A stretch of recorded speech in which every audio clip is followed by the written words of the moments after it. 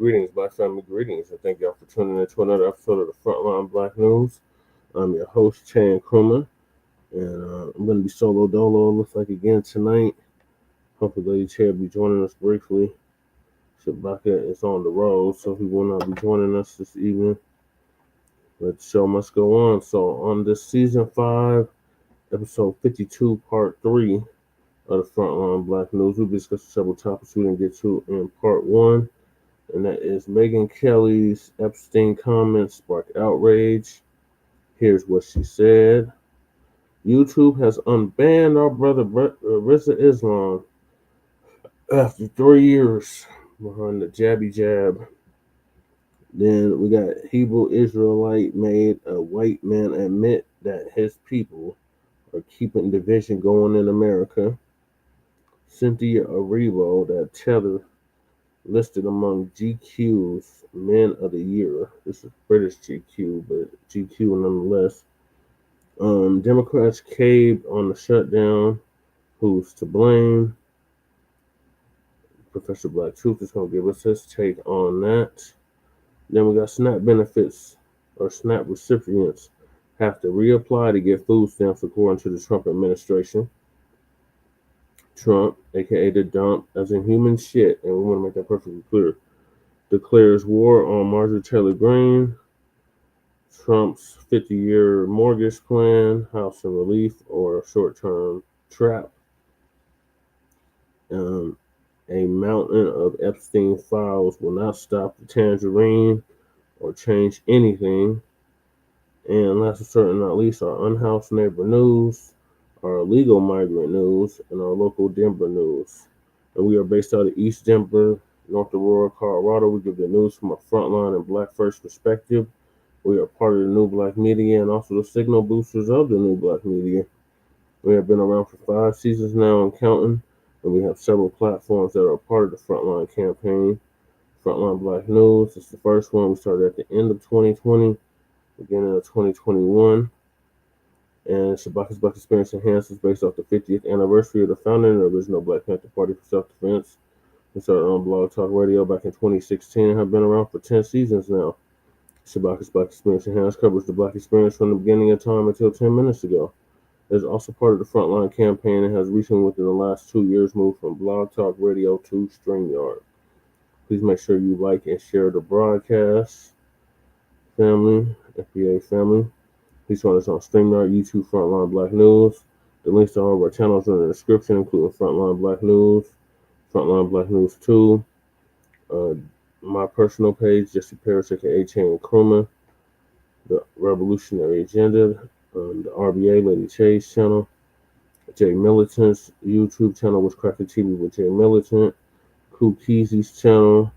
The brother usually does our intro track for the Frontline Black News when we're on a paid StreamYard subscription. The Church of Black Power, a brother out of Watts, California, who's now in Houston, Texas. His link is in the description. Did an awesome interview with Sister Brooke and Brother Divine from New York earlier, so make sure y'all check that out. And then our brother out of the Midwest, Black Truth United, our young brother, his YouTube channel is also in the description. And congratulations to our brother, he just hit 1,000 subscribers.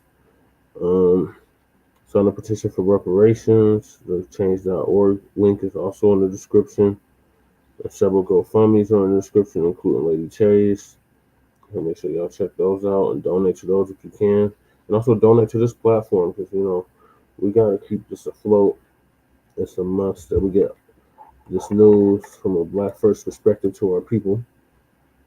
And also we got a copyright disclaimer under Section 107 of the Copyright Act of 1976. Allowances made for fair use. The purpose is criticism, comment, news reporting, teaching, scholarship, and research. And I do not own the rights to the music. And if you don't understand racism, white supremacy, what it is and how it works, everything else you think you understand will only confuse you in all 9 areas of human activity, which are economics, education, entertainment, labor, law, politics, religion, sex, and war. And some say health and nutrition.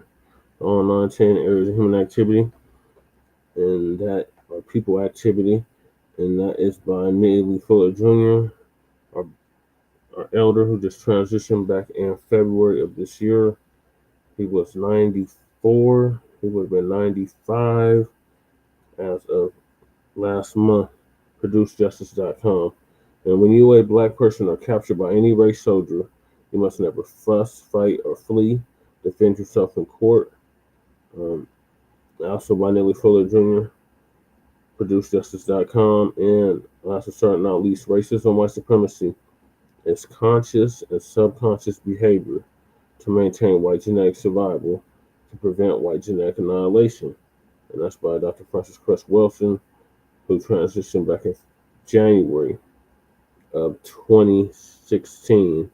And our good brother out of LA, Tariq Nasheed, paid for her funeral, along with several others. I believe he paid for Dick Gregory's funeral, Runoko Rashidi's funeral, and several others. So shout out to Tariq for that. All right. And we just buried our brother Black Truth United. Not Black Truth United, Black Voltron Reloaded. Um, about 3 weeks ago. I buried a brother out of Oakland, out the town, as they call it.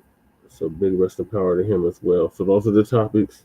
Make sure y'all hit that like and subscribe button. So I'm gonna hop right into it with Lisa Cabrera. Lisa Cabrera is gonna give us an update on Megyn Kelly and what she said about the Epstein files, or the Epstein victims rather.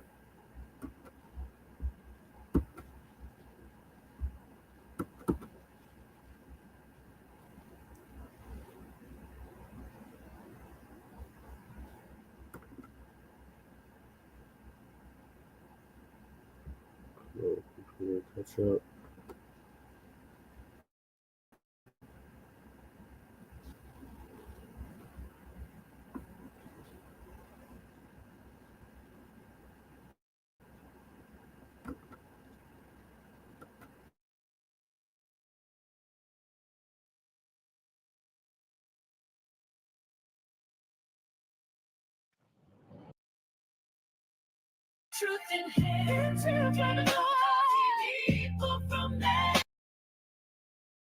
Epstein and really protecting him.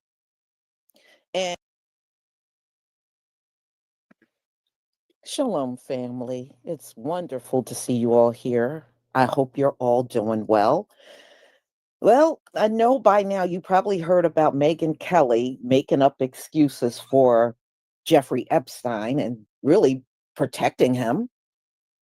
And I guess the most shocking thing when I went and read about her and her children, she got a 14-year-old daughter. So for her to take this position, it just goes to show you some of these females out here that defend molesters and stuff ain't a damn bit of good. And she's just showing that she is indeed one of those people. She ain't no good. I wouldn't trust this woman's judgment, even if it was the only one presented to me. I would not trust it, you know? And this is another example of why you don't follow these Gentiles. You don't follow them in anything, y'all. If they got this kind of an opinion, the only thing you need to do is get far away from them, because nothing good is going to come from a person like Megyn Kelly.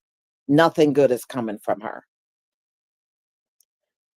So I want to thank W.J. Luckett for your super chat. Megyn R. Kelly. Yeah, I saw that yesterday. Yeah, and thank you for your contribution to my channel. And Betty Fetter, thank you for your super sticker. I deeply appreciate it. All right, y'all. Let's get started. Wait.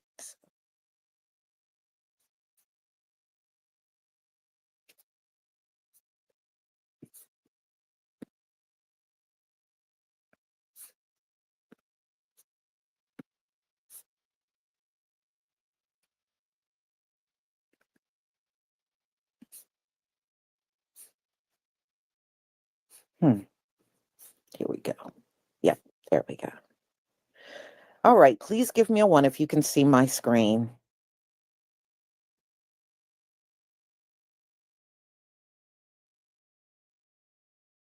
Yeah, it's the culture, y'all. It's the culture. That's why she feels that way. It's her culture.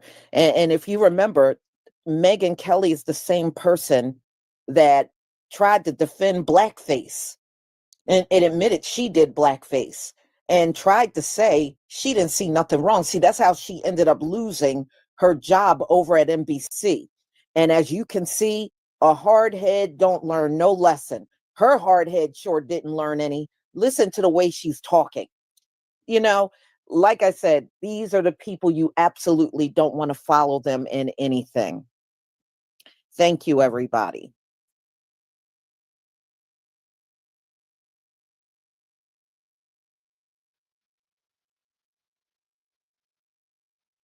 This is this person's view, who was there for a lot of this, but that he was into the barely legal type. Like he liked 15-year-old girls. I don't know what's true about him, but we have yet to see anybody come forward and say, I was I was under 10. I was under 14 when I first came within his purview. Look, you can say that's a distinction without a difference. No, it's not.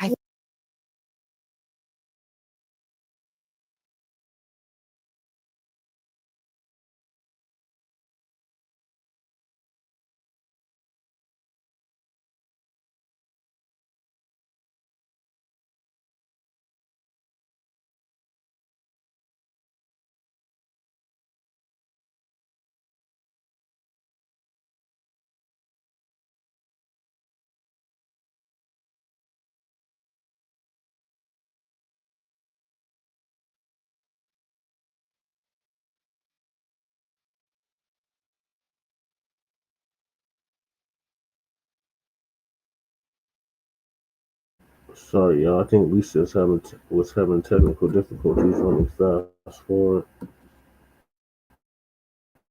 Anything because the topic is an adult one. Really stupid, ignorant thing to say. I think there is a difference. Yeah. There's a difference between a 15.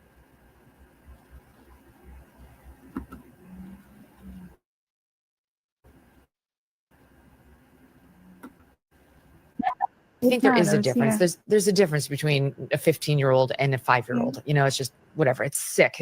Every time we start talking about Epstein, it makes your skin crawl. Right? The whole thing is just disgusting. Totally. What in the hell? You got to be under 10 to be preyed upon by a grown man? No, that's not the definition at all. At best, it was just a completely stupid, ignorant thing to say from somebody who knows nothing about any of it, like doesn't understand, having worked with survivors, how they groom people, how they go after it. But it also, at worst, sounded like, despite the protestation, like creating some kind of permission structure. Oh, it's okay because they weren't under 10.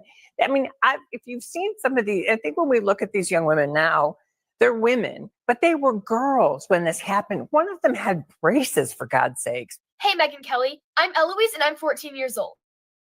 I wasn't even going to say anything because the topic is an adult one. My mom even made a video about it yesterday because we didn't feel it was an appropriate topic for a child to speak about. But after hearing you go on camera and explain that Epstein wasn't into 8-year-olds, just the barely legal type like 15, I realized you might need an actual reality check from a literal child. So let me help you out. Megyn, people in my grade are turning 15 right now. Some of us still have baby faces. Some of us still have braces. Some of us still call our parents when we're scared at night. Some of us still look like middle schoolers because we basically are. And the fact that a grown woman needs a teenager to explain that is honestly terrifying. Here's the part you seem confused about. Under federal law, anyone under 18 is a child. No asterisk. No, but they hit puberty. No, older kids don't count. Anyone under 18 is a child. You said you were just giving facts, but here's the real fact. What you said wasn't factual. It was minimizing. It was making abuse sound like a technicality. And Megyn, here's the part you really need to hear. If a 14-year-old has to get on the internet and explain to a grown adult with national platform that children are children and there's no age where abuse suddenly becomes less bad, then the problem isn't confusion, it's corruption. Because kids my age aren't supposed to be the ones correcting you. We're not supposed to be the moral compass in a room full of adults who should have known better. But here we are. If my voice makes you uncomfortable, good, it should. Because the minute adults start defending predators by debating the age of a child, you're not protecting the truth. You're protecting the predator. And you shouldn't need a freshman to tell you that. Have you guys seen the recent Megyn Kelly's commentary regarding the Jeffrey Epstein's email revealing Donald Trump? Now, I'm sure she thought she was defending Donald Trump, but this commentary not only showed damage control, it showed delusional. Let's talk about it. In this commentary, Megyn Kelly goes on to explain how her sources that were very close to Epstein considered him as liking the barely legal type. Now, what the hell is barely legal? A 15-year-old that's considered barely legal? Sometimes I wonder if these mega Republicans have children. Take a look at this. But just as a reminder, I do know somebody very, very close to this case who is in a position to know virtually everything. Not everything, but virtually everything. And this person has told me from the start, years and years ago, that Jeffrey Epstein, in this person's view, was not a pedophile. This is this person's view, who was there for a lot of this, but that he was into the barely legal type. Like he liked 15-year-olds. Then she goes on to make excuses and said that he didn't like 8-year-olds. He liked it the early teens. Is that okay? Are you guys okay? Some of these people need to go to counseling. This is pedophilia. Come on. Take a look at this one. And I realize this is disgusting. I'm definitely not trying to make an excuse for this. I'm just giving you facts. That he wasn't into like 8-year-olds, but he liked the very young teen types that could pass for even younger than they were, but would look legal to a passerby. And that is what I believe, and that is what I rely. In this next clip, her and her guest speaker goes on to make excuses and lie for Donald Trump. I don't get it. I'm not going to stand for something that I know we all gonna fall for. There is nowhere in hell these two women should be up there making excuses for this type of behavior. Take a look at this. We have not seen some slew of young women come forward to say, me too, on Donald Trump molesting them or having paid for sex with them when they were barely legal or otherwise. It just hasn't happened. Yeah, in fact, at that same press conference, the lawyer for a group of the women actually said Jeffrey Epstein would prey upon women when they were underage, true and disgusting and horrible. And then the lawyer said, and when they came of age and he was no longer interested in them, he would then pass them on. So there was no pedophilia ring. There was a pedophile who did unspeakable things to vulnerable girls. And then they would age out of Jeffrey Epstein's pedophilic interests, at which point he would then start to pass them around to his friends, meaning that there were not actual crimes committed by anybody beyond. There's no pedophilia. I'm not sure as to what type of hypnosis or hypnotic situation Trump has these people in.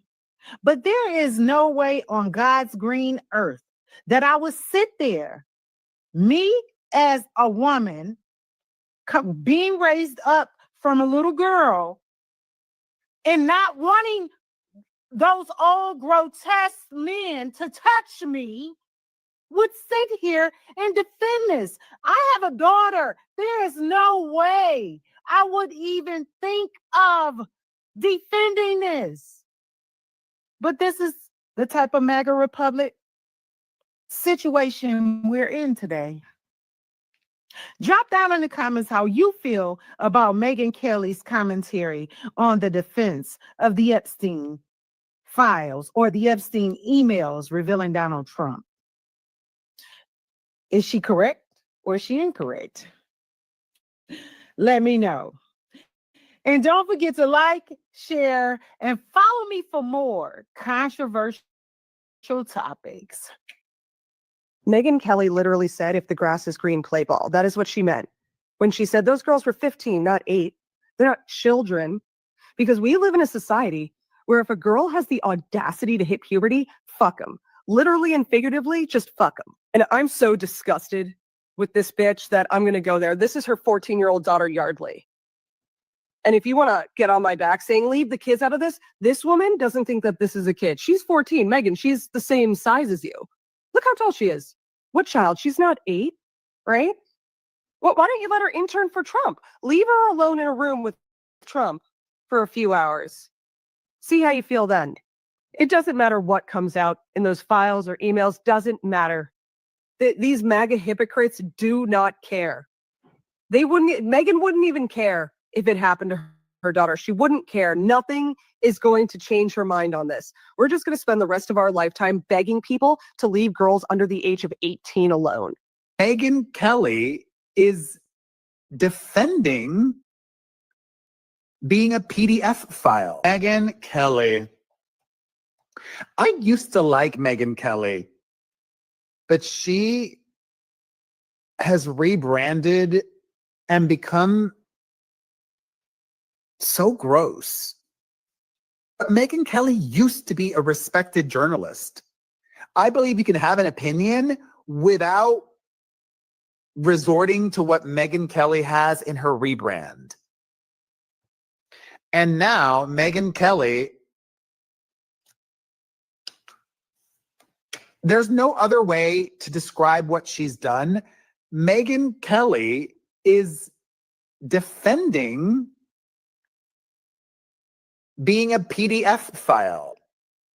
She said that it wasn't quite fair to call Epstein a PDF file because he was into the barely legal type, which Megyn Kelly appallingly defined as like 15-year-olds who look like they could be legal adults. Epstein, though, was charged with the trafficking of minors, and the Department of Justice said that he abused and exploited dozens of underage girls, some as young as 14. If my daughter was 14 and this skeezy, criminal, disgusting old man,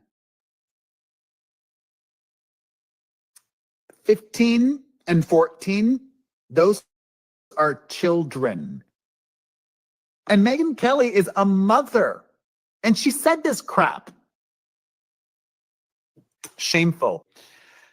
So yeah, gross, I think. Call out Megyn Kelly for making those terrible comments that she made. If you didn't hear what she said, basically they were talking about Epstein's girls, the teenage girls that have been mistreated, abused, and all the other negative words you possibly could say by Epstein and by this group of these wealthy, powerful men, including perhaps someone that we have representing us right now in an elected office, and you know which one I'm talking about. That, well, these were 15-year-olds, that they weren't 8-year-olds or 5-year-olds. That would like be bad. What? Doing what they did with 15-year-olds is not bad. It's not something wrong with that. What is wrong with you, Megyn Kelly? I mean, this is what's wrong with Fox and all of these people.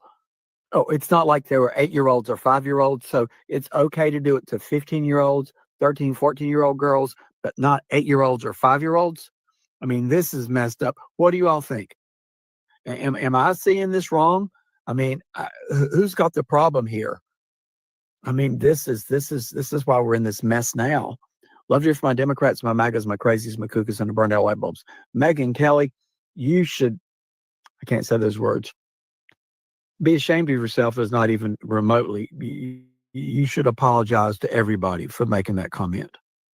File. This is this person's view, who was there for a lot of this, but that he was into the barely legal type. Like he liked 15-year-old girls.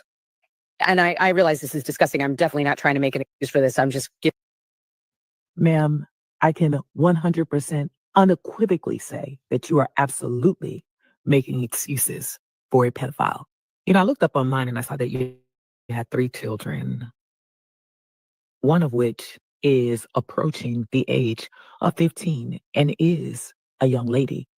Now, I'm not doxing this woman. This is public information. She has 3 children.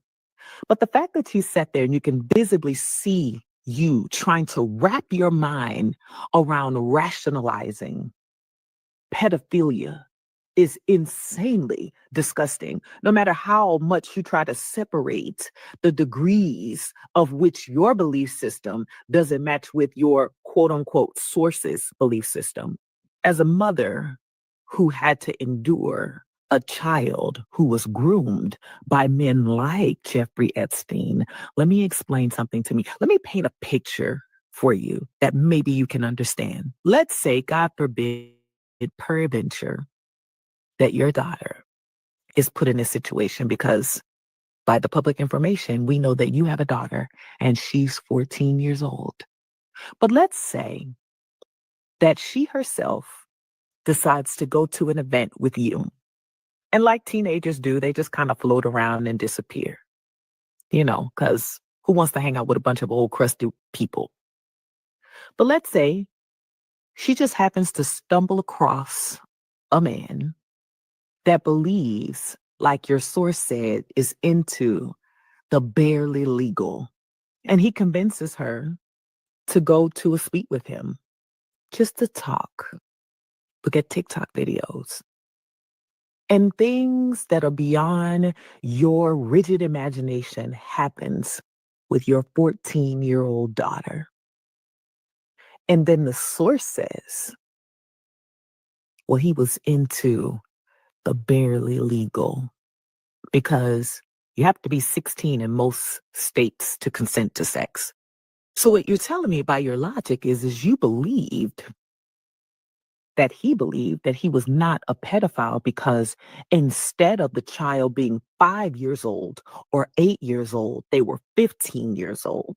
And so you would be absolutely okay with your daughter being assaulted by someone with this logic because there's a big difference between an 8-year-old and a 15-year-old. The way these people have moved the needle on this thing is absolutely insane. And I am disgusted by you, Megyn Kelly. And you may see this video and you may not ever see this video. But how dare you open up your mouth to even regurgitate this logic? It is laughable at best. Dear Megyn Kelly and any other woman who is going to attempt to reclassify, redefine the type of predator that Jeffrey Epstein was, this is for you. When you say that there's a difference between a 15-year-old and a 5-year-old, of course there is. What is not different is that they are both children. Okay? Just so that you are aware, child abuse is typically defined when the child is under the age of 13 and the perpetrator is at least 5 years older than they are. Okay? Or if the child is over the age of 13 and still a minor, and the perpetrator is 10 years or more older than them. So, no matter how you slice this very disgusting cake you are trying to serve, Jeffrey Epstein and anyone else that engaged in this atrocious activities with him, including Ghislaine, they are child abusers. I'm not going to argue semantics with you over pedophilia, but child abuse, child sexual predators is absolutely what they are. I hope that clears it up. And God in heaven, I hope you don't have daughters.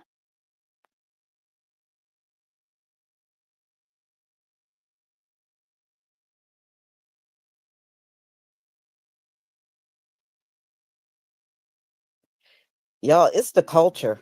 It's the culture. Do you remember Elvis Didn't he mess with Priscilla when she was like 13? And Jerry Lee Lewis married his cousin who was a teenager. I mean, this is the culture. This is the culture. That's why Megyn don't see anything wrong with it. You know, she sees nothing wrong with it.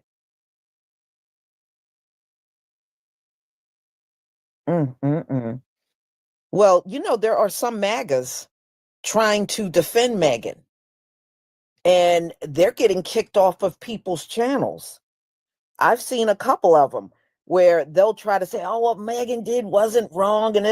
And people that are channel creators are telling these folks, get off of my channel, unsubscribe. If you think it's okay to do things to a child, I don't want you as a subscriber.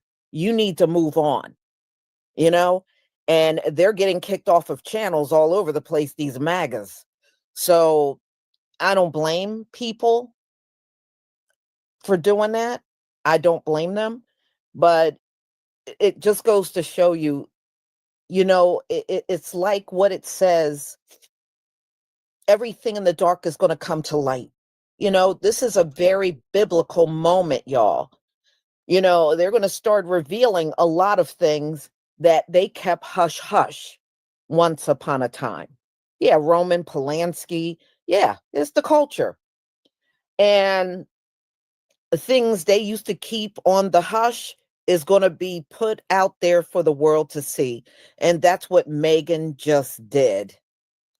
And this woman, yep, Woody Allen, and this woman got the nerve to try to, I think back when Beyonce was doing her Cowboy Carter concert, she was over there trying to criticize Beyonce. I was like, Megyn Kelly, after you came out with this, there is nobody you really can criticize. You defended Jeffrey Epstein. Yes, Jeffrey Epstein. Yep, Kimora. Yep, she was still a teenager and modeling. And on top of that, where were her parents? Where were her parents? I guess as long as Russell was a millionaire or billionaire, they were fine with it. It's just like with Art Kelly. Art Kelly said those parents gave their daughters to him. And you know what? I believe him. I believe him. I think when they think it's a celebrity with money, they'll look the other way on anything. So, yeah, you know, some people say Megyn should be canceled. I mean, well, for me, she's always been canceled. I never particularly cared for her at all. And, you know, I don't listen to her podcast. The only reason why I'm doing this is because it just blew up in the news. And I just happened to see the clips that came out of what she said. But on any given day, I don't watch no Megyn Kelly. Come on, get real. So anyway, y'all, I'm going to go ahead and conclude again. WJ Luckett, thank you for your support for my channel. And Betty Fetter, once again, thank you for your support for my channel. I deeply appreciate it. And I will see you all at 1:45 for my next live stream. And this one's going to be about the... What's cracking, cuzzo? Yeah, just going over what Megyn Kelly just said about Jeffrey Epstein. She said he liked the ones that was 15, around age 15, and she didn't see nothing wrong with it. These people are sick. Like Lisa said, it's part of that culture. These must have a pedophilic culture, and they have infected our people with that nonsense. I don't think it's okay to sleep with little girls under 18, and as long as they're not 8 or 10, it's no problem. These people are sick. What up, Mac? Yeah, she is Reminio. That bitch is dumb. So dumb and retarded. That's why she got kicked off of NBC for her Reminio and that nonsense. This is dumb. But yeah, these people are sick. Like, all throughout history, you go through that history, and they don't have no problem with sleeping with little kids. The age of consent in most states is what, 16?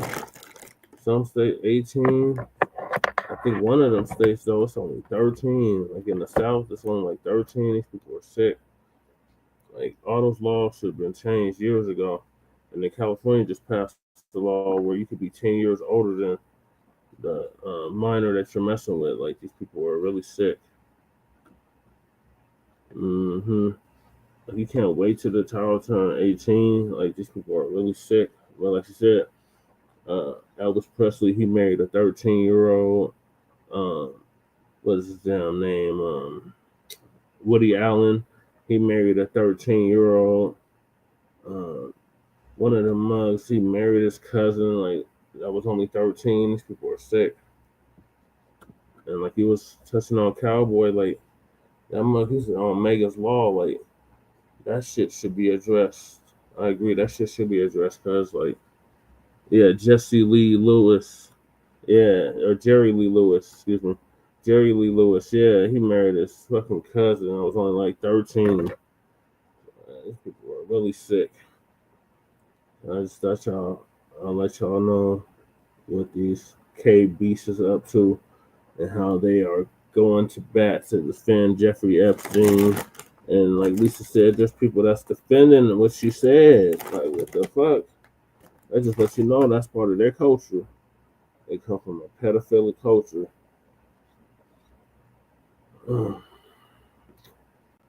So, I sent a link to you because if you want to join me as well, our brother Islam, RIZZA Islam, is back on YouTube after being banned for 3.5 years. Oh, they took your cowboy comment down. God, yeah, PeakTube been on that bullshit. Yeah, PeakTube censoring like a mug still, even though they lied and said, "Oh, we're not gonna censor no more." Yes, y'all still censoring. It's supposed to be freedom of speech, but that doesn't apply to us apparently. So the next clip I'm gonna play is RIZZA Islam. He's back after 3.5 years of being banned from YouTube. So he's gonna tell us with his own words why he was banned and what he's been up to in that 3.5 years.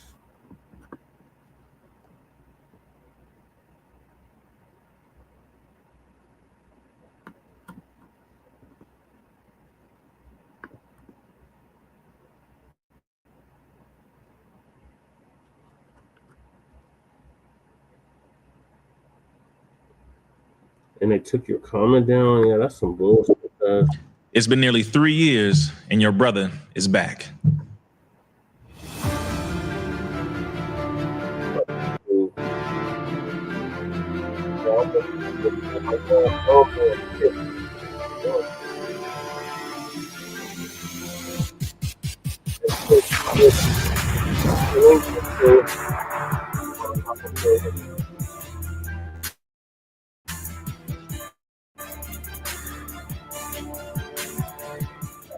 Peace, family. Brother RIZZA Islam here with the Intellectual Extremist Podcast. I'm going to let you know something right now. YouTube has let your brother go. They have released me from YouTube jail, if there is such a thing. And I know many of you might not be happy about that. Most of you are, but a few not. I don't give a damn. I'm being polite at the beginning, but just know the reckoning is here. We're about to have some straightening going on. Let me go ahead and just give chronological order of things that have taken place since your brother was taken off of YouTube. Shall we? Look at is the fact that I won a court case, federal court case against the U.S. government that has been going on for 10 years, to say it myself from my own channel. Case dismissed. Yes, your brother RIZZA Islam was offered, count it, 6. Not 1, 2, 3, 4, or 5, but 6 plea deals. I turned all of them down, and they tried to come after your brother, said I was committing fraud. They said I was not educated educating the people about drugs or anything dealing with illiteracy, all kinds of things about it. And it turns out we were in the entire that I will not do something I did not do. I don't care what they say. I didn't care about all of the threats that they issued. I don't care about any of that. If you are not guilty of a thing, you should not say you are, no matter how much pressure they put on you. And we were successful. Your brother was found innocent, case dismissed, period. And that is all she wrote. Hand clap, hand clap, hand clap. Thank you to all of you who believed in your brother. Thank you to all of you who trusted your, and you knew that this definitely was not legit. But of course, they had to target us as they always do. That's number one. Number two, some of you saw that your brother was engaged. Of course, the RIZZA Islam was engaged, but now brother RIZZA Islam is married, full-fledged husband out here. I'm locked down, y'all. Happy. I'm all good. Ring on that ring finger, and I'm very happy about that. But the thing that you missed outside of the engagement and the fact that I'm married is the wedding. I just want to show you this here. Here is just a few clips from the wedding. It was exceedingly beautiful, if I do say so myself. Family came out, friends, people who I hadn't seen in years showed up, and it was a beautiful thing that we were able to put on. I'm very happy about that. I just want to show this to all of you and share this side of my life with you just for a moment, but we're going to go ahead and cut that out because, you know, we're not putting all of our life on the internet. So your brother not only was engaged, your brother not only got married, and your brother not only had a wedding, a very beautiful wedding. And shout out to the queen, Sister Kayla Islam. You already know she gonna get on me if I don't do that. Next point. Your brother not only had a wedding, your brother is now a father. Brother RIZZA Islam is officially a biological daddy out here. And my child is very beautiful, exceedingly beautiful. It is the most interesting feeling I could say that a man could experience, and of course a woman could experience, is having a child. To see yourself reflected in a new human being is something that you don't realize, or you don't really get it until you experience it yourself. To think about it is one thing, but to actually experience it, whole nother thing. Not only did your brother RIZZA Islam have a child, your brother RIZZA Islam delivered his own child. I delivered my own child at home in a water birth. RIZZA, big question. Did you vaccinate your child? And all of you should know the answer to that. A big hell no. Did you just threaten me? I'm going to say that again. Hell no. Did you vaccinate? Absolutely not. If you want to do that, that's up to you. But brother RIZZA Islam is a little too aware, educated, and informed to do such a thing. And I'm very thankful we did not. And to all the parents and expecting parents, please do more research about that before considering injecting your child with these shots that more than likely they don't actually need. But again, do your research first. Did not. And I'm very happy to say we did not, because as of yesterday, my child is now 4 months. And at just 4 months, my child gave a full phrase, 3 words: I love you, clear as day. Here it is right here. And this is not AI. I love you. I love you. I love you. Oh my God. You heard it. Play it again. I love you. I love you. I love you. Oh my God. That was not AI. That was our 4-month-old. And there are a lot of things that we do with our child. There are a lot of things we don't do. Breastfed, no formula. We sleep with blackout shades in the room where it's completely dark so that the child can sleep soundly throughout the night. We have rain noises or rain sounds playing throughout the night to that pattern, break the sleep. Sometimes they have that 1 hour that they wake up every hour, or 2 hours, etc. And of course, tummy time, exercising. We read to our child every night. The only TV that our child sees are documentary lectures by Mr. Farrakhan and all the great scholars and historians, and one 90s educational cartoon. from the 90s, because we are not going to let you program our child with that BS you got going on today. So no, but that also happened with your brother. Next thing that happened with your brother RIZZA Islam is he became a businessman. Your brother RIZZA Islam is now providing solutions in the health space. Your brother RIZZA Islam launched a company, a supplement company called Intellectual Power. And this supplement, which is being taken and utilized by people all over the planet, we have now reached over 2,500 five-star reviews already, and we just came into existence roughly 2 years ago. We're going to actually reach our 2-year anniversary within the next week or two. And we have helped people tremendously in different areas of health. Go to intellectualpower.net to get yours. Not only that, we grow our herbs on our own farm. Sisters, this one is for you. This is called I Am Her Earth Melanated. This is just for the women. Go to intellectualpower.net to see the benefits of that. And brothers, you know we could not forget about you. This one is called the Revolutionary Seed of Source, just for men. Go to intellectualpower.net to see what all the benefits are of these. But while you're looking at that, I want you to be aware, when you are creating business, the most honorable Elijah Muhammad said, business is warfare. So be prepared to come against some opposition. Your brother RIZZA Islam owns his own companies. Our farm, and I said our farm, Black-owned farm. We grow our herbs, we plant our herbs, we harvest our herbs, we cut them, we dry them, we powder them, and we put them into vegetable capsules, and then of course into these beautiful black bottles that you see here, which are glass, not plastic, and it goes from the farm directly to you. We have created upwards of 25 plus about it. We are being about it. But not only that, we didn't just create supplements that help the health of people all over the world. That's one of the companies. Your brother RIZZA Islam launched a company is called Peace Pads. Now, when you ask the question, brother RIZZA, what are peace pads? They are, you think, because I'm discovering and uncovering and educating people about something I've been for quite some time, I looked at the different areas of how we're being affected as a people.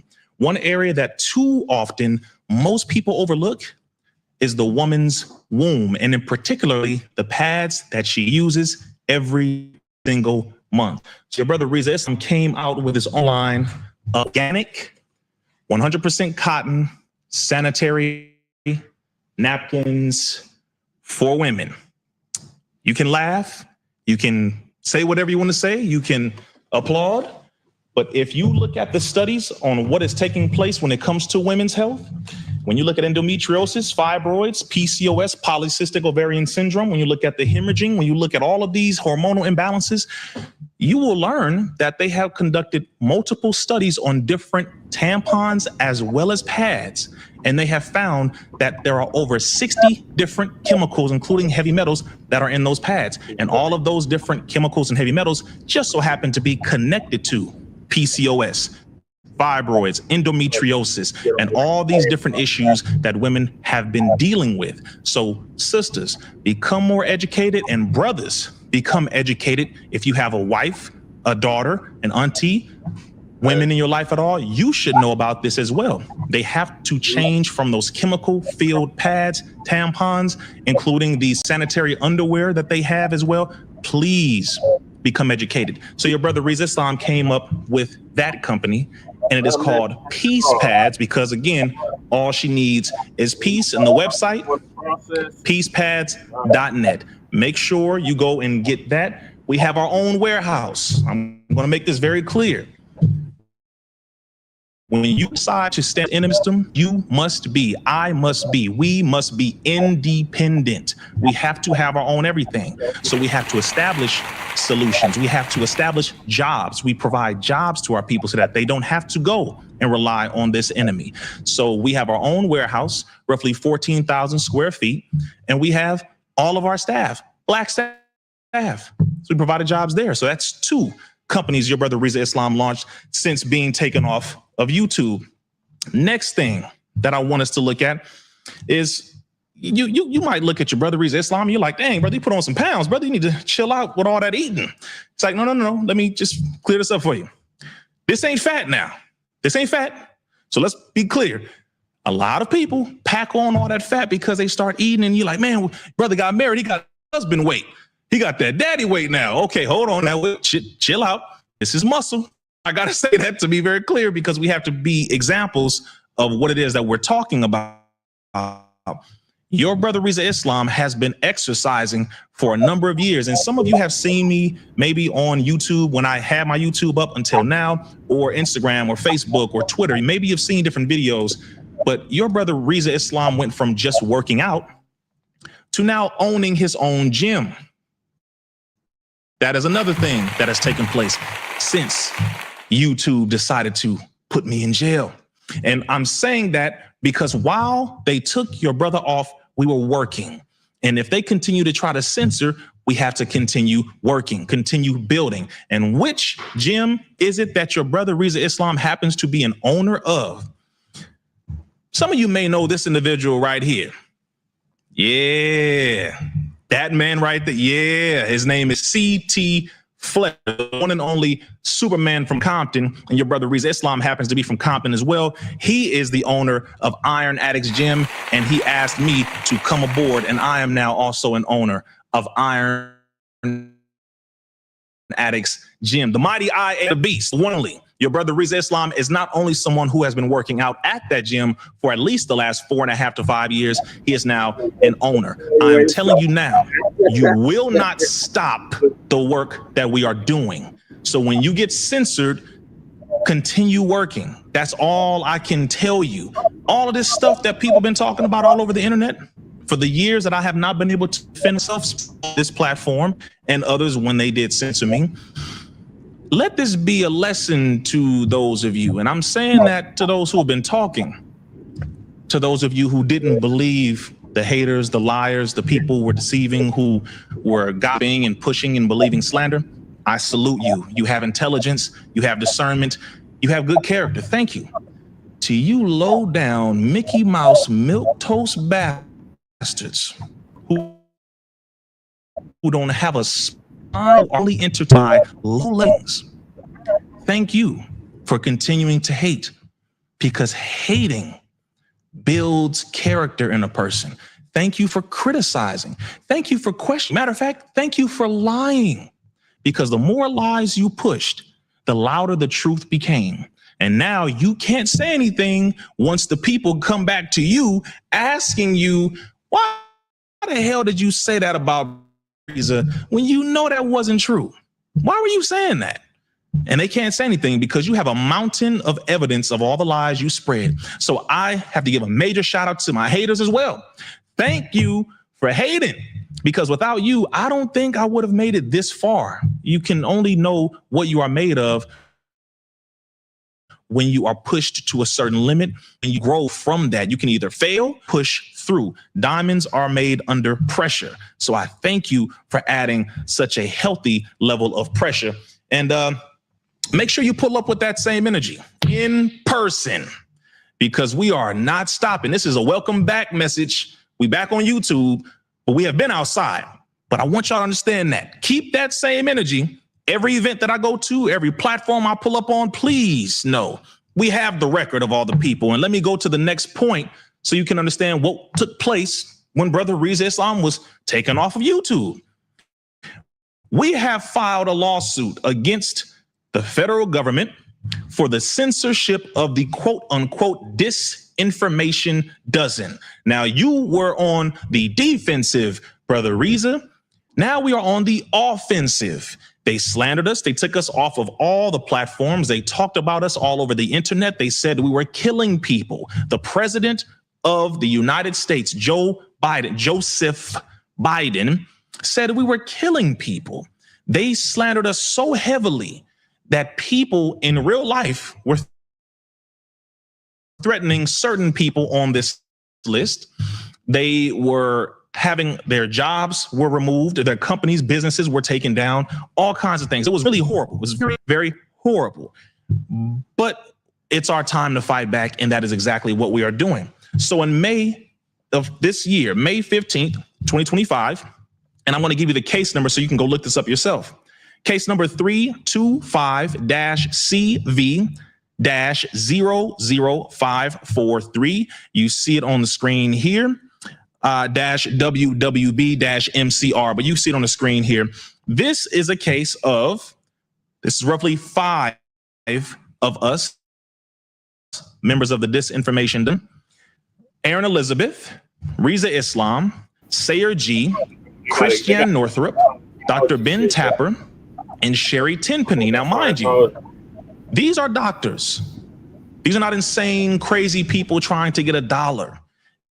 These are intelligent, educated, informed people who love the people enough to where we risked our lives literally to provide you with information, education, solutions, alternatives, true informed consent.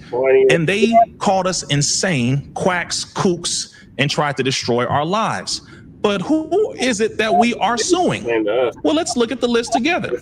Who are the defendants? The Global Engagement Center, the Center for Countering Digital Hate, Cybersecurity and Infrastructure Security Agency, Acting Director of CISA, Bridget Bean in her official capacity, the U.S. Department of State, Secretary of State, U.S. Department of State, Secretary of State, Marco Rubio in his official capacity, the U.S. Department of Homeland Security, Secretary of the Department of Homeland Security, Kristi Noem, the FBI, Federal Bureau of Investigation, and the director of the FBI, Mr. Kash Patel. You have been put on notice.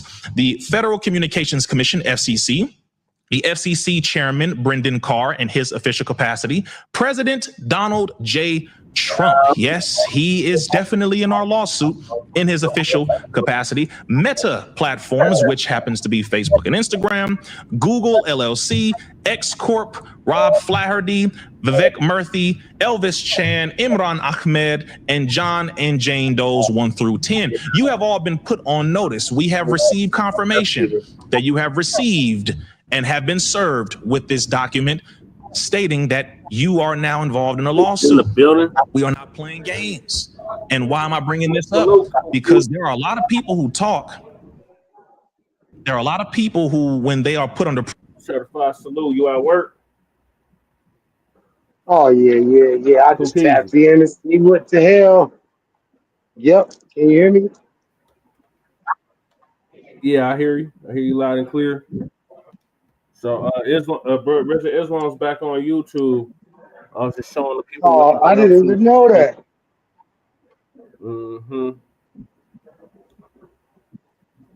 Yeah, so he been doing big things since he got married and everything.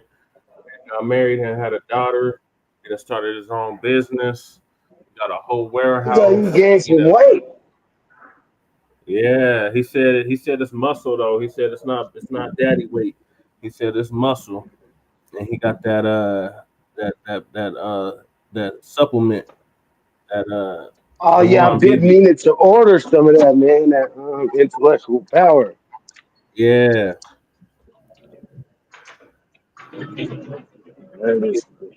And he lawsuit too. What kind of lawsuit?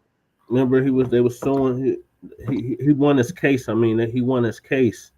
They was charging him they tried to get him to take 6 plea deals. Oh yeah. When he was there, he was like under investigation for all kind of crazy stuff. Yeah. And they had all that saying that he was this kind of CIA agent and he's with the was those people? The people the Scientology people, they said he was one of them and all of that. Yeah, because the minister been fucking with them. That's why cousin in the chat, he don't fuck with the Nation of Islam no more because they've been fucking with Scientology. Yeah, I ain't really into all of that Scientology stuff. And shout out to the minister. You know why? You know, everybody knows that I'm not Muslim, but I support them to the fullest, and I ride with them to the wheels fall off. Yeah, I support them too, but I can't support them like I used to because that Scientology shit, I can't get with that. I can't get with it either. I mean, that don't make them not, you know, Black Americans. That That don't change their you lineage. know that Yeah, it don't change their lineage, and it also doesn't change the fact that they, you know, if something comes, if need be, if they gonna be the riders. I just was listening to a broadcast for Black Alpha. I think it was a replay of a space on Twitter, but they uh, were talking about all of these riders that people be saying people say, oh yeah, he's a rider. He's this tether here. He's not a tether. He's a rider, and that's a lie. They ain't none of these people riders. But when it comes to the Nation of Islam, yeah, they is riders for Black people. They got a track record of being riders. yeah, I would say that, and that goes from the streets to the penitentiary because shit, that's just a known thing, man. In the joint, man, you mess with Black people, you, they gonna all be that on it. peaceful talk, all that Right, peaceful talk, yeah, that the stuff that y'all don't know, man, yeah, it's gonna pop off. You ain't doing Black people any kind of way right, because, and I'm not saying that's the Nation of Islam that does that. No, it's just Black people that's Muslims that yeah, come together, Black people. right. Okay, let me finish up the clip. Yeah, let's hear it. You go on mute. Pressure, they bow down, they break, they fold, they wither away, they act like nothing ever happened. They say, you know what, man, I guess I'm not going to win, man. The system is doing this. You know, the white man's going to win. This is within the Black community. It's something that we have this weird thing where we still believe the white man is God when he is not.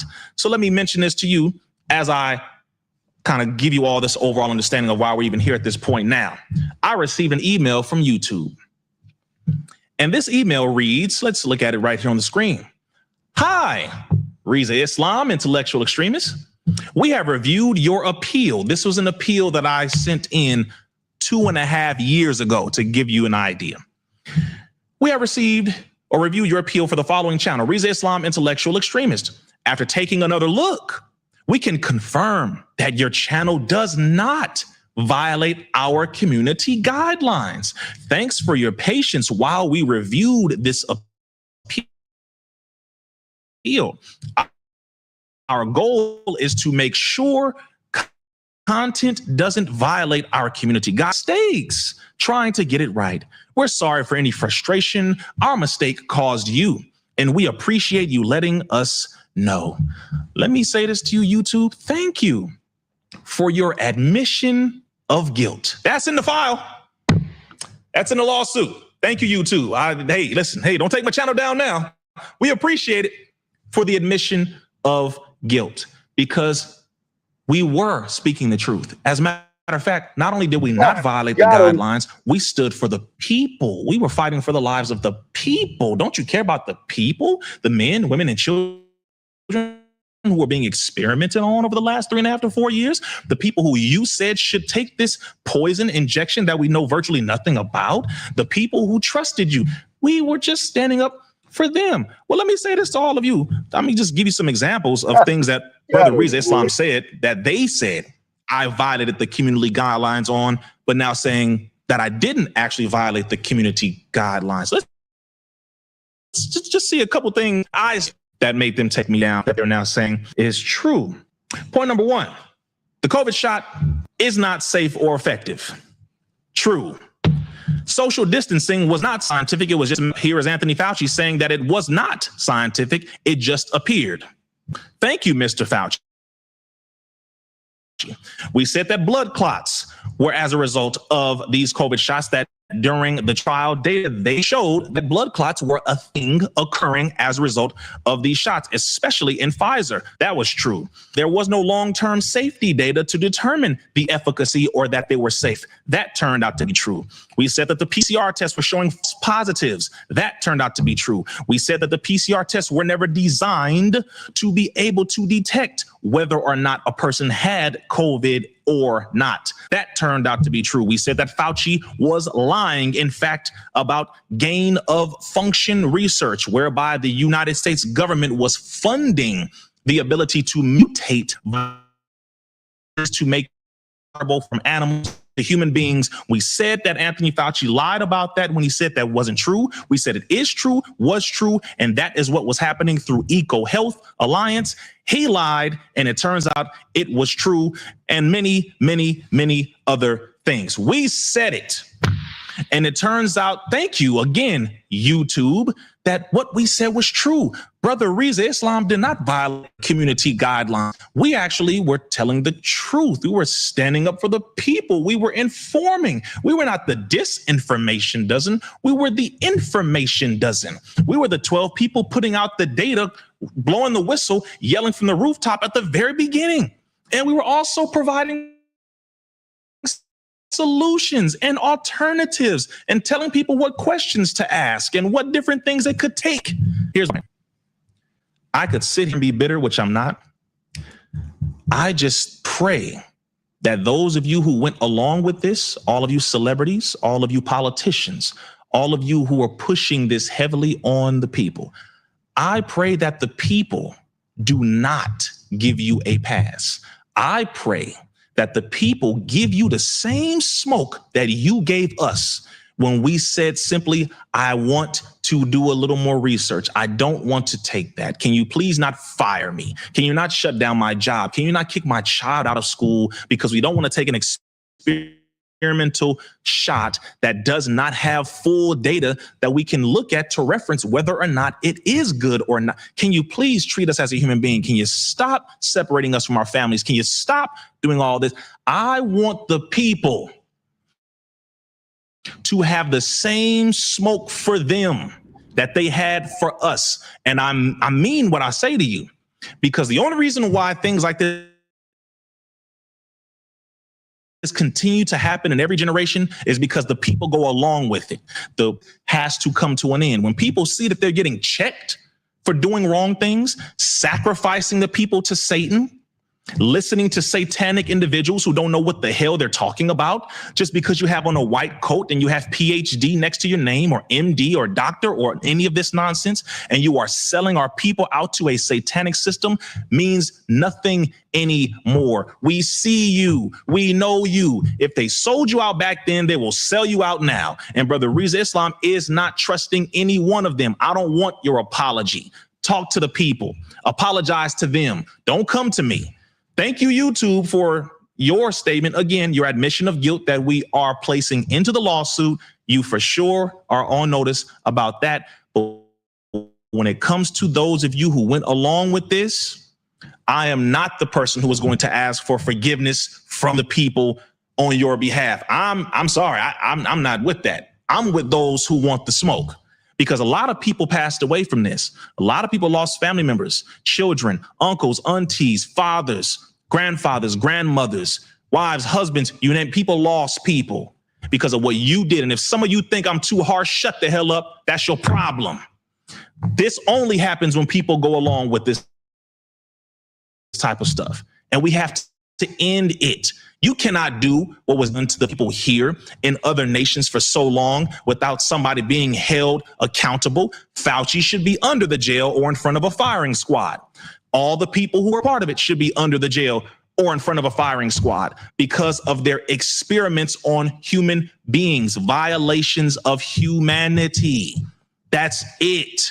So although I am very happy that YouTube has allowed me to be back on their platform, I am more so interested in informing, educating, and empowering really the people far more than ever before.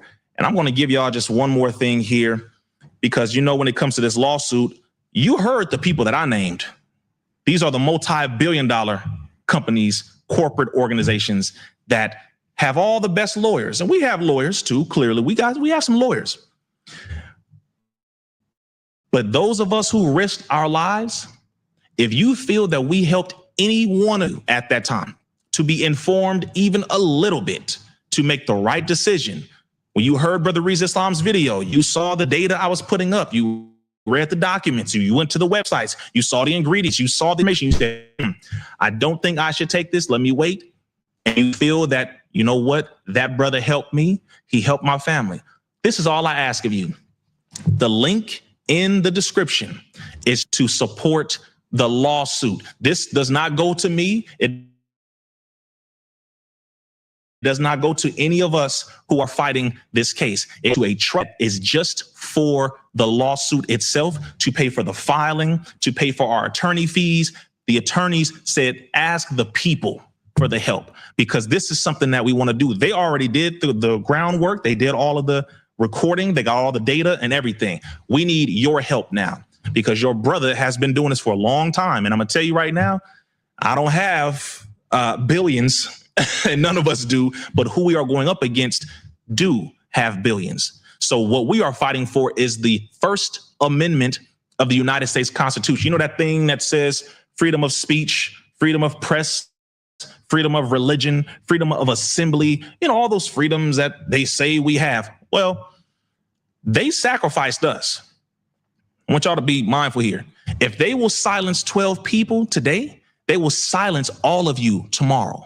That was a test to see who would fall in line easily without any evidence, without any proof whatsoever, just fear. Who would fall in line, who would bow down, who would attack their own people, beat each other up until they fell in line. Many of you fell in line, many of you did not. So now we need your help. Click the link in the description and support us in this fight for the First Amendment of the United States Constitution. Will protect your ability and everyone else's ability to keep these quote unquote freedoms, because right now they're flimsy. And clearly it's very biased depending on who's talking and what we're talking about. But if we don't attack now, when I say attack, if we don't go after this head on, then we may end up with a social credit system like that in China, where depending on what you say, how you say certain things, certain topics, they bring down your social score to where you won't be able to go and buy food. You won't be able to fly on a plane. You won't be able to rent certain things. You won't be able to do certain things because didn't you make certain statements about the president? Didn't you say certain things about, you know, sexes and this religion or that group of people? Didn't you? I'm not interested in living in a world like that. You already know your brother's radical enough, quote unquote. So I would like for us to be able to still communicate and have the ability to do that freely. Click the link below. Also, again, for those who would like to partake in these supplements every day, Intellectual Power, phenomenal, 13 herbs. Go to intellectualpower.net. For the women, you definitely would like to get this. And for the men, I recommend you get this, which is called the Revolutionary Seed of Source. This is your brother, RIZZA Islam. Any topics that you would like for me to discuss, put those in the comment right now.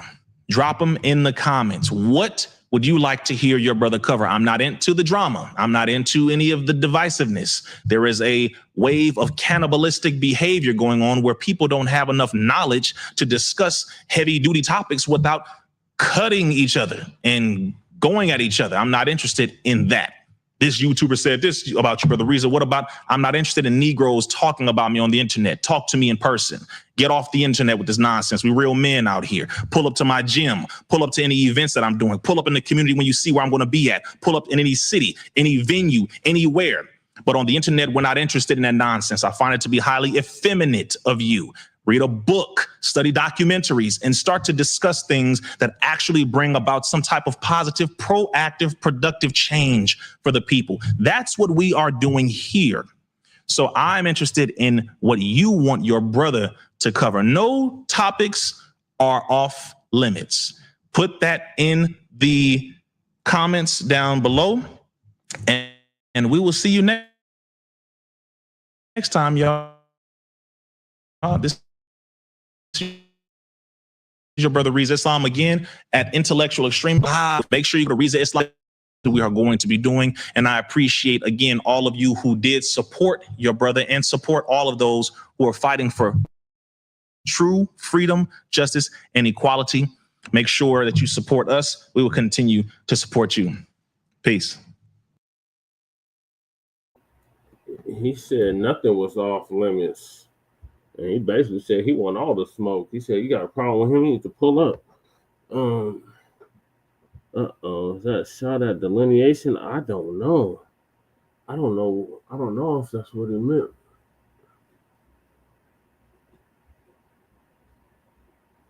I don't know. He is of the lineage, though. I don't know why he would have a problem with delineation. But that's a good question. I don't know if that was a shot at delineation. Let me rewind it real quick.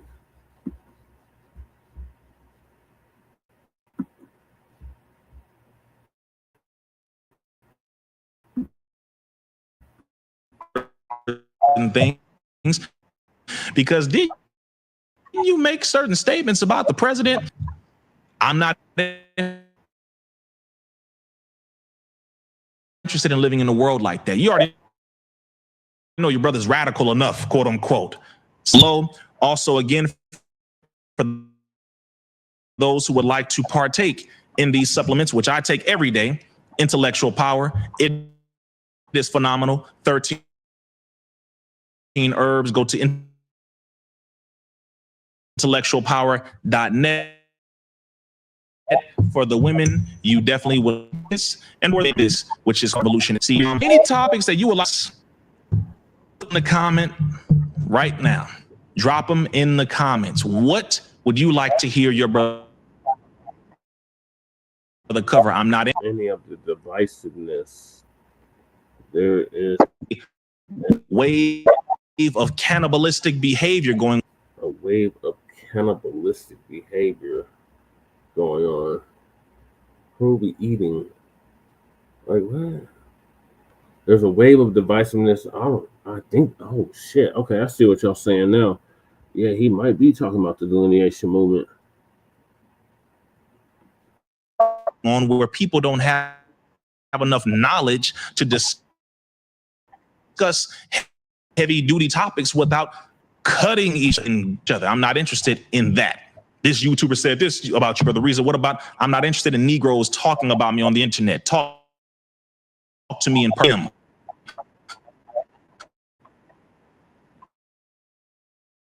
Pull up to any venue, anywhere. But on the internet, we're not interested in that nonsense. I find it to be highly effeminate of you. Read a book, the documentary, start to discuss things that actually brought some type of proactive, productive change for the people. That's what we hear. So I mentioned you want your brother. The comments down below, and we will see you next time, y'all. This is your brother RIZZA. Yeah, that did sound like what James Smalls was saying. Oh, yeah, he might be upset about the delineation movement, even though he's of the lineage.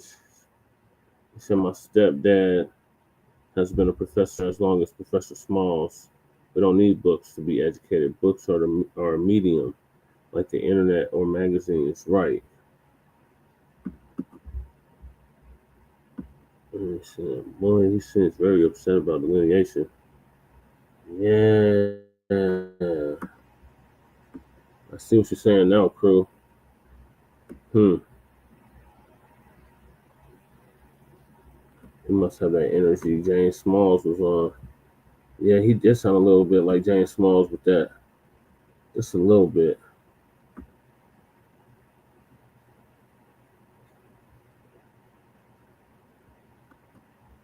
But that's fine. Ain't gonna stop it, exactly. Right. He's not gonna stop the delineation movement. So if he got a problem with the delineation movement, then that's on him. But he ain't stopping nothing.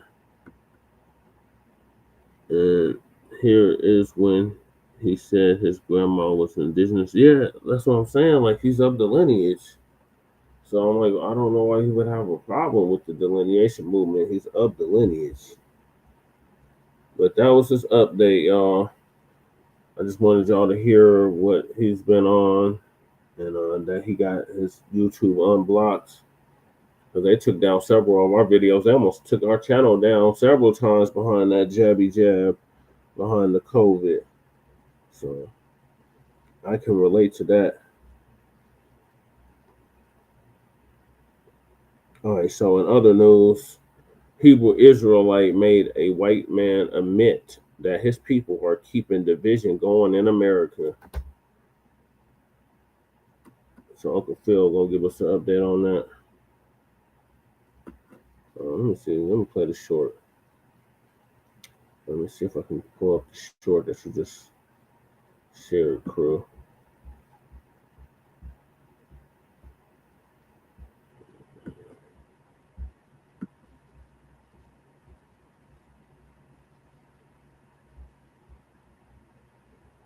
Hold on, y'all. I'm gonna try to pull this short up.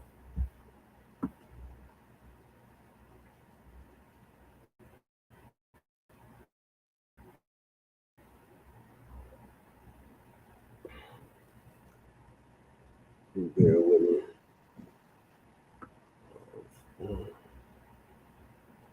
See if I can pull this link up.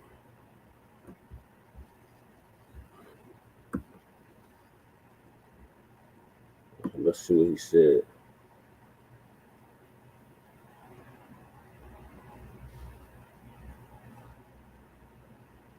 Original American.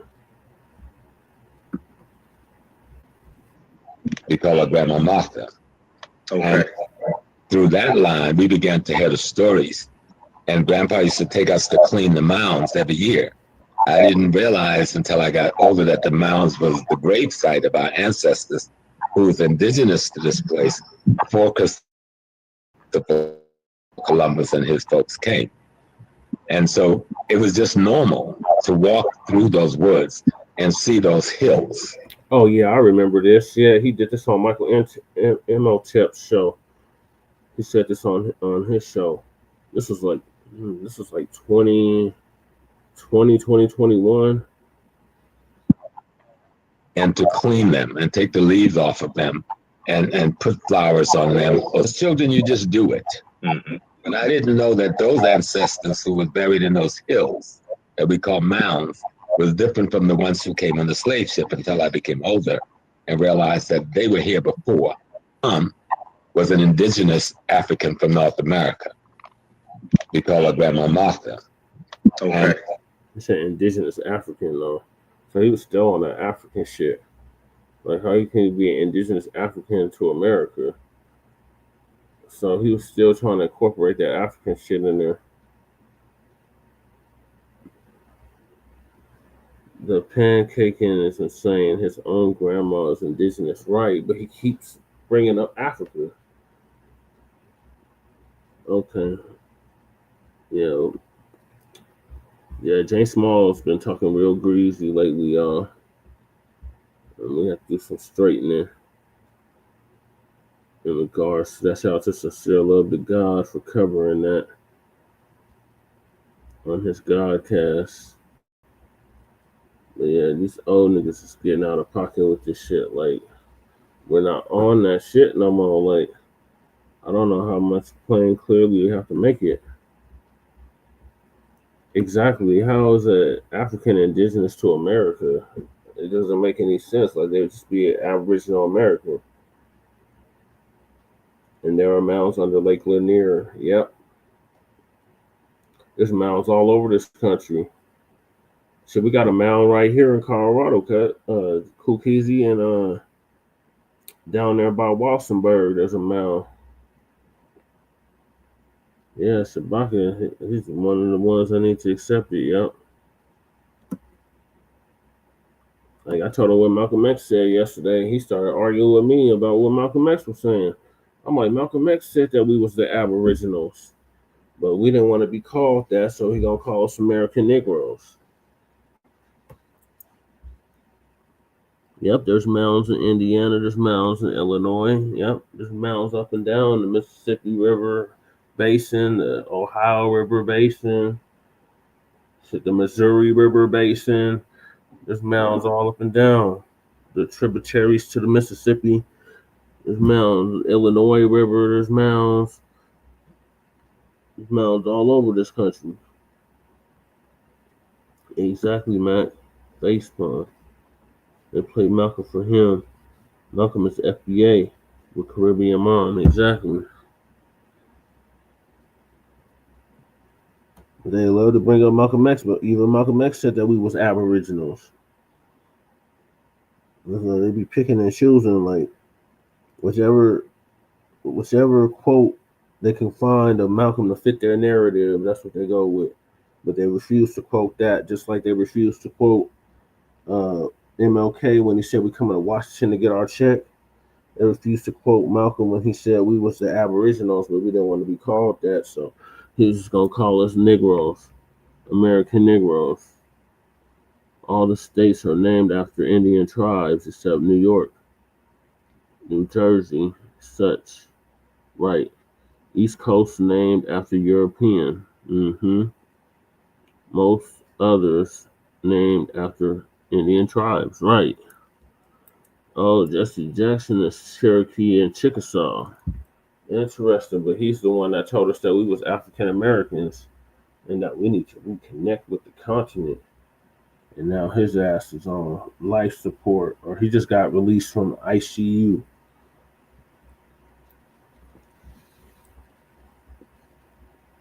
Oh, messy Jesse Jackson. Yeah, his ass is indigenous. I had the same conversation with Shabaka. When I seen him in person, I said, Shabaka, you are Aboriginal indigenous. You look like you're Aboriginal indigenous. And I was like, I don't want to hear the African stuff no more. And sure enough, I told him this straight to his face. And then a couple weeks later, he's back on that African shit. I'm like, here we go. Notice the pattern. How folks switch up in elder years and want to make us all African. Yes. That's why TBA say you can't trust these niggas. That's exactly why TBA said what he said. I go through it with my dad. My dad, he's Aboriginal, but you can't tell him that his mind he's an African, even though we ain't got no family in Africa. Never had no family in Africa, but yet he's African. Yeah, he's a stubborn FBA. A lot of them boomers are very stubborn FBAs. I'm gonna make an ancestry account for Shabaka. When he traced back to 1500, then what? He's still gonna say he's an African. And once you get a certain age, you become set in your ways, and you're not gonna change that for nothing. My pops literally said, you know, my pops cool keys. He said, say cool. He said that he said, good luck. Y'all got y'all work cut out for you. And this was back when ADOS and FBA had first came out, and he was like, well, we spent 50 years trying to convince you niggas that you was African, so good luck. Y'all got y'all work cut out for you. That's what he said, and I was like, what? You spent 50 years trying to convince us we was Africans? They said the good die young and the grimy niggas live a long time. Yeah, unfortunately. And Mr. Jesse is definitely a grimy ass nigga. He done lived till 84. He just turned 84. I'm sending Shabaka some bush meat for Thanksgiving. You stupid cookie. Nah, send him some ham hocks and chitlins. Y'all silly. Some bush meat. All right, let me get to the next topic, and that was the Hebrew Israelite. You gonna send up some baboon and jackal meat? You stupid man. Hell nah.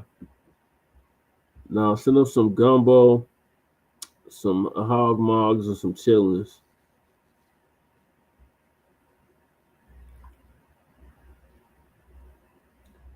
All right, So the Hebrew Israelite made a white supremacist admit that his people are keeping division going in America. Shout out to the Hebrew Israelite brother for making the KBs tell the truth. So not Professor, Uncle Phil is going to give us an update on that.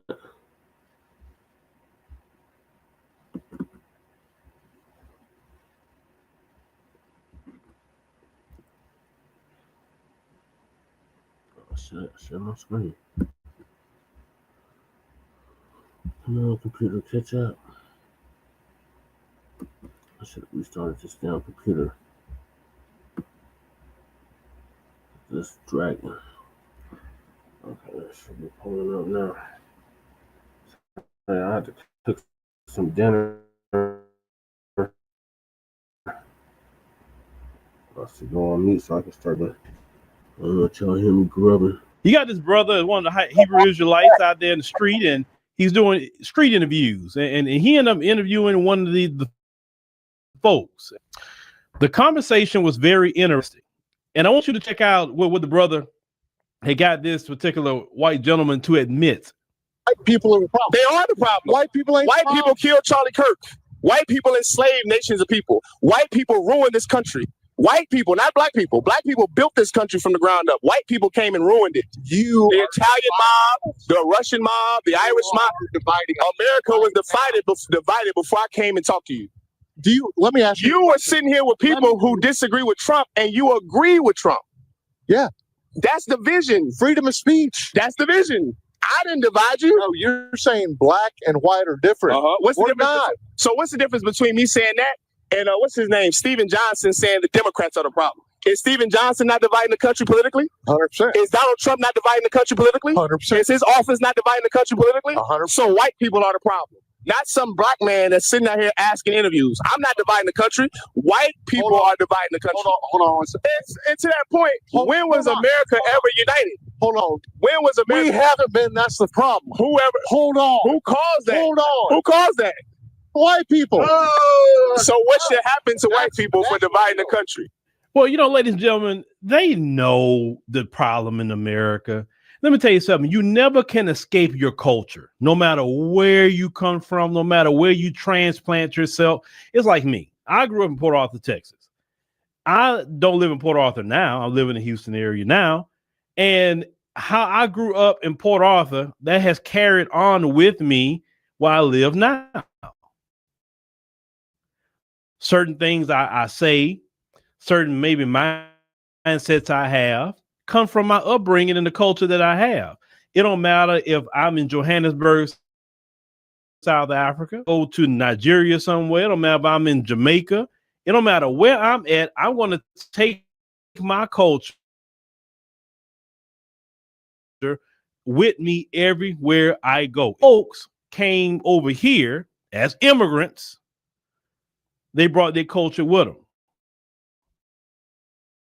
Their culture in Europe was always being at each other's throats, fighting each other. That's why they cannot ever be at peace. The only thing they were ever unified about was colonization and slavery of people outside of them, particularly black people.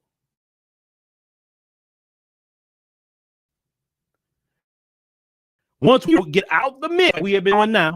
Once we out mix, it's not them to attack them. That's why it's being targeted, because we're not in the mix. Because we chilling, we doing our own thing. We're not even fighting with them no more. Hey, you got it. Do whatever you want to do. We're not even tripping right now on you. You understand? This guy understand that the problems in America that's here is due to his particular community, because they always fighting each other and keeping a lot of things going. The only time they unify them or keep repeating that is when they are against us. It don't matter what political persuasion they have. It don't matter about no gender. It don't matter about no sexual orientation. When it comes to us, they all are unified about us. But after that is gone, they fall apart. They at each other's throats. They can't agree on nothing. Listen, you got white folks that support Trump and MAGA and all of that. They got the House, they got the Senate, they got the Supreme Court, and they still not happy about any of it. Now MAGA's infighting. Now you got MAGA versus America First. Now they got factions now while they eat at each other's throats. And I'm sitting up here looking like, man, this is interesting to watch. I love it. I watch my popcorn because I'd rather them go implode on each other than unifying and attacking my people. So yeah, do it. Listen, I understand the culture. And the culture is they can't get along with nobody, not even their own people. You look at how they don't like each other in Europe. They don't like each other like that. They don't. They've done great atrocities to each other. So how do you expect them to come anywhere and get along? In South Africa, the folks over there, they don't get along with nobody. You hear about the stories in Namibia, how they don't get along with nobody. Everywhere they go, they do not get along with nobody and can't get along with each other. So America's never been united, never been at peace. It's not a peaceful place. It wasn't established as a place to be peaceful. There's a lot of innocent people who lost their life, and definitely a lot of our people who've been buried into this soil. And then you want to redo the narrative. You want to try to change history. Oh, we're a nation of immigrants. No. We're a nation of enslavers. We're a nation of con artists. We're a nation of straight killers, thieves. That's kind of nation this is. That's what it is. So I'm trying. You can't flip the script. You're not going to escape your history. Because like I say, we read over here. We read. And at one point in time, my ancestors couldn't read. But we read over here. And a lot of them want to be having themselves sober and clean. And we read and we sharp. And that's what you don't like. But we know, listen, Black people, we unify very easily. We have no, listen, we unify, so we move in one spirit, like one band, one sound. We know when the right sound is, okay, we moving in unison this way. We do that. Black folks don't fight each other like talking about, yes, we got our divisions here and there. We do. But if you remove them folks out of a lot of our problems, Black folks get along just fine. We don't have major problems like that. You never seen a Rwandan genocide style things happen to Black Americans. We've never fought like that against each other. We are a very unified people. Yeah, we got our issues, like anybody got the issues, but it's not so bad that I can say, oh man, look what we're doing. You understand what I'm saying? And that's what they don't like about us, that we are a unified people. We're unified. We're unified. And when we get unified, that's when everybody's like, well, we all need to unify. Like, well, you know, some people immigrated here from the diaspora, and you brought division to America. You didn't come here and want to unify. But now, since Black America is delineating and pushing a lot of unity, now everybody wants to come to the unity party. If you notice that. No, notice that's the interesting part about our unity as Black Americans. Notice everybody want to unify now. Even people outside the diaspora want to unify. Black folks been crying black and brown forever. And then Black folks say, okay, cool. You know, y'all don't want that. Well, we good. We just going to unify over here. Oh, man, we need to unify. Whoa. What is that? You didn't want to unify. No, man, we need to unify. Some people from diaspora, you know, you get here, you go separate yourself in your own communities. And we say, okay, cool. No problem. And then everybody y'all get nobody. We're just saying you didn't want to unify. So why you? Because very unified, very. Very, very, very unified. Now, our issues with black, immigrants, I don't believe that's a hard fix. But with these groups, and them folks in particular, they've never been unified with nobody. And when they are upset, they cause problems. They do violence. They don't get their way. God forbid, protect children and innocent people in malls and all these other places. They would, what they go do. That's not unity. They always want to try to talk about how bad black men are and the crimes black men committed. Man, ain't no black man ever did what Connor has done to his own community. Most time when black men do shoot something is because they beefing with somebody. And somebody unfortunately may get hit by a stray bullet. That's unfortunate. But most black men that's at each other, they're not out here trying to, I'm gonna go to, Booker T. Washington, elementary school and go do something. That's not that. We don't operate like that. You ain't found no manifesto of a black man because we're unified people. We're not divided like that. We don't care about no political parties to the point like, oh, I'm gonna go target this person with some violence. We don't even care. You got black Republicans. They're like, okay, some black Republicans are cool. And then some of them, but we don't care.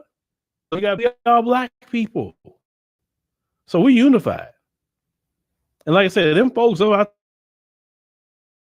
tell people stay out their way. Let them do their thing. Because like that man in that video, he knows truth. He divides America and is definitely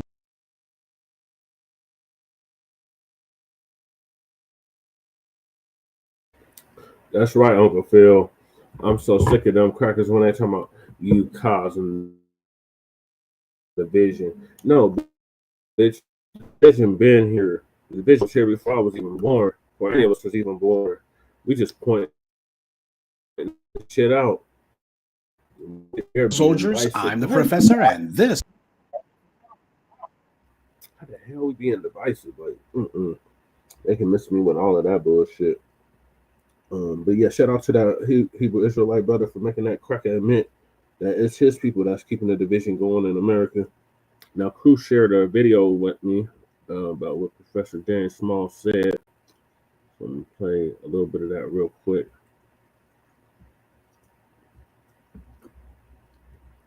Professor James Small is the truth about Pan-Africanism. In parentheses, not talking about all Africans. So this is a conversation that he was having with Sonetta like some years back. Yeah, this is back when Sonetta was still on the streets. And fourth African in the world is the African American. Most of the movements that have changed the world, that allow all ethnic nations to profit, has been our movement. And so we get peed on and played down because these people are so punked out and scared of the white man that they feel because they're scared of the white man, they got to be against us. Are they our people, brother, or are we our own people now? No, we got to understand two things. We have a race and then we have an ethnic place. We African Americans. Just like a guy from Africa, he can say he's African, but there's no country called African. He's either Nigerian, Ghanaian, Malian, or something. That's his ethnic nation. Racially, we are together, but economically, we may well be enemies. And we have to be clear on that. That our economic enemy is just that. And if you deal with your economic enemy like it's your friend, you're going to be the loser at the end of the day. Now, we raised the question of Pan-Africanism in this hemisphere. We had the brothers from Trinidad, and then you had W.B. Du Bois, and we created this phenomenon. But Africa has never created a Pan-African movement. You understand? Africa has never really supported a Pan-African movement. We had a couple of people in Nkrumah and Julius Nyerere and Mugabe, but most of Africa never gave a damn about a Pan-Africanism because they're still bogged down in the colonial slavery of European Judeo-Christian indoctrination, which is worse than anything that we've suffered. Worse than anything that we've suffered. The illusion of the clothes and the language make us think we're dealing with somebody that has some African purity culturally and spiritually. You're dealing with a confused, backwards Christian that love Europe more than they love their own ancestors. They would not even use an African word for God. You know, in Ghana, if you talk about being a traditional African, you might get beat down in the street. You understand? You're ostracized on the radio. Movies are made to show African culture as being the devil, while Christian culture is coming in as the savior. This is TV shows and on TV in Nigeria and Ghana every day. I just want to play that part. So yeah, like what happened, James Smalls? I remember you on Hidden Color Street saying, you know, African American is my geological political place. I'm African and I'm American, and I'm not changing that for nobody. That's what he said on Hidden Color Street. The rules of racism. Paul Mooney, Dick Gregory, all them were on there before they transitioned. And now he's talking about we cowards and all this nonsense. Like, what the fuck? True, I lived in Ghana, rather. Dressed more African than them. And they would be wearing our Goodwill clothes from 10 years ago. Yep. They'd be dressing like we did in 2005. Still, in 2025. Especially in what is that city called? Is it Kinshasa? They said that's like the Harlem of Africa or something. Like they dress like they do in Harlem. I think it's Kinshasa, Ghana, or it's like a little black Mecca. You said you was there in 2008. They were still wearing Wu-Tang shirts. You know, our culture is all over. All the mothers want to be just like us, but they hate us. We're the most hated, most emulated people on the planet.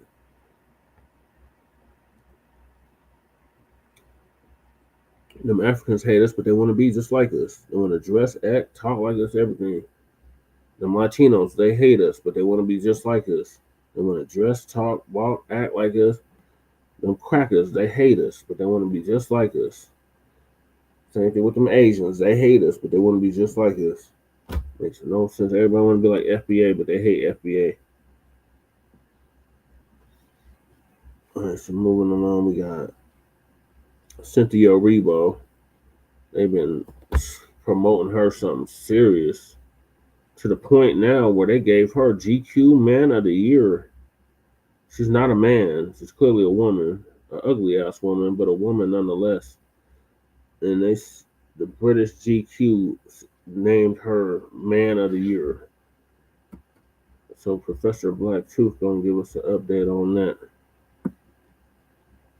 So find the Q where it is.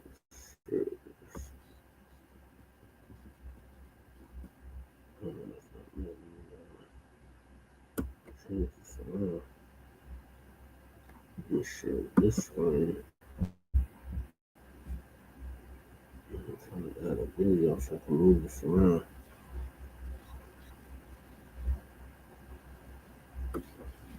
So my shoe is acting really stupid. I should be able to move it around now.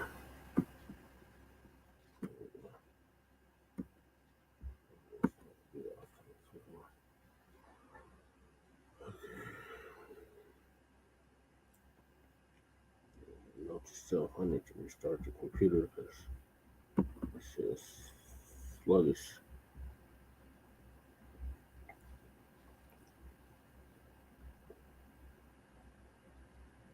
All right, so Cynthia Erivo, the wicked chick, the tether herself, the Nigerian tether, they're parading her around, and now they done listed her as among DQ's Men of the Year in Britain.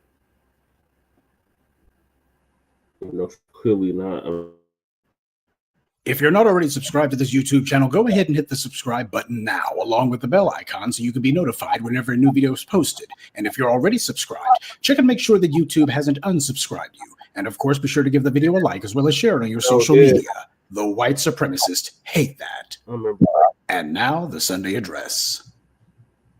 You want to know why it is that practically all forms of popular media are in decline? It's things like this. The white media's campaign to make Cynthia Erivo a thing is still ongoing, and it turns out the thing they want to make her into is a man. I guess in a way that does make sense. Cynthia Erivo's femininity, such as it is, has always been woefully deficient. But British GQ has decided they're going all the way with it. They've made her their man of the year. And while I do agree that there's nothing feminine about Cynthia Erivo, it's still a fact that they're using her as an avatar for black women in general. And while I'm obviously not going to be sticking up for Cynthia Erivo, instead I'm going to be sticking these verbal daggers into her, the reality is the white media is holding her up as an avatar for black women in general. This is a total slap in the face to black women, and that's what it's meant to be. It also speaks volumes about how these white supremacists outside the U.S. feel that they can just spit in foreign black people's faces, especially foreign black women, and just be able to get away with it. In order to call themselves sprinkling sugar on crap, they decided that the article about her for their Man of the Year piece was going to be the defiance of Cynthia Erivo. Defiance, really? And then when you read it, it basically talks about how she decided that instead of having CGI make her face green for wicked, she would wear face paint instead because she wanted to see herself as being green. Oh, how defiant. Defiance from a woman who made her career out of crawling on her belly and attacking foundational black Americans while at the same time having Hollywood give her roles playing as us, and even Harriet Tubman.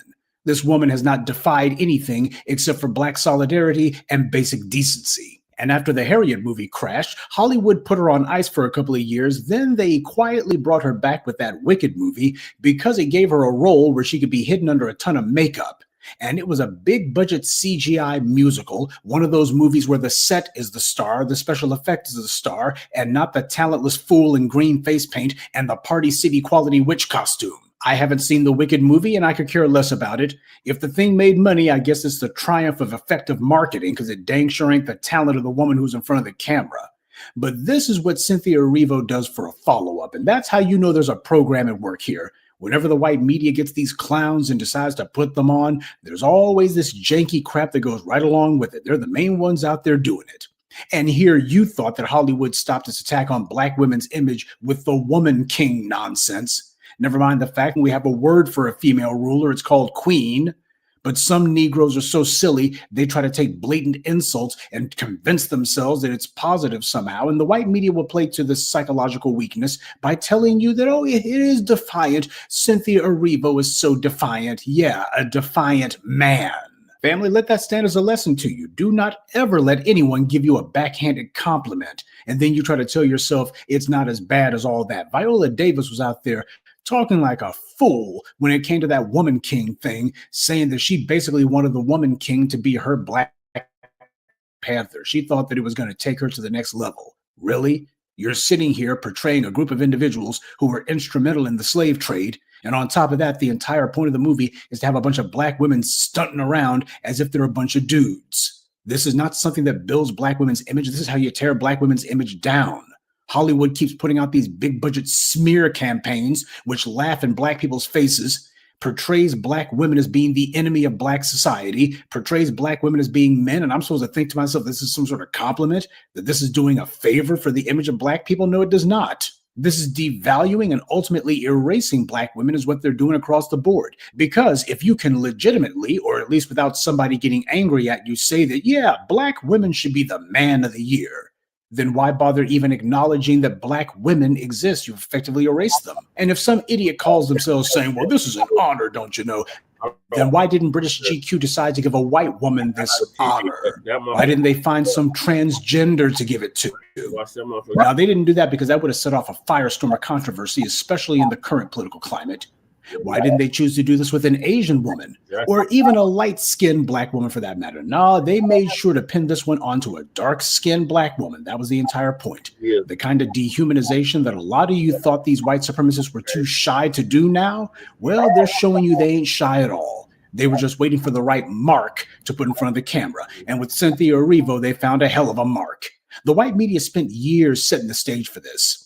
Every time you look up, they have a TV show or a movie, and if there's a black person in it, they made it a point to make sure that black person was LGBT or otherwise something other than heterosexual. That was them tiptoeing their way toward this. And where black women are concerned, they're openly declaring black women don't exist. and that their puppet is a symbol of defiance. That's 2 lies for the price of 1. And they know what the response to this is going to be, so don't expect them to be giving wall-to-wall publicity and coverage to this, but do expect that there's going to be a few of their little flunkies and sock puppets on their on-air TV media who will be saying, oh, this is such a great thing. Think outside the box. Oh, how powerful. Obviously, the black masses didn't sign on for this crap. Obviously, the black masses didn't ask for this and don't even want it. This is white power doing what it always does, giving itself permission to carry out some attack on black people's image. That's what they always do. So, well, we're going to give ourselves permission to do it. The same way these white supremacists are always trying to bestow innocence on themselves. They're always trying to absolve themselves of their crimes without actually doing anything to atone for them. Same thing goes here. Nobody asked for this, but they're going to do it anyway. And as for any sort of controversy or opposition, why, we got our bought and paid for sock puppets on air. They say that they don't have a problem with it, and we paid them to say they don't have a problem with it, so that means it must be okay. That's the game they always run. Cynthia Erivo's of Nigerian descent, and I'd like to know, where are the Nigerians in Britain at, or elsewhere to call this mess out? Or are some of them too busy trying to catch a boat to London? When mess like this goes down and there's not a hard, substantive pushback by the people in question, that only serves to encourage the next insult and the next, and each one will be worse than the one before. Man of the year indeed. And she's not outraged about it. Why would she be? She'll let the white media say anything they want about her as long as the check clears the bank. But the damage that it does to black women's image, it basically says black women are to be ridiculed. We'll hold them up as objects of derision. But worst of all, this kind of garbage racialist propaganda is meant to try to influence black women to take part in their own unwomaning, to unwoman themselves, telling black women that power means becoming a man. Because the unspoken message behind what the white media is doing is to basically whisper in your ear a steady drumbeat of, being a woman isn't good enough. There's something wrong with being a woman. You need to try to become a man. Now, who in the world wants you to do that? A community cannot exist without its manhood and its womanhood. But if you want to sow the seeds of total chaos, just go ahead and tell them to get rid of either one. Because after all, being a woman simply isn't enough, and it's definitely not enough to be a black woman. That's definitely not what you want to be. That's a lie that they've been feeding women, and too many fall for it. Female empowerment, to hear the white media tell it, is appropriating what they say is male power. And the white media sells women all kinds of phallic symbols. That's artificial phalluses. From cigarettes to this hyperfixation on getting degrees, even though most of them are useless now, and only saddle black women in particular with debt. But that's what they do. The cigarette, hey, this is your phallic symbol. And you take a degree, go ahead and roll it up and take a picture with it. That's your phallic symbol. It's not true power, definitely not a woman's power. It's not women empowerment, but this is your little artificial phallus, and you can take a picture with it and say, see what I did.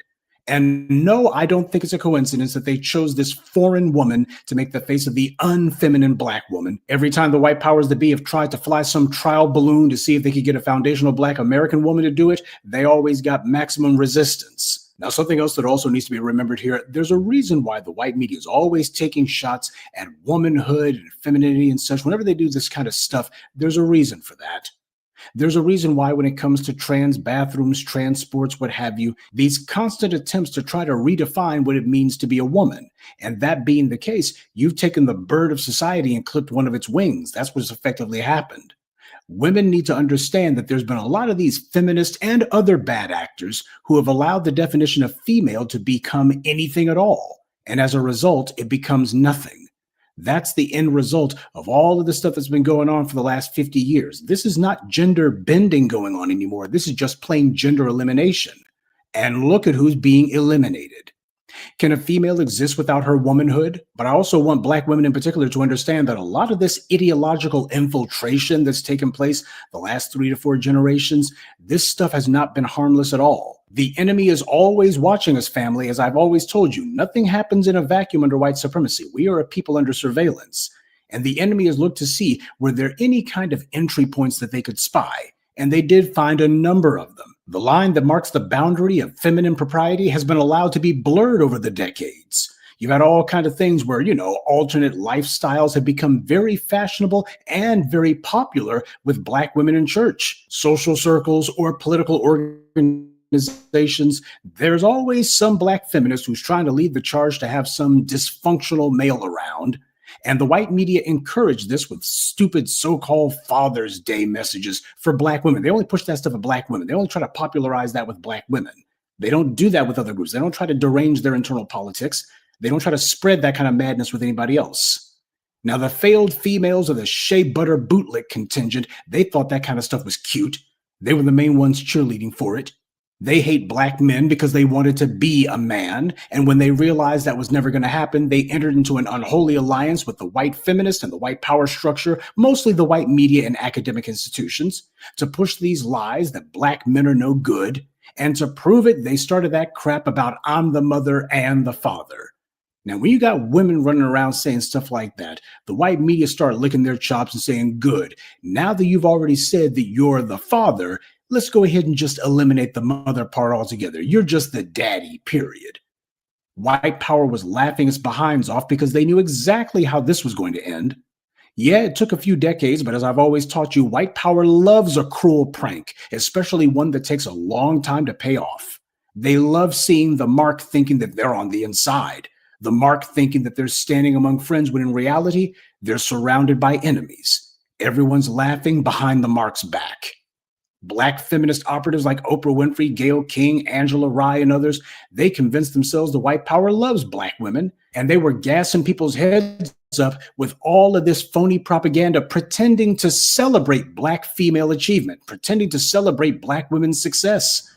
But you saw what happened this year. There's been massive layoffs, and even though there's actually been white women who have been caught up in it, they wanted to make sure that Black women were the face of, oh, here's the people who are losing these jobs the most. They wanted to make sure Black women were the face of who's getting fired.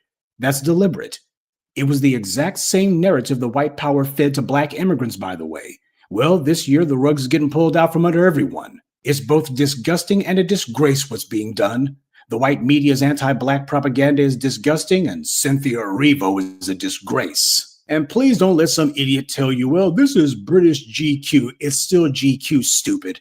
And on top of that, you better believe that when something of this nature happens, this is them going ahead and trying to tiptoe up to the line. Now that they've gone ahead and done this, they're going to see how far they can push it. It's going to start off over there in Britain, and before long, it's going to be making its way over here to the U.S. in some big way. So what's going to happen is they're going to take some idiot, maybe Cynthia Erivo, probably somebody else, because they want this to spread, and they're going to give that person some sort of big write-up in the New York Times or something like that. They're going to try to make it sound prestigious. Oh, we're just recognizing that this Black woman over here is a great man. Yeah, there's nothing feminine about her at all. I mean, she's just so defiant, so virile, so masculine, spitting in people's faces and getting them to believe that it's actually raining. No cure for stupid. But this is the reason why we have absolutely nothing to do with these celebrities over there in Hollyweird. All of these clowns have sold out. Whenever they talk about Blackness, they're never talking about the collective. They're always just talking about themselves. To them, Blackness is a very personal thing. In fact, it's so personal that it only applies to them and no one else. And their personal definition of Blackness changes depending on what white studio executive is offering them a check. And that's the reason why you're not going to be seeing any of those folks out there in Hollywood, none of them Negroes out there are going to be saying, hey, this is foul and wrong, and Cynthia Erivo needs to be shut down because of it. They're not going to be doing that. This is why the white media was pretending to be so hot and bothered about this woman. It wasn't because they thought she had talent. It's because she's exactly the kind of sniveling suck-up that they can use to take shots at us. That's the real talent that she has. To lick the white media's boots to a mirror shine and have a crap-eating grin on her face while she's doing it. This woman is shameless. And you're going to have folks out there, the usual suspects, who are going to be saying, well, you know, this is show business after all. Well, they're right in a way. It's definitely a show, a freak show. But they use her as a proxy for Black Good women. evening and be one. I'd like to take a moment to mention some of our contributors: Kenneth Prescia, Carolyn Hughley, David Harris, Kamari Wright, and Jesse Good. Salute to them, and thank you to everyone for listening, liking, and sharing this message. Black empowerment only exists because of you. Yeah, thank you for that update, Professor. Yeah, this is some bullshit. Like, Cynthia Erivo is clearly a woman, an ugly-ass woman, but a woman nonetheless. And they using her as a proxy for all Black women. Say, oh, you don't need a man. You could be a man yourself. In fact, we're gonna put you on the front of GQ. Like, crazy. This wasn't American GQ. This is British GQ. But either way, It's a slap in the face to Black womanhood. All right, so I'm gonna move on to the next topic, and that is the government shutdown ending and the Democrats folding and caving on the shutdown to the Republicans. So Professor Blacc, you can give us an update on that as well.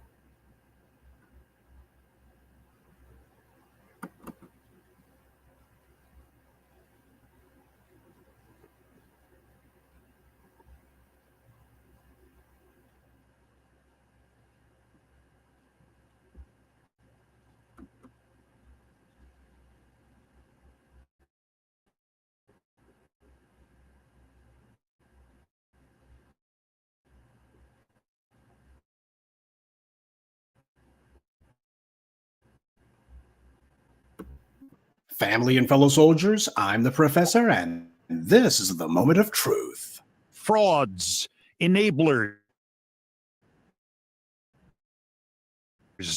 betrayers, failures, political prostitutes. Maya, who are also beside themselves, some with grief, some with surprise, some are shocked at what took place. They f***ed us. Holy am I fired up and ready to go today. The elephant in the room, the huge story is that yet again, we were betrayed by Democratic leadership. Very Israeli coded, Trump using food as a weapon of war here, basically against the Democrats. And for these 8, losers, basically, it worked. I mean, it is utterly pathetic. It is utterly pathetic. Right now was when Democrats had the leverage to force the Obamacare subsidies into the bill. Right now. Like the most amount of leverage they could possibly have. They gave up their leverage, and now our healthcare costs are going to go up because of what they did. If they need your votes, and they do, well, I'm sorry, you have all the power. So you could have said, the Obamacare subsidies go in full, or you don't get any of our votes. But they didn't say that. Why? They took that opportunity to cave. You completely bended, completely caved, demonstrated to the American people that you will not stand on business on anything. Chuck Schumer betrayed us. Chuck Schumer needs to be primaried. Hakeem Jeffries needs to be primaried. Out. These people never fight for anything. Many of them have been looking for a way to cave from the beginning, by the way. I think that they were already planning to capitulate, but they wanted to wait until after the election so that way their base wouldn't be too pissed off before they cast their votes. Oh, say it ain't so. Say it ain't so. No, I simply refuse to believe that the Democrats would willfully lie to their own voters, and the white ones at that. I simply refuse to accept that when called upon to stand on principle, they would instead fold like hot laundry. After all, we have Democrat shills and plants in our comment sections and social media all the time, carpet bombing us with hate, saying that the Democrats would never lie to us, that they really love us, and that they're the only ones standing up to the orange man. Well, don't look now, but the Democrats just caved in and Trump didn't have to lift a finger or say a single word. How ironic, because just last week, the Democrats were celebrating. Last week's election saw Democrats run the boards and they were cheering as the white right was crashing out and nutting up on the results. The white right knew that they were facing an uphill battle next year. That's why the Texas legislature pulled their radical redrawing of the district map there. But Democrats were obviously riding a wave of political momentum that was setting the stage for the 2026 midterm victory they're anticipating. For the last week now, I've been seeing people throw around words like wipeout and other superlatives to describe what they think is a blue wave that's coming. At least that's what the Democrats and their online mouthpieces were talking like last week. And they were right. Last week was indeed setting the stage for what Democrats would do, just not the way that they hoped. Remember how last week Barack Obama and others were saying, you got to vote for Abigail Spanberger. We got to make her the next governor of Virginia. Well, she won her race, and that was one of the big feathers in the cap of the Democrats last week. But no sooner than they called the election for her than she immediately said, the government's been shut down long enough. And just because the Democrats ran the boards, just because we had a big victory, that's no reason to prolong the shutdown. We need to go ahead and wind this up.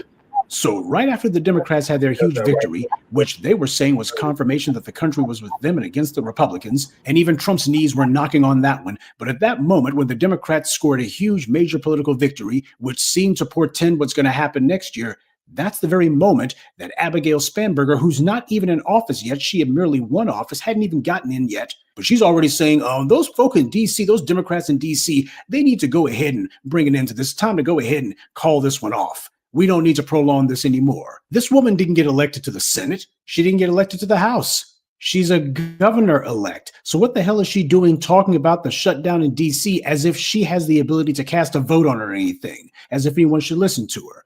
What that tells you is the party leadership made it clear to her, we'll go ahead and support your election for governor, but when Chuck Schumer says we want to wind this thing down, you need to go ahead and be the first one to take the arrows for us. Go ahead and be the first one to break the ice on that not so popular suggestion. This is what Abigail Spanberger, one of the big winners from last Tuesday's election, was saying 24 hours before those Senate Democrats caved in.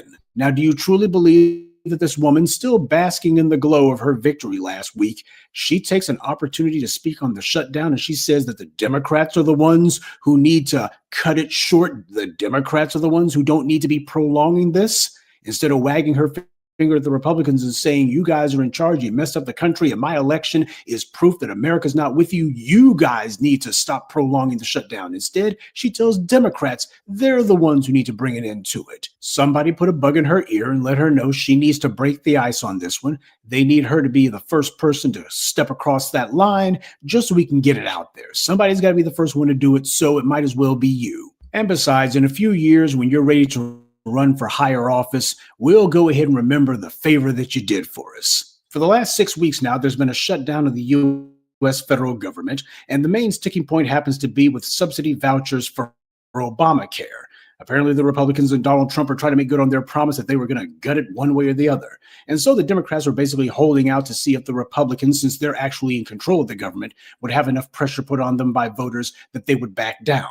Well, instead, it's the Democrats who, after their crushing victory last week, they were the ones to throw in the towel. 8 Democratic senators, who conveniently are not up for re-election next year, they decided they would be the ones to make a deal with the Republicans and call an end to the shutdown and go ahead and serve up Obamacare as a consolation prize to the GOP. Now, why did they do it? The same reason that they do everything. The donors who put them in office were saying they wanted to get back to making outrageous profits instead of the normal sickening profits that they've been reduced to during the shutdown. And where was Chuck Schumer, the Senate Democratic leader, while all this was going on? As the leader of the Democrats in the Senate, who vowed that he was going to fight the encroaching fascism of Trump and the MAGA right, clearly he wouldn't be the one to actually sign off on this. He didn't even know it was happening, right? Well, according to those same senators who had sided with the Republicans, they had been keeping Schumer informed of what they were doing the entire time. Senator Chuck Schumer, your leader on the Senate, said, I cannot support a continuing resolution that fails to address health care. I am voting no. Did you do this outside leadership, and was there a big push for you not to join the others and break the 60 threshold? No, we kept leadership informed throughout. So no matter what Schumer may try to tell you, he knew all about this. His public performance where he's acted like he didn't know that this was coming, that was all political theater. This is who these black Democratic shills tell us to vote for, by the way. These are the people who these shills tell us are the only ones sticking up for us, the only ones fighting to keep America free. Well, those black Democrat shills are quiet now, aren't they? Why? Because this was so embarrassing and humiliating to the white leftists that they're openly calling for Schumer to resign. And so the black mouthpieces are not doing the usual, well, this is disappointing, but we gots to remembers that the parties gots to stays united now because the Republicans is worse. The Democrats, the only ones gonna fight. Yeah, they showed exactly how much fight they've got in them. None at all. And something else that also needs to be mentioned. I've been telling you for the longest time how the white media was going to be using that word moderate. They were going to be using that word to an orgiastic degree, moderate. That's what they were going to use to sanitize and whitewash anybody who's out here doing all this dirt. Anyone who's out here stumping for the establishment and against actual justice, they're going to say these people are moderates. And that's what they're saying about these guys, using the word moderate over and over again. These guys are moderates. It's been widely assumed that the group of 8, mostly centrist Senate Democrats, That's gaslighting the public. They are literally trying to rewrite the dictionary. They are literally trying to tell you that up is down and down is up. They're trying to tell you that a bunch of extremists are actually moderates. This is them trying to conjure magic. You're taking people who are extremists for the establishment, people who are diehard in the wool shills and bootlicks and scumbags and suck-ups to power, saying that these guys are moderates when they're the biggest extremists in the country. These guys boldly have gotten in the public's faces. They caused this catastrophe. They've made it where lives are jeopardized through the airlines not being safe. And here they are ready to blow up the economy and do all of this mess just to make sure that a few billionaires continue to enjoy their tax-free status. They're willing to crash the entire country for that. These guys are willing to see people starving if necessary, as long as their billionaire donors get what they want. And these are moderates? No, these are extremists.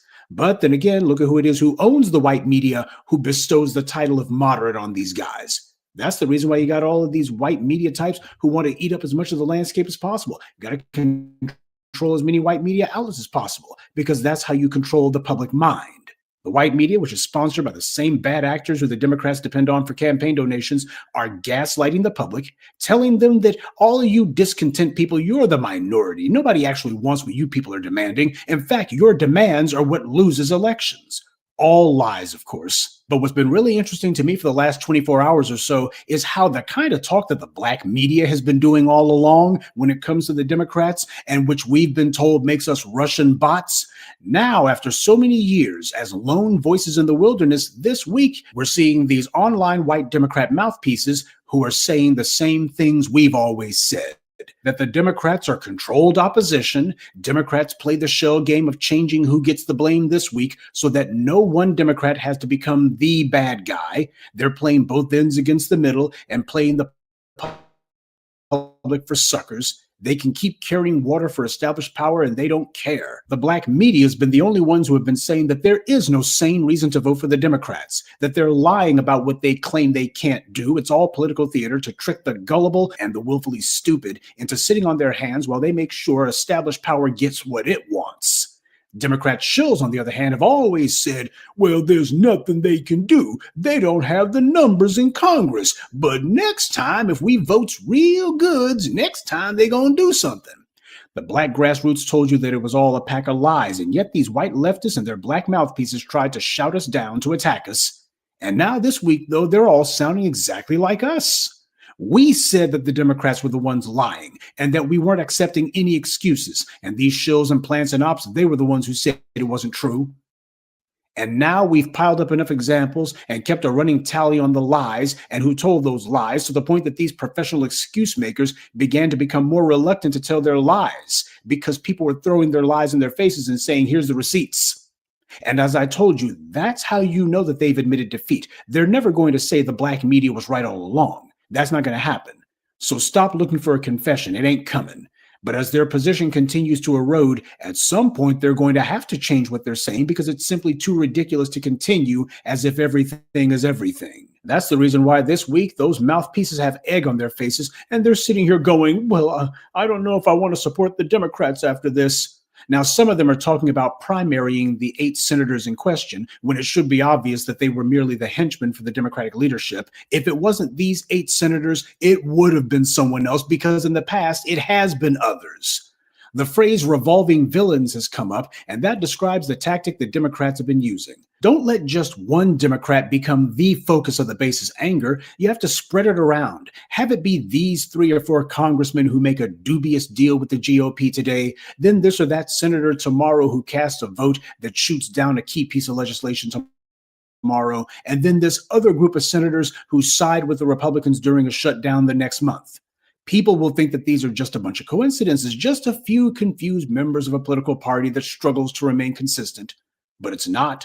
As the Blacc media has always told you, this is the Democratic Party's position on the issues. The fact that this keeps happening over and over again, that's the only consistent thing about the Democrats. This is not a matter of people who just don't get it. This is a political party showing you that this is exactly how they operate. They know precisely what it is that they're doing. They're trying to use basically a political shell game, have a whole bunch of people in front of you telling you that they're going to stand for something when they already know they're lying to you, all of it to confuse you. What you saw in DC was a larger, more expensive version of the kind of political ops that we saw in places like California, where the Black Assembly Caucus literally laughed and smiled in the faces of their own Black constituents as they blocked reparations legislation. And then predictably, it came to light that Gavin Newsom was the one who put them up to it. He was the ringleader, or should I say overseer, the whole time. This is not just something they do in DC. This is the Democratic Party. And this is why we as the Black grassroots have told you it makes no sense to vote for them. And if you needed to wait until the Democrats' latest flip-flop on the shutdown to see the truth, it's not because the evidence wasn't there. It's because you thought these white Democrats you like so much were on your side. And because they said, oh, this isn't deliberate on the Democrats' part. It's just the usual party dysfunction. A lot of Black folks went along with that phony narrative because there are a lot of Black folks who are shills and plants in my comment section. And a lot of them hope to get a job from these same Democrats. They know what they've been covering up for. You want to be on their campaign staff? You want to get a job in their administration or a so-called consulting gig? You get them on your podcast, you can start clout chasing. That's what the motivation is. That's why I point out the Simone Sanders and the Angela Rye's with lettuce and tomatoes on the side. They're all auditioning for a job, and the audition is to prove that they can corral us and lead us around by the nose. The hypocrisy and spinelessness of the Democratic Party leadership directly reflects the hypocrisy of their own mouthpieces. They refuse to accept the reality that Black demands are the way to get the Democratic Party to finally start acting like an opposition party again. The Republicans are all about transformative policies, as they put it, which actually means hyper-aggressive plots to try to turn the clock back 200 plus years. Well, where the hell are the Democrats at with their transformative policies? Present any. Only a political party that is willing to show the moral courage and the intellectual muscle to push real policies, that's the only political party that'll actually be willing to stand on business. And the only example of that kind of policy runs straight through the Black community. There is no substitute for that. If the Democrats aren't willing to stand up for the pig simple common sense policies that Black America needs, then you're a fool if you expect them to stand on anything else. The purest evidence of this is to ask yourself, when was the last time the Democrats as a party truly stood for any substantive or even meaningful policies? You have to go all the way back to the 60s for that one. Since then, they've been running as fast as they could to suck up to the same donor class as the Republicans. That's just the facts. And for you Black leftists who lurk around here, you better get it through your heads that these white leftists you're putting on the cape for are going to get what they want regardless of what happens to you. They get to have their cake and eat yours too. Remember when Clarence Thomas said that after Roe v. Wade was overturned, that he wanted the Supreme Court to revisit the Dobbs decision that legalized gay marriage next? Well, it seems that Uncle Thomas doesn't have the support that he thought he had for that one, because yesterday, the right-wing supermajority Supreme Court declined to take up any lawsuit regarding the Dobbs decision. They said they won't be revisiting that ruling after all. So while Black survivors of the Tulsa Race Massacre are being denied their legal rights, and Democrats are doing nothing and saying nothing about that, meanwhile, white leftist issues are being respected and protected. So it's easy to see what their real priority is. So with the Democrats having shown their true colors for the umpteenth time, I have to wonder who's going to be the next Democrat shill to come out of the woodwork and try to lecture us about how we have to vote for the Democrats. Who's going to try that one with us now? They don't see Black empowerment as a Democratic issue. That's the problem with the Democrats. Instead, they say it's just people's issues, you know. Or like Kamala Harris, you think I'm going to do something that only benefits Black people? No. And what she made very clear was they're not going to do anything that benefits anyone other than themselves. Well, I'll agree with them on one thing. Black empowerment is not a Democratic Party issue, and that's the reason why I'm not a Democratic voter. Now, when Democrats pull their heads out of the sand, or wherever else they got their heads tucked, and decide that maybe Black empowerment is a Democratic issue, we can talk at that time. But until then, all of you DNC shills, agents, and cheerleaders who have made a career out of trying to discredit the Black media, nice to see you talking like us for a change. But I think you'll agree that since you were this wrong for this long, instead of talking, you just need to shut up. Good day. I'd like to take a moment to mention some of our contributors. Gwendolyn Langston, City Soapbox TV, Alice Ransom, Norma Anthony, and Deep Eye 904. Salute to them and thank you to everyone for listening, liking, and sharing this message. Black empowerment only exists because of you. That's right, Professor. It only exists because of you. All right, so as you can see, the Democrats caved in front of the Republicans. As we've been saying since day one, they're both two sides of the same wicked bird, dragon, whatever animal you can think of that has two wings, of the same wicked bird or dragon, or racism and white supremacy. So that's their whole mission, their whole function. So yeah, you Democratic shields, y'all just need to shut the hell up. And stop trying to get us to get our booties to the polls for the 2026 midterm elections. All the motherfuckers need to be voted out, every last one of them. Everyone that signed on with that shit needs to be voted out. Definitely. They was gambling with people's lives, people's livelihood, people's means to feed themselves. They need to go. The government shutdown was ridiculous. And it's still not out of the woods that it can happen again next year, come the end of January, early February of 2026.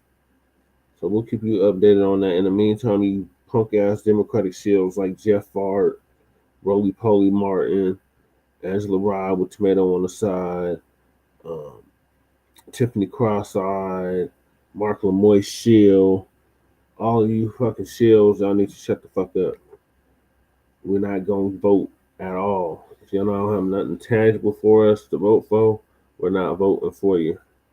So you can do all that shame blaming and explaining. Shout out to Black Light Revelations or Brother Rob. They can do all that SBN. It's not going to work. I should have learned from 2024. We're not doing it no more. So moving along. The dump as in human shit. And we want to make that perfectly clear. Or I want to make that perfectly clear. Because they always think I'm a dump supporter. Hell no. The dump is making everybody that's on SNAP benefits reapply. So if you're on SNAP benefits or you know anybody that's on SNAP benefits, such as myself, Lady J, and several millions of other people, they have to reapply come next year.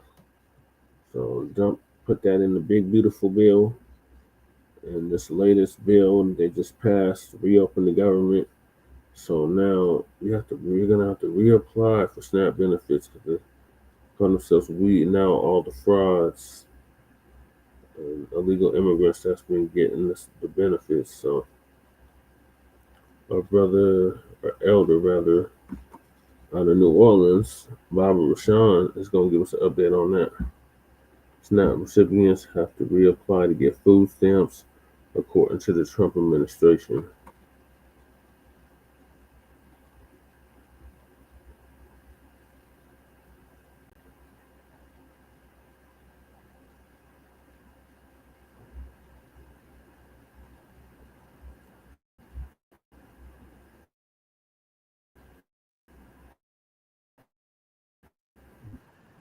This is the elder coming to you with another informative video. All praises to our creators and our ancestors. But rather, this is going to be about food stamps, SNAP's benefits. They're saying now you get to reapply because of fraud, this, that, and the other. So it's coming up in 2026. We're going to talk about it. Got a little clip I want y'all to hear, and we're going to talk about these food stamps. All right, you're watching live now. Welcome back in. A live look at the U.S. Capitol on this Friday evening, 5:19 in the nation's capital. Let's talk about SNAP benefits. Of course, the government shutdown is over, but questions surrounding SNAP benefits are still persisting. The Trump administration is saying that it will require millions of low-income people to reapply for food stamps as part of an effort to crack down on fraud. Agriculture Secretary Brooke Rollins telling Newsmax that she plans to have everyone reapply for their benefits, but for now it's unclear when or how people would need to reapply. Grace Yarrow standing by. She's a food and agriculture policy reporter for Politico, and she's the author of Politico Pro's daily morning agriculture newsletter. I think my main question here is, What kind of fraud are they talking about? That's what I like to know, what kind of fraud. Because you get it in a card, you still got to reply for it. They'll put so much on the card, so how it's going to be fraud? You know, they're just trying to cut it out for sure. Next thing they're going to work on is Section 8. They're going to make anybody that's on Section 8, they're going to have them to reapply. A lot of people been on Section 8 for a long time. I think Section 8 is supposed to be for people with real disabilities, people that is veterans, and the elderly people. That's who should get it first. Some people should get it. They got people that on Section 8, they got people that get food stamps, but they don't make enough money because a lot of these jobs, you know, they won't pay nothing. But that's the plan they got coming. They fraud, so they're gonna cut a lot of people off, and a lot of people just need to, I don't know what, if you ain't got no skill, you're not educated, you know, a lot of these people just, you know, there's gonna be some suffering people. The only ones I'm gonna feel sorry for stamps, they should feed people, you know, who ain't got nothing to eat. They got a lot of churches that do it. They got a lot of food pantry places, this, that, and the other. Well, y'all let me know how y'all feel about it, about the food stamps. You got to reapply pretty soon. You might have to reapply for Section 8. And they probably gonna come after Social Security too. Oh, comment section.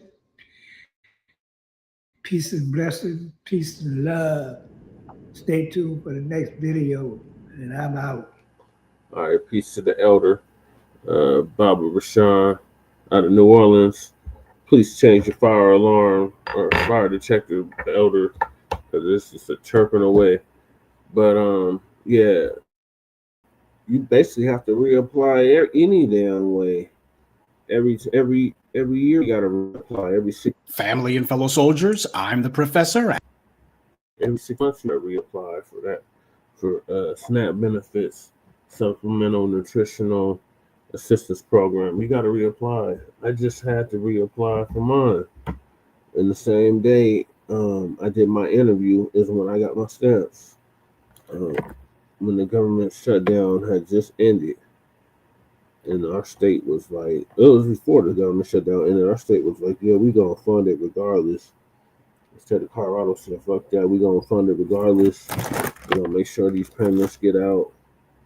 And several other blue states followed suit. So the way I said, you already have to reapply any damn way. Every year, every 6 months, you got to reapply for stamps. You got to reapply for Medicaid. You got to reapply for all kinds of stuff. So I'm not too surprised by that. As far as Section 8, yeah, you should probably have to reapply for that too. Because like you said, there's been people that's been on that for years, if not decades. They should have to reapply too. I'm not really mad at the Trump administration for doing that, because you got people that's been abusing the system. You got people that's been literally living off the system for decades, just abusing the system. These social net programs supposed to be get you back on your feet, not to make you dependent on them for generations. You got whole generations that was raised off of Section 8. Whole generations that was raised off of food stamps. I remember my mom, she told me, she was like, I was on food stamps for like 5 years when you was a child. And I worked hard to get myself up off of that shit. And yeah, so it's like, okay, how long you gonna remain on the damn stamps? The only reason why I'm on them is because I'm in a program, and they literally ask you to apply for all this shit. They're like, oh well, you need to have food, you need to have this, you need to have that. That's the only reason why I'm on stamps. And I got on mine during the pandemic. Prior to that, I wasn't on stamps. So there's that. So I use that stuff to get to a better position, but you don't want to become dependent on the shit. I know a lot of people was raised off of it.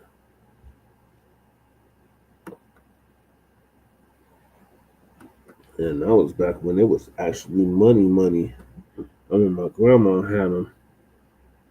She used to get like $200 a month in stamps. And that's back when it was money. It was in the form of the money. And now it's on the card, so it's like I don't know how you can be doing fraud with that unless you're using your stamps for shit that you shouldn't be using them for. But it's on the card, so it's not in the paper form no more. It's on the Quest card out here. You said you never been on them as an adult and been on my own doing it, no help. Yeah, that was me up until recently. It wasn't until I got into the CCH program where I was like, oh, you should apply for stamps. I said, I'll give it a shot. And they actually approved me, so I was like, okay. Yeah, especially at my other place, I didn't have no stove, no kitchen, so I had to rely on stamps to eat. Because all we had was a damn microwave. And I'm like, fuck this, I'm not starving. I'm going to get food regardless. So, my new place, we got a stove though, so I can actually cook now. And I've been cooking since I moved in here. At the other place, there was no stove. There was no real kitchen. So we had to rely on the microwave and that shit. It's like you just trying to give us cancer. Having us rely on the damn microwave, no stove, barely a sink. I mean, I don't know how I did that shit for 5 years, but I'm out of that hellhole and I just moved into another hellhole. It's got another more amenities. That's about it. So moving along. Yeah, because prior to that, I was not on no stamps. Even when I was unhoused, I wasn't on stamps. I think my lady at the time, she was, but I wasn't. I just recently got on them. Okay, so moving along.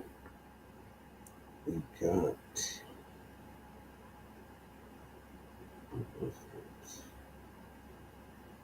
the next topic. Oh, the next topic is government shutdown, SNAP benefits. Trump declares war on Marjorie Taylor Greene. That's the one that Jasmine Crockett shit said. Bad, built, butch, body, something. Too many B words for me. But yeah. So Trump has declared war on her. So Professor Black Truth gonna give us an update on that.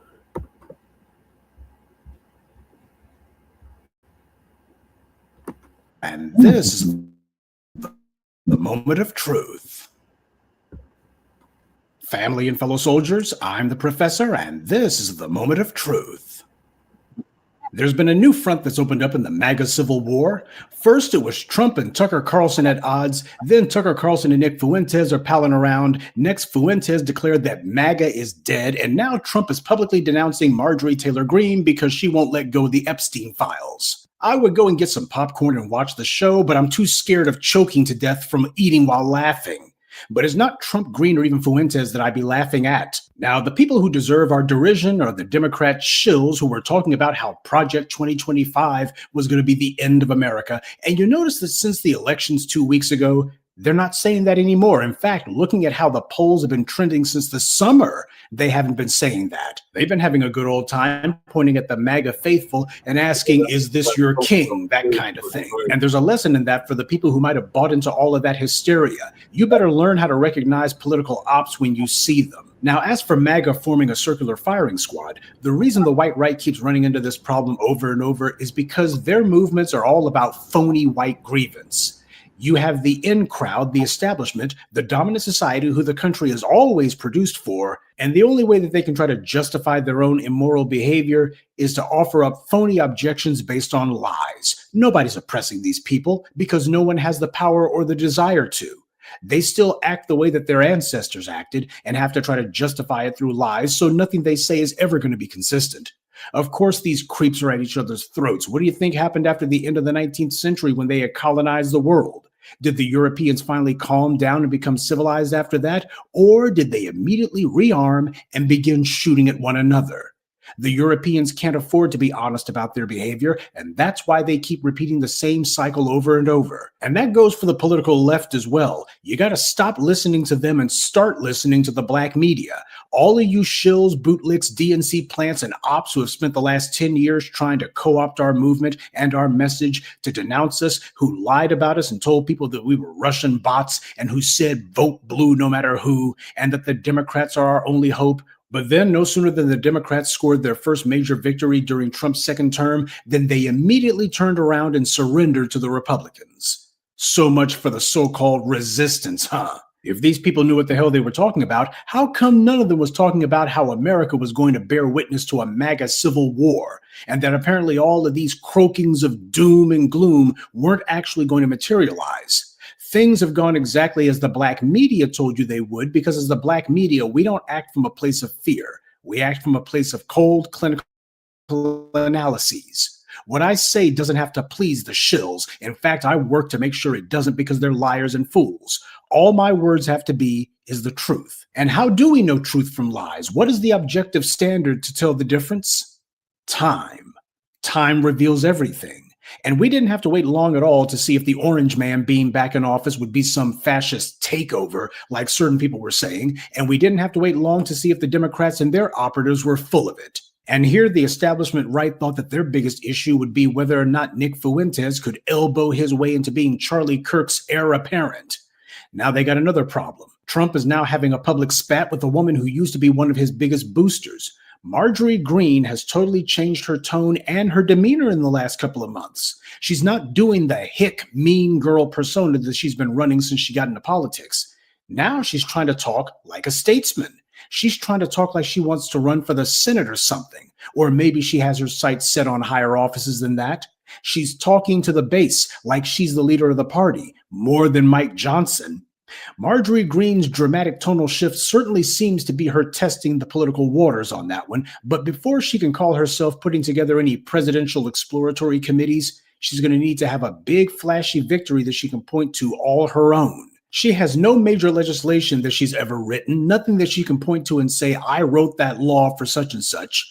So her leading the charge on releasing the Epstein files is definitely the next best thing. And if it takes down some of the establishment GOP, even better, because it makes her someone who can say, I'm the one who's actually draining the swamp. Everybody else was talking about it, but I actually did something about it. That seems to be the political calculus that she's using. But if she's able to actually pull it off, I wonder, what are the Democrats going to say then?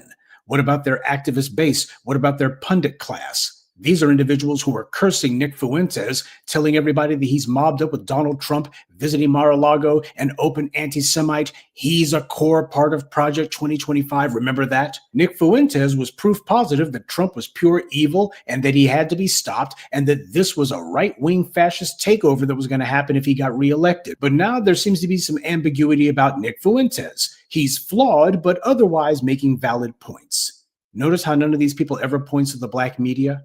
Our message hasn't changed one iota. I told you from the very beginning that while Trump's deportations were nice to see, the problem was that the Republican-controlled Congress had not ponied up the resources that would be necessary for this absolutely epic task. Their effort wasn't broad enough or aggressive enough to actually be truly effective. And I also pointed out that Donald Trump had been making exceptions for certain industries almost from the very beginning. What that means are certain agribusiness corporations who were telling him to protect their bottom line and to not deport their slave labor and to force them to hire Americans at livable wages. That's what they wanted an exception from.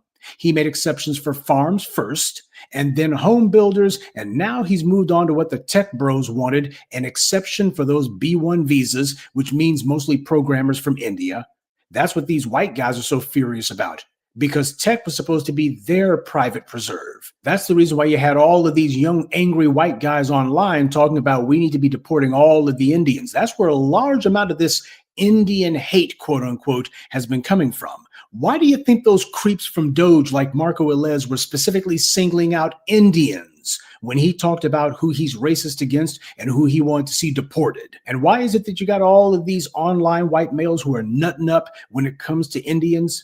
White supremacy is a system of goodies, giveaways, but most importantly, guarantees. White supremacy is a devil's bargain between white power and those classified as white that they would never have to compete for their daily bread. That was the promise that was made hundreds of years ago, because every time they had to compete, most of them failed. This is why you got all those white guys who are pointing their ire at the Indians, but it never occurred to them that the white elites looked and think that immigrants will be grateful just to be here, and that they won't even occasionally grumble, like these white guys do. There's no real danger of this resulting in a permanent fracture between the Indians and the angry white males, by the way. After all, the Indians in their culture do idolize white skin. India sells more skin bleaching products than anywhere else on earth.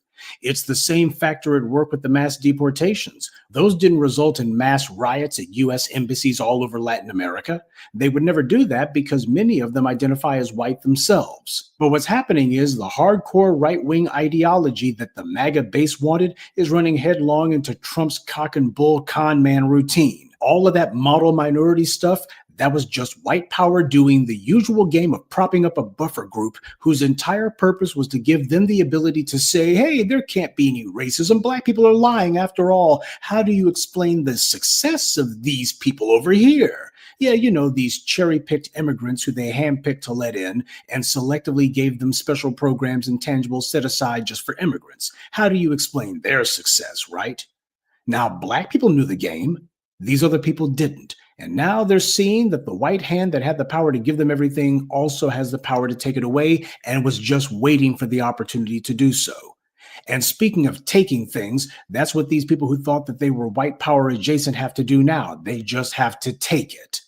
This is an issue that's gained more steam with the now public split between Trump and Congresswoman Greene. She's on TV talking about how she's going to propose legislation that's going to phase out the B-1 visa program altogether. Combine that with her refusal to withdraw her vote to open the Epstein files, and that's why Trump is publicly denouncing her now. He's calling her a whack job, and he's also said that if anyone in her district wants to challenge her in a primary, he would support them.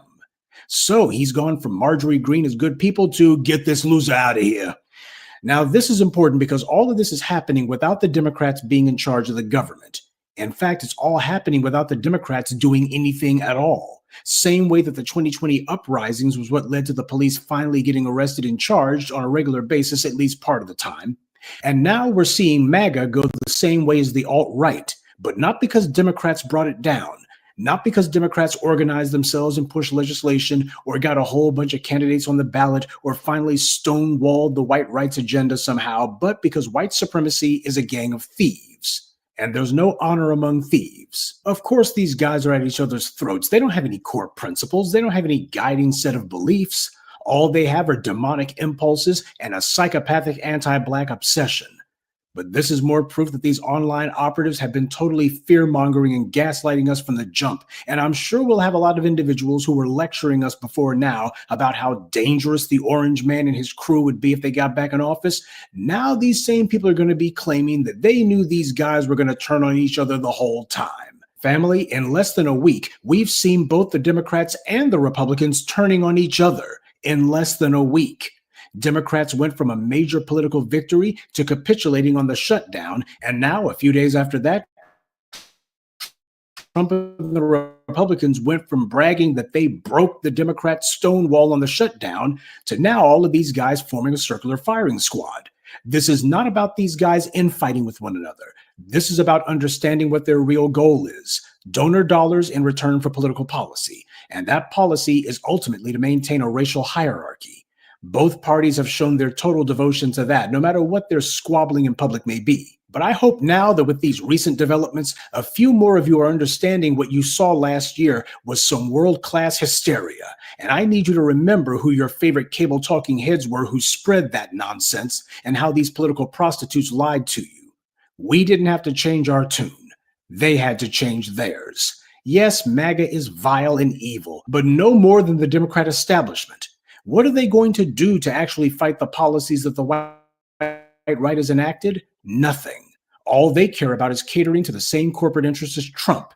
And if the only difference between the two major parties is their rhetoric, then that means there is no difference. And speaking of no difference, that also goes for our agenda as well. That also goes for our demands. That goes for our hardline stance.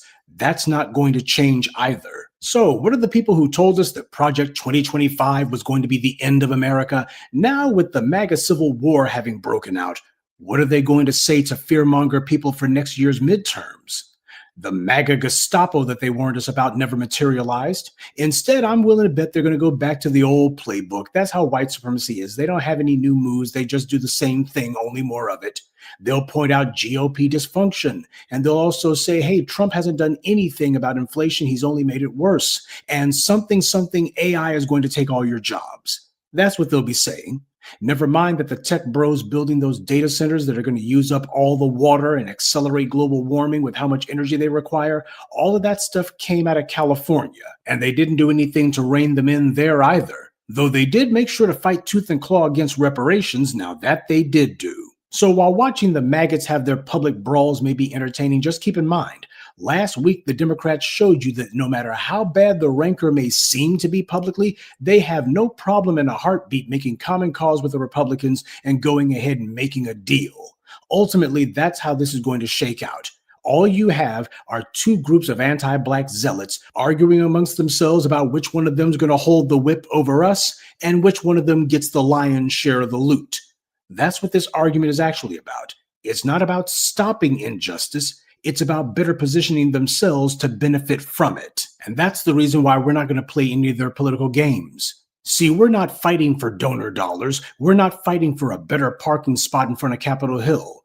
We are fighting for our very right to exist. And until we see someone stepping forward in the political arena with a real plan that actually addresses the most pressing issue of the day, which happens to be Black empowerment, then it doesn't matter if it's Chuck Schumer versus Ro Khanna and Bernie Sanders, or Trump versus Fuentes and Marjorie Greene.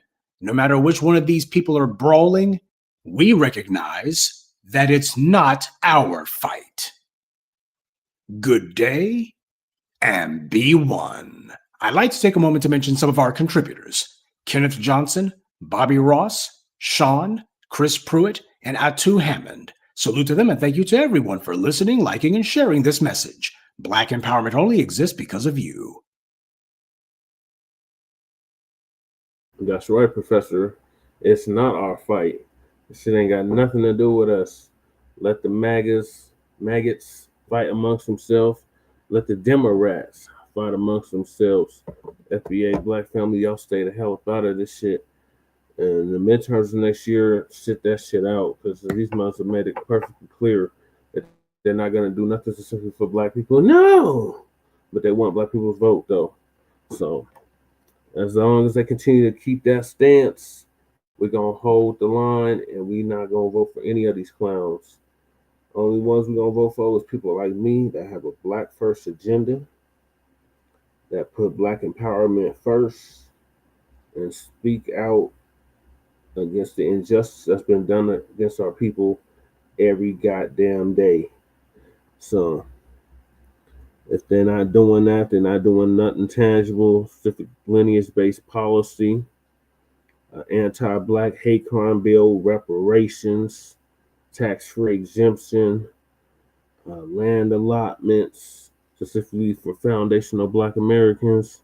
Don't waste your time, Black family. All the fear mongering, all the shaming and blaming and explaining is not going to change that. We in it for the long haul. We said since the very beginning of this program that this is going to be a marathon, not a sprint. And we in it for a generational long fight. So if that means they got to lose the 2026 midterm, so be it.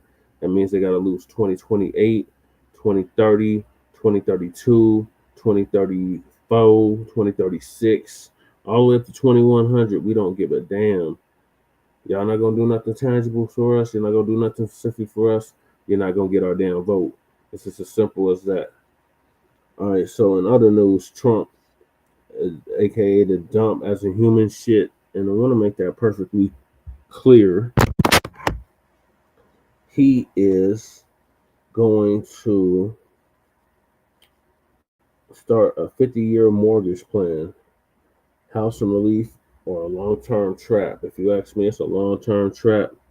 They said the average age for home ownership now is 40 years old. I'm like, what, 2 years away from that? That's crazy. That is so late in the game, but the home prices have skyrocketed within the past 10, 20 years. So this 50-year mortgage, you're gonna be working until you're dead. You try to pay this shit off, and you still ain't gonna pay it off. So it's gonna go to your family, and your family gonna have to pay it off. It's just all bad. So Lisa's gonna give us an update on that.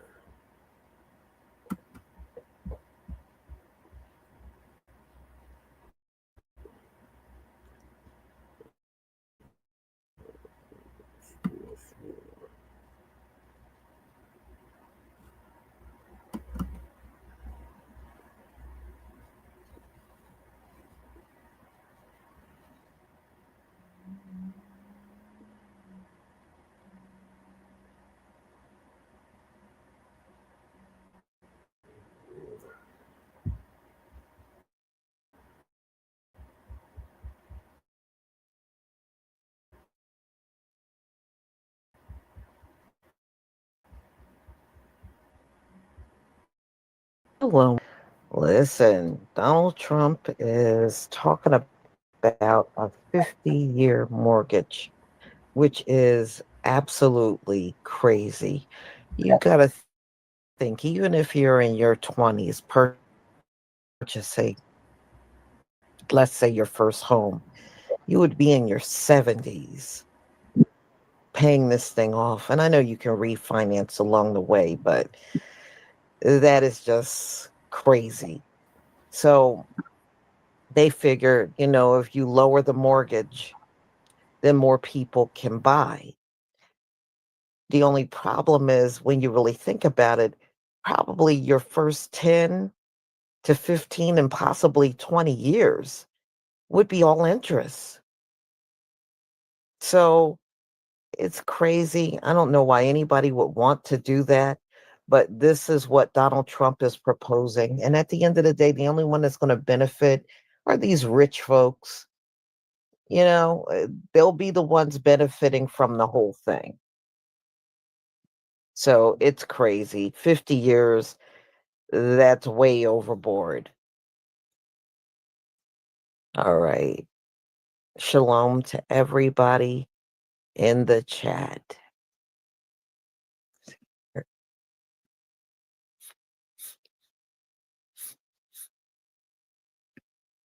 All right. Let me share my screen.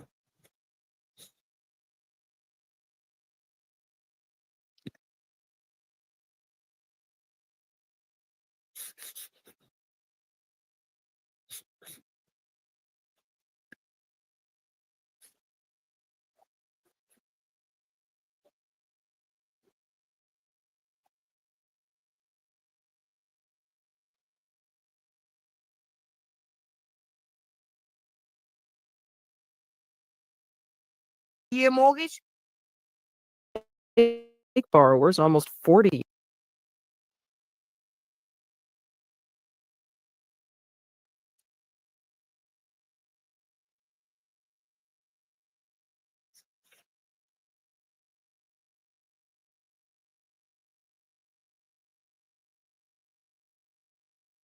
President Trump is floating an idea that might help buyers purchase a home. He was asked about it yesterday in an appearance on Fox's The Ingram Angle with host Laura Ingram. It's not even a big deal.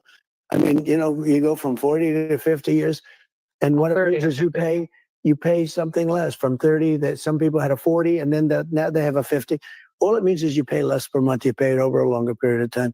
It's not like a big factor. The chief economist for the National Association of Realtors has this view. Lawrence Yun says that home buyers may see small monthly savings on payments with a 50-year mortgage, but most of the upfront money would go to interest, and it would take borrowers almost 40 years of the 50-year mortgage to pay off just half of their balance. This is NPR. Today, we're digging into a housing idea that's causing debates across the country. Donald Trump's support for 50-year mortgages. Some people are calling it a breakthrough for affordability. Others say it's a debt trap waiting to happen. So let's break down what a 50-year mortgage really means, who benefits, and who should be worried. 50-year mortgage? That's not financing. That is generational debt cosplay. So Trump is floating around this 50-year mortgage, right? And when I heard it, it felt like to me like a lifetime gym membership. You know, you sign up once, you use it for about 10 minutes, and then you spend the next 10 years or more just paying on something that you barely use. I'm going to break it down for you in plain English. A 50-year mortgage does not bring you any closer to owning a damn thing. All it does is stretch out that leash so long that you forget who's holding the other end. You're basically a renter with extra paperwork. The rich are going to get to sit pretty and take their tax write-off from all your mortgage payments. Then the government's going to make it even more lucrative for investors to swoop back around and buy more homes in your neighborhood and rinse and repeat it all over again. If you haven't connected the dots yet in this, I'm going to draw you a map, okay? Rich people want you on the hook forever. You're already working till you die as it is. At least with a 30-year mortgage, if you stayed put and you made your payments the way you're supposed to, at the end of it, you don't owe nothing to the mortgage company. All you got to do is pay property taxes at that point. If rich folks said, hold my beer, not anymore. Now rich folks like, we want that house back in our portfolio one way or another. Your parents do a reverse mortgage? Cool. Them rich people going to get that house when your parents die. You get a 50-year mortgage? Cool. Rich people still gonna get that house when your parents die. They turn home ownership into a boomerang. No matter how far you throw that thing, it's gonna go right back to the investors. Y'all tired of winning yet? Because I know damn well when I heard about a 50-year mortgage, that made me tired. These people are monetizing every breath you take, every facet of your life, no matter what. Now, 50-year mortgages and 7-year car loans. What the hell? America? You in trouble, girl. What is a 50-year mortgage? For decades, the U.S. housing system has revolved around 30-year loans with 15-year mortgages for people who want to pay off their homes faster. A 50-year mortgage stretches that repayment timeline out another 20 years. What does that do? It lowers the monthly payment, but it increases the total interest you'll pay. And it slows down how fast you build equity. So yes, you'll pay less every month. Well, well, well. So Daddy Dumpy Pants is doing everything he can to make sure the average American man will never, ever, ever, ever, ever be able to own a home. That's right. He floated the idea the other day to make mortgages from 30 years to 50 years. And the Red Hat crew, they're so happy with the orange dude because they don't even understand how a mortgage works, dear. They don't know about the lenders here. A 50-year mortgage effectively would cause the cost of your home to go up 4 times. 4 times. The longer a loan goes on, the more in interest you pay. So your home is actually going to cost you 4 times the listing price, dear. 4 times. That means you're going to pay the banks and the lenders 3 times what the home cost. And at 50 years, I do fear you'll probably pass away before you can pay off that exorbitant loan. And then the bank will come in and, well, take your home. There'll be nothing to leave your children, dear, or your grandbabies either. But debt. Debt. Isn't that something? Isn't that something?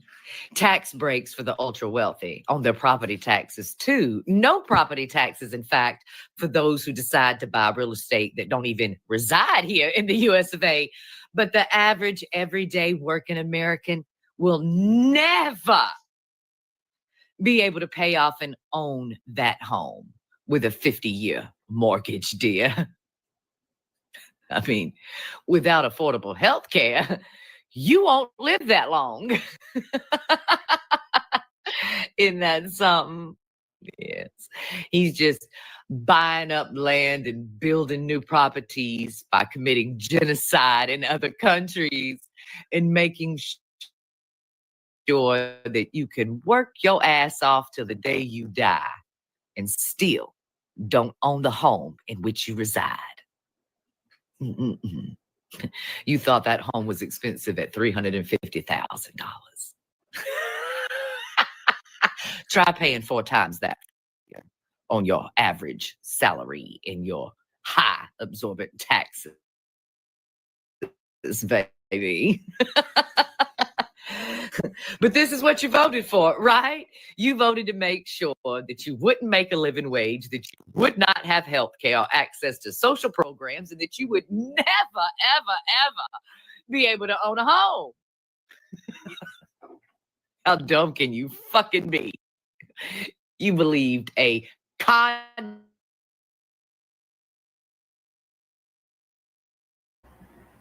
What up, Keezy? Welcome back.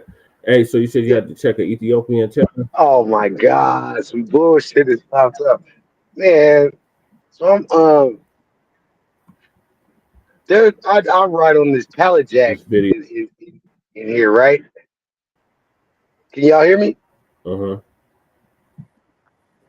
All right, yeah. So I'm riding Yeah. on the pallet jack, and Yeah, I can hear you loud and clear.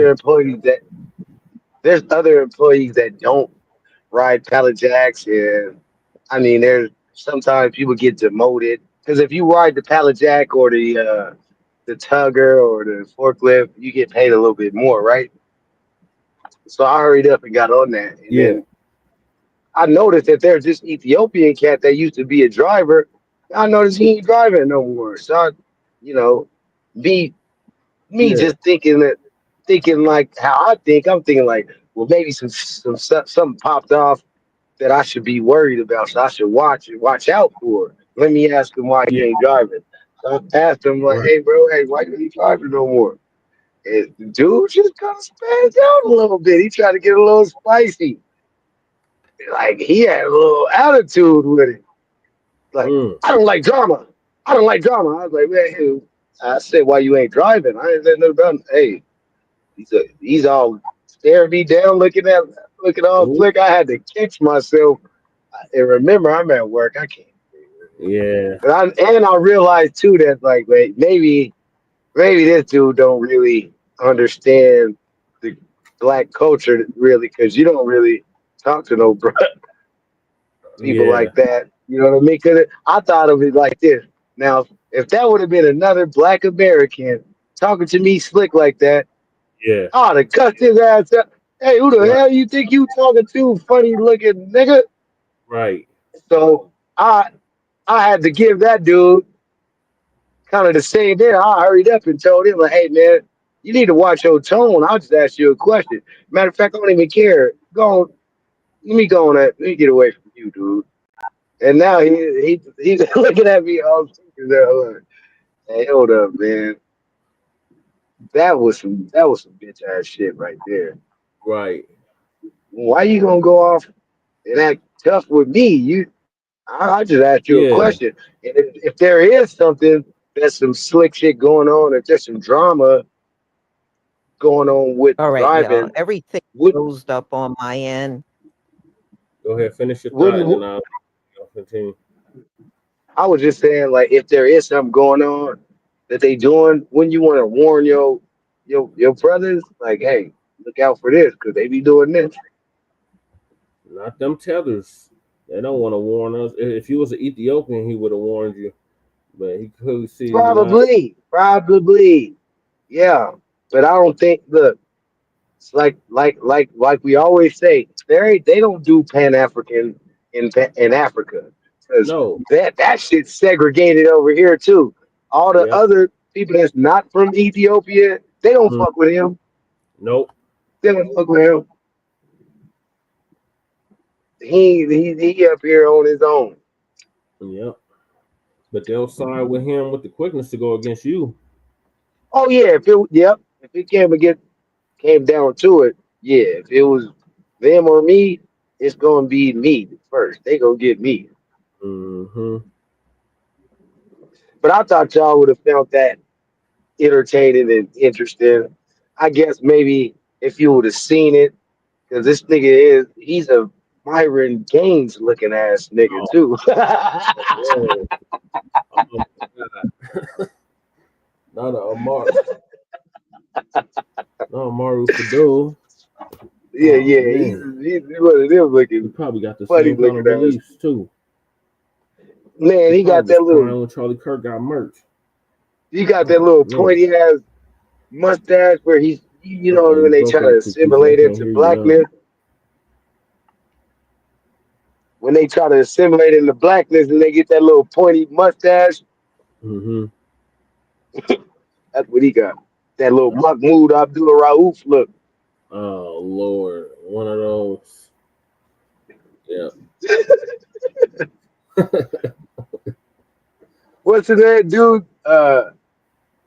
You need a man with sensitivity. that little mustache that nigga used to wear. That nigga got that Ralph Travis mustache. Ralph Travis. Hell no. All right, I'm He'll be trying to get tough, nigga, with a Ralph Travis mustache, nigga. That's just hilarious. All right, let me get All back right, to nah, let me stop for interrupting y'all shit, man. what, did you hear the thing about the 50-year mortgage? What's your thoughts on that, real quick? No, oh yeah. Where they're trying to, that's the new wave. You know what I mean? Trying to get women stuck into that 50-year mortgage to where they're just stuck paying for this house for the rest of their life, and that's their new man. Wow. That's the new wave. That's the Hell. new wave, and it been like that actually for some time. Because a lot of women are stuck with this mortgage that they're not gonna be able to pay off in this lifetime, bro. Right. So that's facts. Whoever came up with that and put that into the lexicon and into the think tanks, that was clever because that's exactly what's happening right now. And that ties right back into what they're doing with Cynthia Erivo in the "You're the man now" type of thing. That's all ties in together. I couldn't do That it. No. ties in with the 50-year mortgage because you're the man. So go ahead and get to it. That's crazy as hell. 50-year mortgage. So we're going to just start the whole thing over. We didn't get that far in, so we'll just start over from the beginning. Let me share my screen again. I'm going to fast forward. Go up 4 times. 4 times. The longer a loan goes on, the more in interest you pay. So your home is actually going to cost you 4 times the listing price, dear. 4 times. That means you're going to pay the banks and the lenders 3 times what the home cost. And at 50 years, I do fear you'll probably pass away before you can pay off that exorbitant loan. And then the bank will come in and, well, take your home. there'll be nothing to leave your children, dear, or your grandbabies either. But These are facts.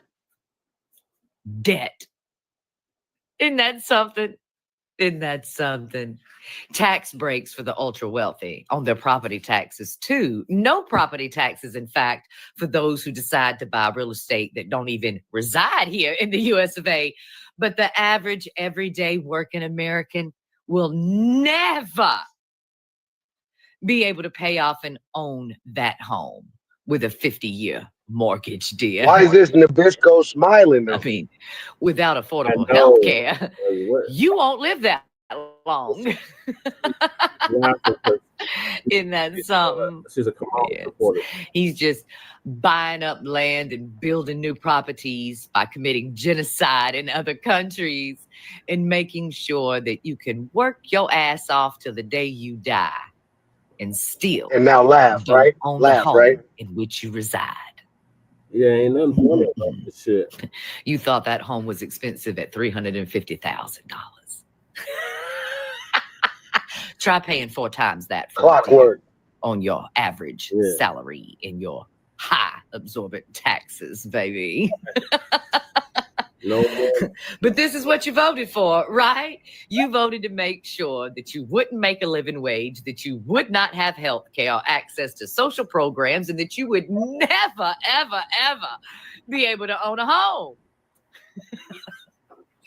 They tell you everything was going on just to laugh. You believed a con man, a rapist, and a fraudster was going to bend over backwards to do something for you when he can barely even fucking stand up, boo. But you'll pay a lot more over time. Why Trump is supporting this idea? Trump argues that housing has become unaffordable for millions of Americans. He says families are locked out because prices are higher, rates are higher, wages haven't kept up. Inventory is low. By stretching the loan to 50 years, Trump says monthly payments could drop enough to let more first-time buyers enter the market. It's basically the idea of, if you can't lower prices, lower the payment. Banks and lenders love it. More approvals, more buyers, more loans, more fees. But is this really helping families? I logged on and saw a real estate guy that I followed for years, took advice from all these things that I had to do as far as real estate, literally trying to sell people that 50-year mortgage. If you got a lender or a real estate agent who's selling you a 50-year mortgage, no, they don't give a damn about you. Let me tell you something. This is a person, I don't have a real estate license, but trust and believe I've dealt with properties for a whole lot of years as an investor. And you getting in a 50-year mortgage is nothing but you paying rent. If you cannot afford to get in a 30-year mortgage with your credit, with your finances, just stay where you at until you get to that place. They want to sit there and tell you, oh, if you got a 50-year mortgage, you can refinance in 2 to 3 years. Ask them, same people who they told that crap to during the pandemic, and now they can't refi those homes, and they're stuck or have lost them. I said, you want to sit there, the interest rate is higher. What are you refining for? Now some of them lost them because they couldn't afford to pay getting these expensive mortgages. They were sold the same crap during the pandemic. You trying to refi in 3 or 5 years, what bank and they is going to refi your 50-year mortgage when you don't have no equity in that bitch? One of the biggest schemes in America is property taxes. Yes, I might pay my house off in 15 years and have my house, but I'm always have to pay tax in order to keep my house. That's one of the biggest scams. So now if you go to refi, you go to sell, what are you making? You have literally got $1 million interest on a $400,000 house for 50 years. Instead of they make a living wage, they're going to shit you into believing, oh, to get a 50-year mortgage. And you literally got some of them say, oh, yeah, well, I appreciate this administration for trying to make it affordable.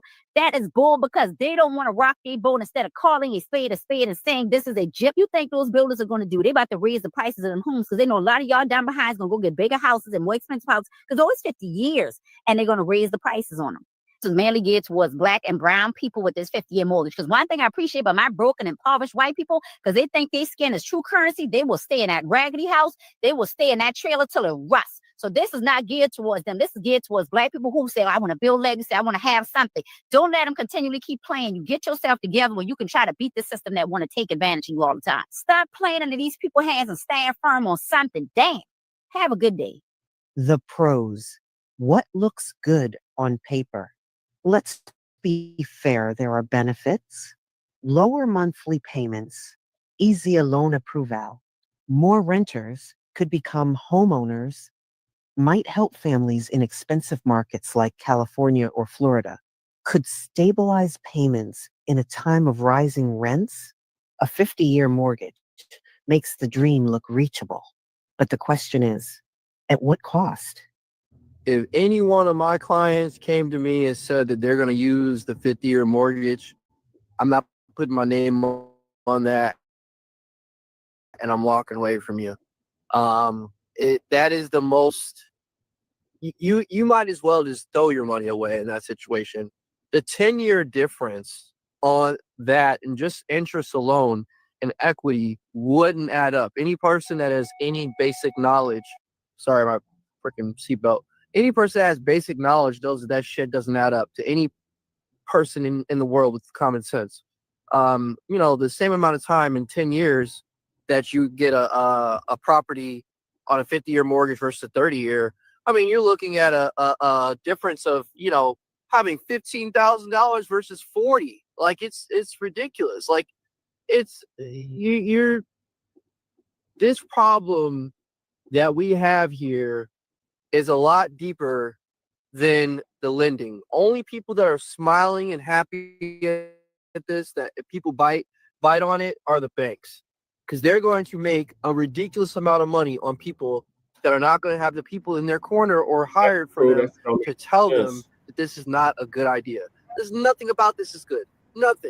Nothing about that makes any sense. Nobody can sit there and have a logical conversation with me and say that that makes sense in any way, shape, or form. There's no property on this continent that is worth that. 50-year mortgage? No. God, no. And it's like, it just gets worse. Like, people just add to the flame of just dumb stuff that we just bring up instead of actually addressing the issues that are plaguing this economy and this market. Like, this is why I'm a big component of putting people that are actually in the field in charge of this stuff. Do not have some person that went to college, never went and did anything in terms of real estate, try to make decisions in this matter. But then again, who am I? We know that the reason why they're bringing this stuff up is just for them to make more money. They know that people have caught on to the idea that they don't want you to own anything. They already understand that. So now they're transitioning to basically predatory lending tactics again to get people to basically willingly give up their freedoms of potentially owning something. Because, I mean, it's bad alone that you have to pay off something and then still pay taxes on it. But then to add a 50-year mortgage on top of that, to only take off like what, $100, $200 from your fucking mortgage? That's stupid. Come on, people, shut that down right away. The cons, what people are worried about. Here's where things get messy. 1, you pay way more over time. You might build equity so slowly that it takes 15, 20 years just to catch up to where a 30-year loan would have been in 7. 2, you may still owe on the home when you retire. Do you want a mortgage at 75? 3, this could push prices up even more. Lower payments equals higher demand. $47,000. But look at this on a 50-year mortgage. It balloons through the roof. We're talking, you're paying, get this, about $1 million in total mortgage payments, Caitlin. Well, I mean, here, I think some people might say, why is a 50-year mortgage, even being floated? Is there any positive to something like this for health buyers? Okay, yeah. Why is this being floated? Is because what we're seeing is it's increasingly difficult to actually get into the home buying market. I mean, take a look here. First-time home buyers, median age. Back in 1991, it was 28 years old. 2020, it was 33 years old. Now I actually have an excuse for not actually buying a home because I am actually savvy to median age. I wouldn't have been in either 2020 or 1991. But here is the problem with all of this. Okay, you see that 40 years old for the median age? If you buy a house at age 40, the age you pay an off by, if you have a 50-year mortgage, is 90. What's the age of death per life expectancy? It's about 80. So in fact, you wouldn't be able to pay off the mortgage by the time you died. You just would be continuously paying, and you would never actually own the home, Caitlin Collins. And that does not sound ideal. No, thank you for breaking down those numbers. He had demand higher prices. 4, Banks win, big buyers pay forever. This looks good for banks' bottom How they lines. could think that was 5. win. It delays generational wealth. The longer you take to build equity, the fewer opportunities to pass wealth forward. Why Black home buyers should pay attention. Black home ownership already trails by more than 30 percentage points nationally.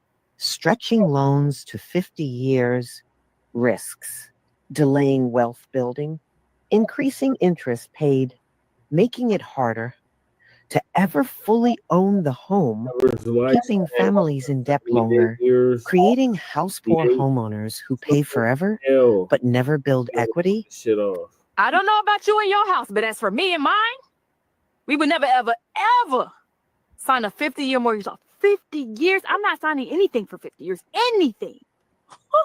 50-year mortgage loan? Are we crazy? Is everybody okay? No, nobody is okay. What are we doing? 50 years is asinine. And if you sign up for it, you are a dummy. I don't care. I don't care. I don't care. You are dumb. 50 years. Okay. Just real quick before you come in my comments talking about, oh, that makes sense for me because listen to this. Listen to this. $350,000. The average interest rate is about 6% right now. $350,000 or a 50-year loan, you're going to be paying $1 million, over $1 million on a home. Does that make, in interest alone, you'll be paying $800,000. Does that make sense to you? No. You won't even have 10 to 20% of ownership on your home for the first 15 to 20 years because all you would have been paying for those first few years is interest. That's exactly. You're not gonna see no equity in your home. Like, I can't believe it's snowing. It's snowing right. Wait a minute. Hold on. It's snowing in Georgia. Bye. Don't sign up for no. It's a lot happening. I'm confused. I'm confused about this and I'm confused. I'm in Georgia. Gwinnett County to be exact, and it's snowing right now. This is like them. All right. For a community already fighting redlining, low appraisals, and discriminatory lending, a 50-year mortgage might feel like relief, but end up becoming a financial anchor. Is it a good idea? So, is Trump's 50-year mortgage plan good or bad? The answer is not simple. It might help. First-time buyers, large families, buyers in expensive cities, but it could hurt. Long-term equity, retirement security, wealth building, Black and low-income buyers who already carry heavier financial burdens. This plan doesn't fix housing. It changes the math without changing the system. Oh, guess what? The president has a really good idea for you. He's going to give you a 50-year mortgage. Yeah, that'll make things so much more affordable. Think of all the houses you could buy with a 50-year mortgage. Yep, it's exactly. Does this make sense to anybody? I mean, truly, does this make sense to anyone? A 50-year mortgage. The average person right now buys is a first-time home buyer at 40. So yeah, that means you're going to be paying from 40 till you're 90. Yeah, why don't you just call yourself a renter and be done with it? A 50-year mortgage is, yeah, that you're just a renter. And think about the first 10 years of that mortgage. Yeah, very little, if any, would be going towards the principal. So for 10 years, you would just be paying rent, interest. That's it. You'd be just a renter. And considering the average person only has a house for 7 years, you would just be a renter. So it makes absolutely no sense. And yeah, just forget about the 50-year mortgage and move along. Just know that it comes from a guy that isn't exactly having the 50-year mortgage. Don't even think about it. At the end of the day, a 50-year mortgage is a tool, but every tool has a purpose and a price. Lower monthly payments feel good today, but 50 years is a long time to carry a single debt. Ask yourself, is this helping me build wealth or helping a bank collect interest longer? That's the real question behind this plan.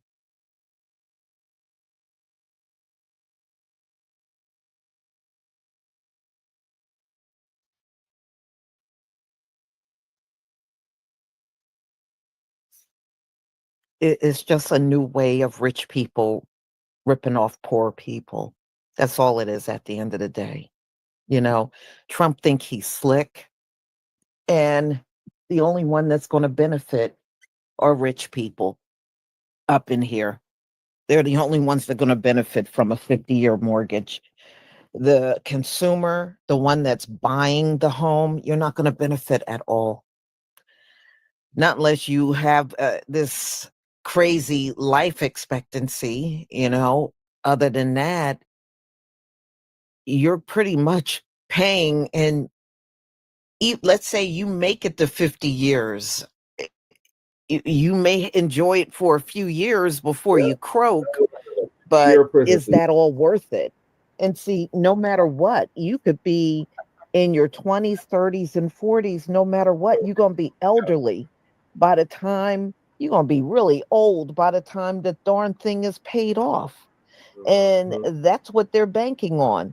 They want you to pay for 50 years so that when you die, the state will retrieve the house and, you know, your descendants will never own it. Yep. Boy, what a rotten system this is. Right. It really is. I mean, I see why the Most High is going to come and get rid of this whole place. It needs to be done away with. It doesn't deserve to survive at all. This capitalism they've been practicing here is a joke. It is a major joke. So, y'all, I'm going to go ahead and conclude one. All right, thank you, Lisa, for that update on this ridiculousness of a 50-year mortgage plan. It's definitely a long-term trap, but like Kukisi said, some bras don't take this as a flex and think it's a win to be able to pay a 50-year mortgage. Hell no. And they will do it all over again, exactly. Kizzy, are you still with us, or you back at work? Yeah, I'm about to go back in, but I just like I told you before we looked at it, man. That's exactly the new move, man. That's the new move. Get they. It's just kind of basically just a test. You know how they do. They throw shit out there to see what's gonna stick, see what people gonna bite on, and this is just a blatant. Let's just see how dumb these niggers are. I know they're stupid. These these hard ERs, they're dumb. They're fall for it. So they need it. They ain't got nothing. They begging us for reparations. So we'll give them this, and that's what they need to go ahead and pay us for the rest of their lives. And by the time they, get to year 50, then they'll croak, and then we'll take it back and do it all over again. We'll be doing this for hundreds of years. Damn. So that's what that is. And any person with any sense about property and shit like that, anybody can see that. That's not even they not even trying to be slick. That's a no-brainer. 50 years. How many people want to go do it? Hey, you think if they say, you know what, I'll give you, $1 million. As a matter of fact, not even a million. I'll give you $500,000, man.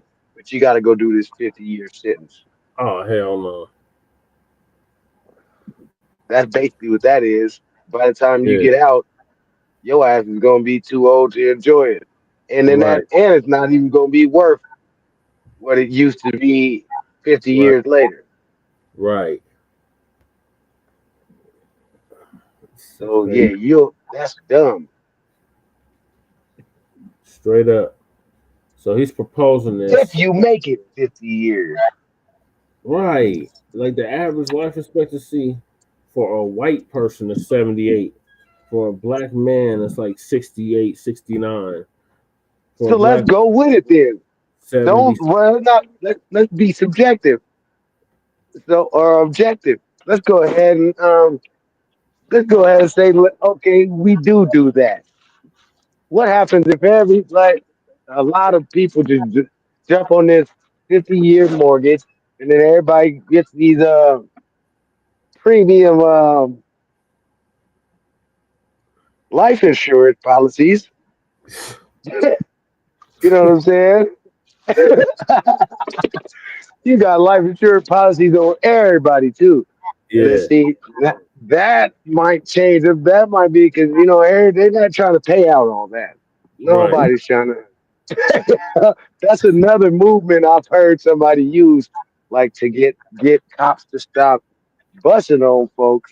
Is Yeah, if everybody just start getting life insurance up, yeah. and I in heard that way, about that idea too. Uncle yeah, Frank. that's a good concept. I didn't think that was a bad idea. But as far as with these home loans and this mortgage, I don't think that's a good idea. No way, shape, or form. Nobody should even be considering it. We should be cooking these people. Every Right. time anybody that mentioned that should get cooked like Thanksgiving dinner. Yeah. I just signed a 50-year mortgage. You a dummy. Like, no, anybody that's pushing that, talking about like this is what you need to do, or Hell, this is to help you out. No. You need to get the hell out of here with that, right. because that's a scam. That's exactly what it You ought is. to be ashamed of yourself. That's just basically a reverse mortgage. Yeah, that's exactly what it They is. signing you up for a reverse mortgage. Usually, you get a reverse mortgage. A lot of people do that when they, Get get old. old and all their family members done died too, Yeah. and they ain't got nobody to pass nothing down to anyway, so they do that. Mm-hmm. But these people are starting you off with that. Yeah. Hell no.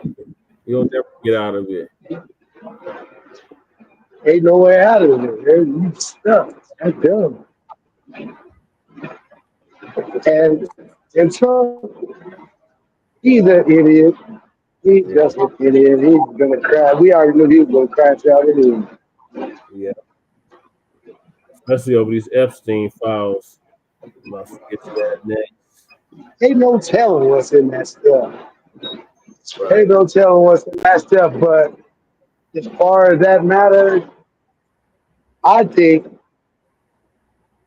that that is a them problem. That's Right. not just a Trump problem and all them people. That's a them problem. That's their Yep. get down, and that's what Yep. they get. That's what they do. So Yep. that's That's something they need to worry about. And we don't need to get involved now. We need to stay. People talk about that. We need to talk. We need to divert the conversation right back to reparations. reparations. Right. Because I don't care about Epstein and none of this. That's a distraction to me. Right. If you're talking about Epstein, then you're not focused on tangibles. Because Right. Epstein and all of that don't do nothing for the black community. Hell no. He wasn't abusing black women. Abusing white women. And none of them people that care about that are pushing nothing that has to do with us either. So Nope. it's like that's not a thing that we coming together on about justice or nothing. It's just a distraction. It's just a nothing burger. Nothing burger. Big old nothing burger. And it's gonna be a nothing burger for Trump. But Yeah, because he's already in power. So of course, if there was anything incriminating for for that has something to do with him, he already got that out. And you ain't gonna be able to find that. all right, it sounds like your break is over, so I'm gonna let you get back to work. Yep. Yep. I'll get at y'all. Okay, thank you for coming on, Cookies. It's always a pleasure. All right, I appreciate it. Yeah, yeah, take it easy. You too. We want to see you. So, Mountain the Epstein files will not stop the Tangerine, the Orange Man, or change anything. So, our brother Chris Crazy House, otherwise known as Mad Black TV or Mad Black, the most toxic and dangerous black men on the internet, is going to give us an update on that.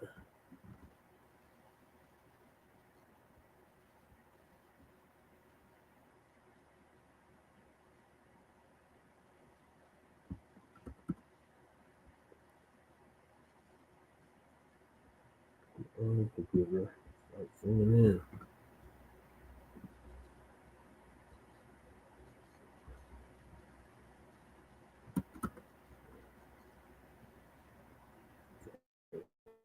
Oh, cool, man. Yes, thank you.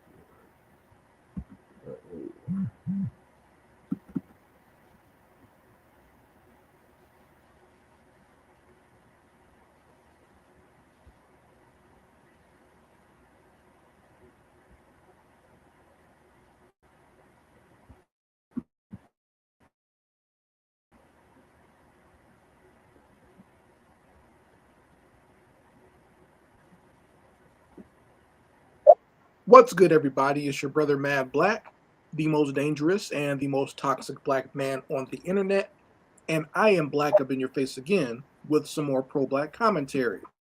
So, here we go again, folks. Here we go again. More Epstein files have been leaked, and this time we have some emails between Jeffrey Epstein and his bottom bitch, Ghislaine Maxwell, where they were basically talking about, you know, Trump's involvement with them. And this was during like his first run for presidency, so it was a couple of years ago. But they were basically talking about how they could somehow, how could they use that to their advantage? The fact that they know Trump, the fact that Trump was actually there with them when they had all these sex parties with the young girls, and how Trump used to mess around with a lot of the victims, a lot of the women that came forward and talked about how they were abused by Epstein and Maxwell. You know, Trump used to mess around with all those girls. So Ghislaine and Jeffrey were basically talking about, you know, maybe we can use this to our advantage. You know, if Trump keeps his mouth shut, then this is something that we can keep on him, you know, because we have the evidence and the video footage. We can use that to blackmail him. And, you know, or, you know, if he does say something, then we can start putting out all this information and show how he was involved too. So we can use that to kind of tank his political career. And for a lot of you that don't remember, Epstein was actually going to be in the first Trump administration. Yeah. For a lot of you that seem to forget that, for some of you MAGA mutants out there that think that, you know, Trump and Epstein had nothing to do with each other, Jeffrey Epstein was going to be inside the first Trump administration before his operation really got exposed and people started coming out on him and turning their backs on him. So the ties between these two are well known, right? And like I said, once again, we got more information about it. However, to be totally honest, I don't think anything's going to come from it. You know, it seems like every few months or so, more and more information comes out that definitively links Trump to Jeffrey Epstein and what was going on the private jets and the private island and everything else, and Trump's resorts and whatnot. All that information keeps coming out and linking these two together, right? But nothing ever really comes of it. You know, you'll have some people kind of sit back and report about it and act all shocked or whatever, but nothing comes of it. And I don't believe anything is ever going to come of it, because this is something that is too big for the United States government to have to deal with. All right. And I'm going to explain what I mean when I talk about that. But, I know there's a lot of people out there that are reporting on this latest news break and making it seem as if, well, this is the smoking gun. This is what's going to finally tank Donald Trump. And it's not. I'm sorry to break your hearts. I'm sorry to make you feel bad. I'm sorry to take away all your gusto and take away your hopes and dreams. But Trump's not going anywhere. Okay? Devils like that don't sink because they were involved in devilry. In fact, devils like that, they rise to the top because they're involved in devilry. Because that's how other devils know that they can trust them, and that's why they'll put them out there as a figurehead. Do you understand that? Like, Trump wouldn't be in his position if he was not a devil that was involved in this type of sick and depraved behavior. Good men don't make it to that high echelon without having this type of dirt on them. And I'm not talking about conspiracy theories. I'm talking about just basics of how politics works in this country. If America was truly the land of opportunity and the land of, worshiping God and the land of love and fairness and the law and everything like that, Donald Trump wouldn't even be the president. You see, a fat orange scumbag like that could not be the avatar of a country that is supposed to be presenting us as a place of freedom and of goodness and of loving God. This is why I hate it when people talk about, we need to get God back into this country. God never existed. Okay, there is no God when it comes to the government. Now, I'm not talking about the separation of church and state. I'm talking about the demons that run this country and the wickedness that is involved with the running of this country. You look at this country's history and you tell me where God was involved in it. Okay.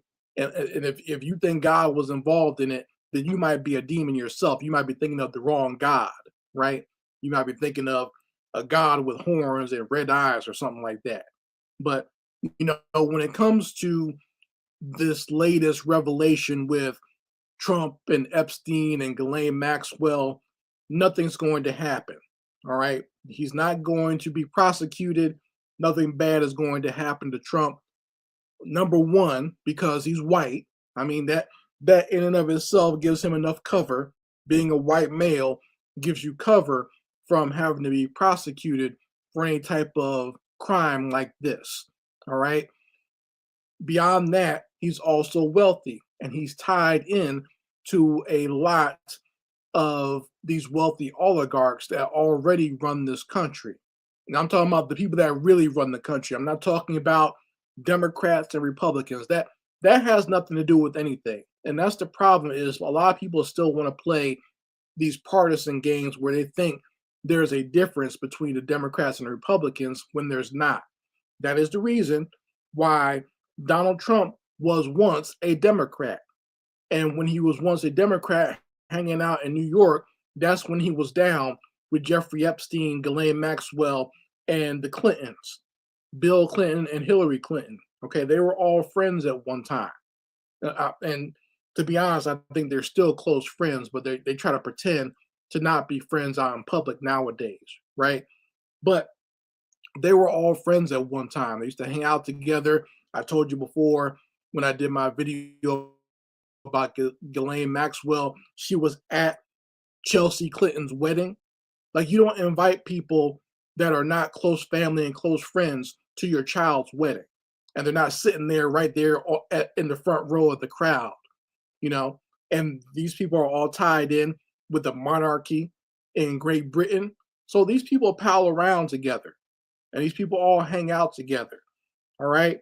And your idea of, political parties and whatnot, that means nothing. That's why I think it's stupid when you have people get online and they start arguing back and forth about, I'm a Democrat or I'm a liberal or I'm a conservative, I'm a Republican. You sound stupid.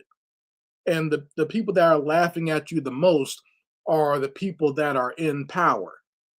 The people in power hang out together, they molest children together, and then they get out in front of you and pretend to be part of one political party or one political ideology or the other, and you sit there and you believe it, and you cast your vote thinking that you're actually getting something different when you vote for either one of them, and you're not getting anything different at all.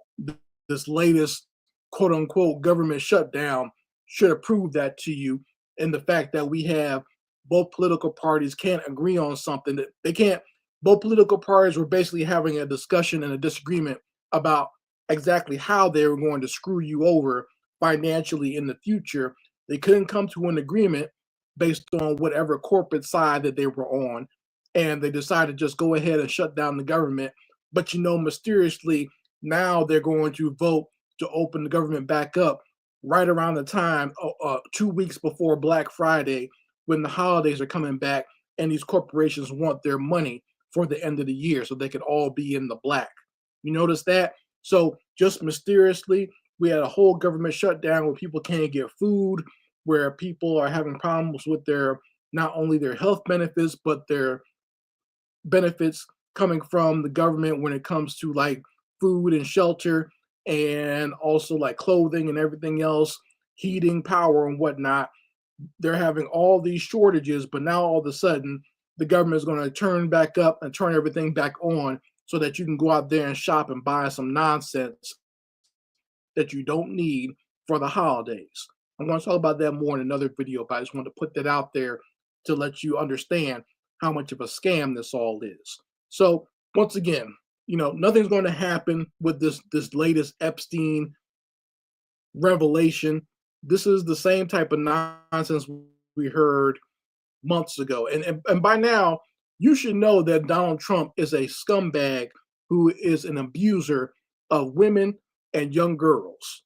Okay, his former wives have come out against him. Several women have accused him of being a sexual predator, right? He walks in on women while they're changing. When he was running the Miss America pageant, he literally is on audio talking about how you can just grab women by the vagina, but he used the P word when he said it, right? Just go ahead and just walk up to a woman and grab her by the vagina, right? So what is the mystery as to what his involvement is with Jeffrey Epstein? There's tons of pictures of them together. These fools wrote little love notes to each other about what they like to do out, when they go out on the town. So what is the mystery about this? We know what's going on here. We know what the involvement is, and we know that the Democrats don't have any type of balls to prosecute him, or they would have done it by now. The Republicans are certainly not going to do that because, they know that their constituency is made up of a bunch of troglodytes and cave people who will follow Trump literally off a cliff. Donald Trump can do no wrong when it comes to the MAGA mutants out here, right? Donald Trump could bring a newborn baby on TV and take a big old bite out of the baby. And these MAGA mutants would just either blame the baby for getting bitten, for being in the way of his teeth, or make it seem like, well, baby flesh really is nutritious. If you look at this stat here, or look at this website link that I have here, you'll find that infant flesh is really nutritious. So it was good that he did that, right? So there's no way that you could convince them that Trump is doing anything bad. He can abuse as many children as he wants. He can take advantage of as many women as he wants. When he was running for presidency the first time, there were white women holding signs saying, Donald Trump, grab my vagina, right? They literally had signs and t-shirts on saying, hey, Trump, grab my vagina. So there's nothing you can say or do to dissuade these morons from wanting to support him. So the whole bringing out the Epstein files is meaningless, right? And the last thing I will say is, if this country were truly concerned about doing away with evil and doing away with evildoers, we have to get rid of all of them. It can't just be Trump. Trump is a good target because he's so overtly demonic and so overtly crass, and just a piece of shit to everyone's face. So he's real obvious. We can spot him very easily, but there are people who support him, who are behind him, who bolster him, who are involved in some real wickedness. We would have to flush all of them out. All right, flush them all down the toilet and get rid of them, because they're the ones that are really causing the problem. It's not just him, right? But that's the reason why he's not going to go down, because he is part of them. All right, and he's one turd, and the other turds are still rolling around there with him in the toilet bowl, and that's what American government is now, just one big toilet bowl, one big old cesspool. And you probably have to do a whole plumbing reform and just throw the whole toilet out and the whole plumbing system out in order to get anything clean out of it, because it's just going to keep regurgitating more crap as time goes on. Anyway, you folks let me know how you feel about this. Do you think that this new revelation of Epstein files, is that going to change anything? Is Trump going to get in trouble for it? Do you think that the MAGA mutants will finally see the light and decide that their Lord and Savior is really a bad person and not to support him? Or do you think everything's just going to keep on going as it has been going, and nothing's going to happen to the Tangerine in office? Mad Blacc, and I will be back with my foot on the devil's back. All right, thank you, Mad Blacc, for that update. I don't think nothing's gonna happen. I don't think nothing's gonna come of this. I think this is another distraction, like our brother Kukizi said. And yeah, the Democrats are just beyond desperate at this point. So this is a last hurrah. So they're not gonna do nothing specifically for us.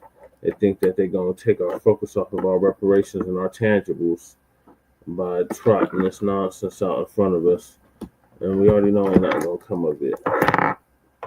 Cash Patel is not gonna investigate nothing.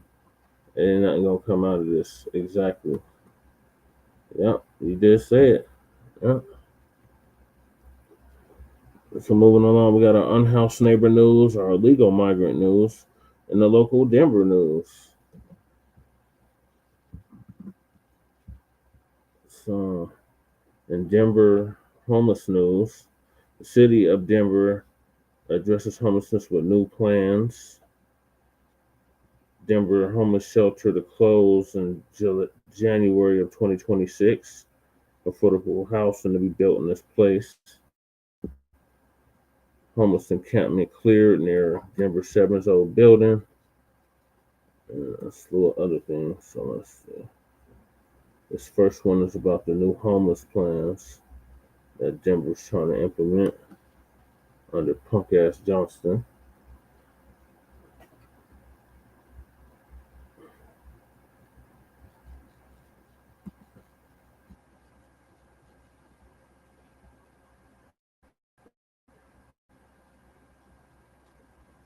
The one that said he was dead. Changes on the way for Denver's program to get people who are homeless off the streets and into shelters and permanent housing.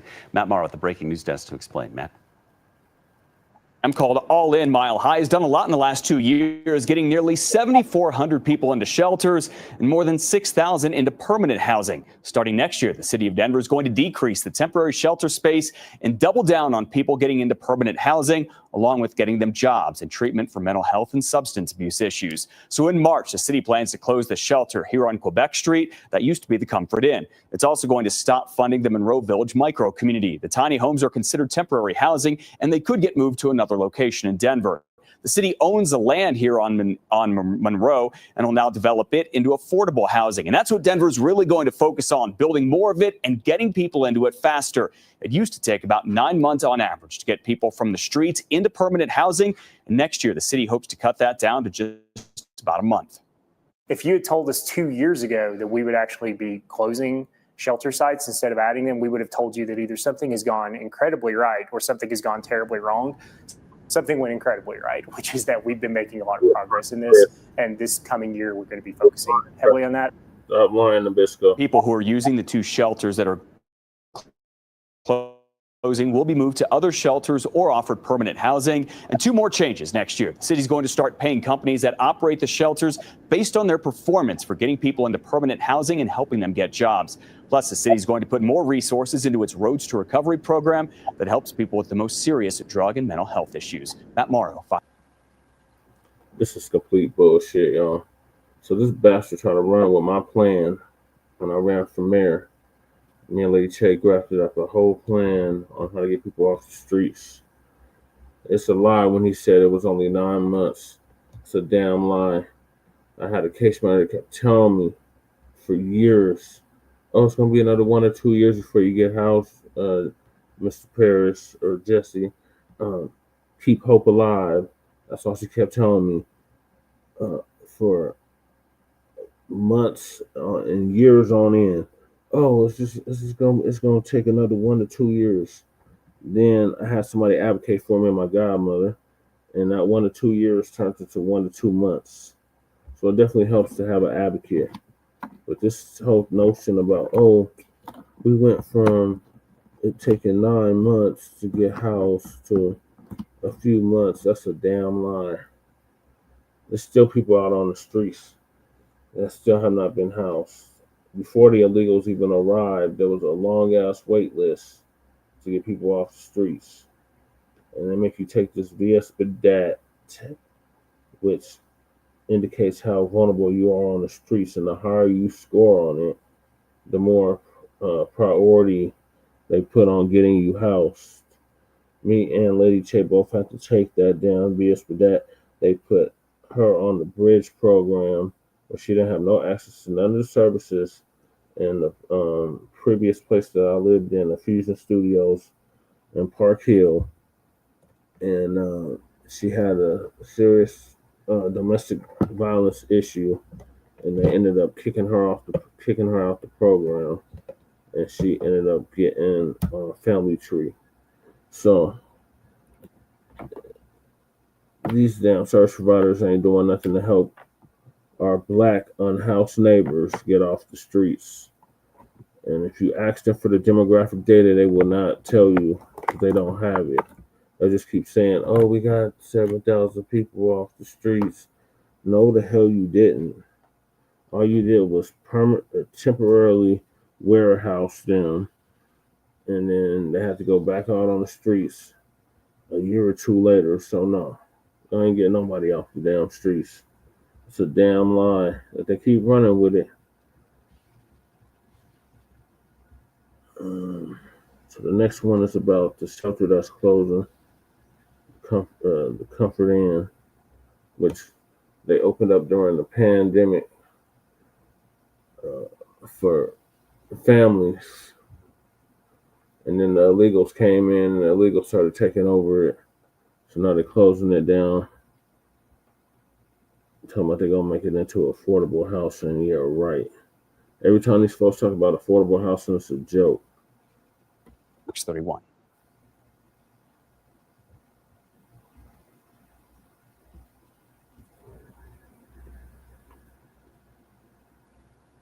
Affordable for who?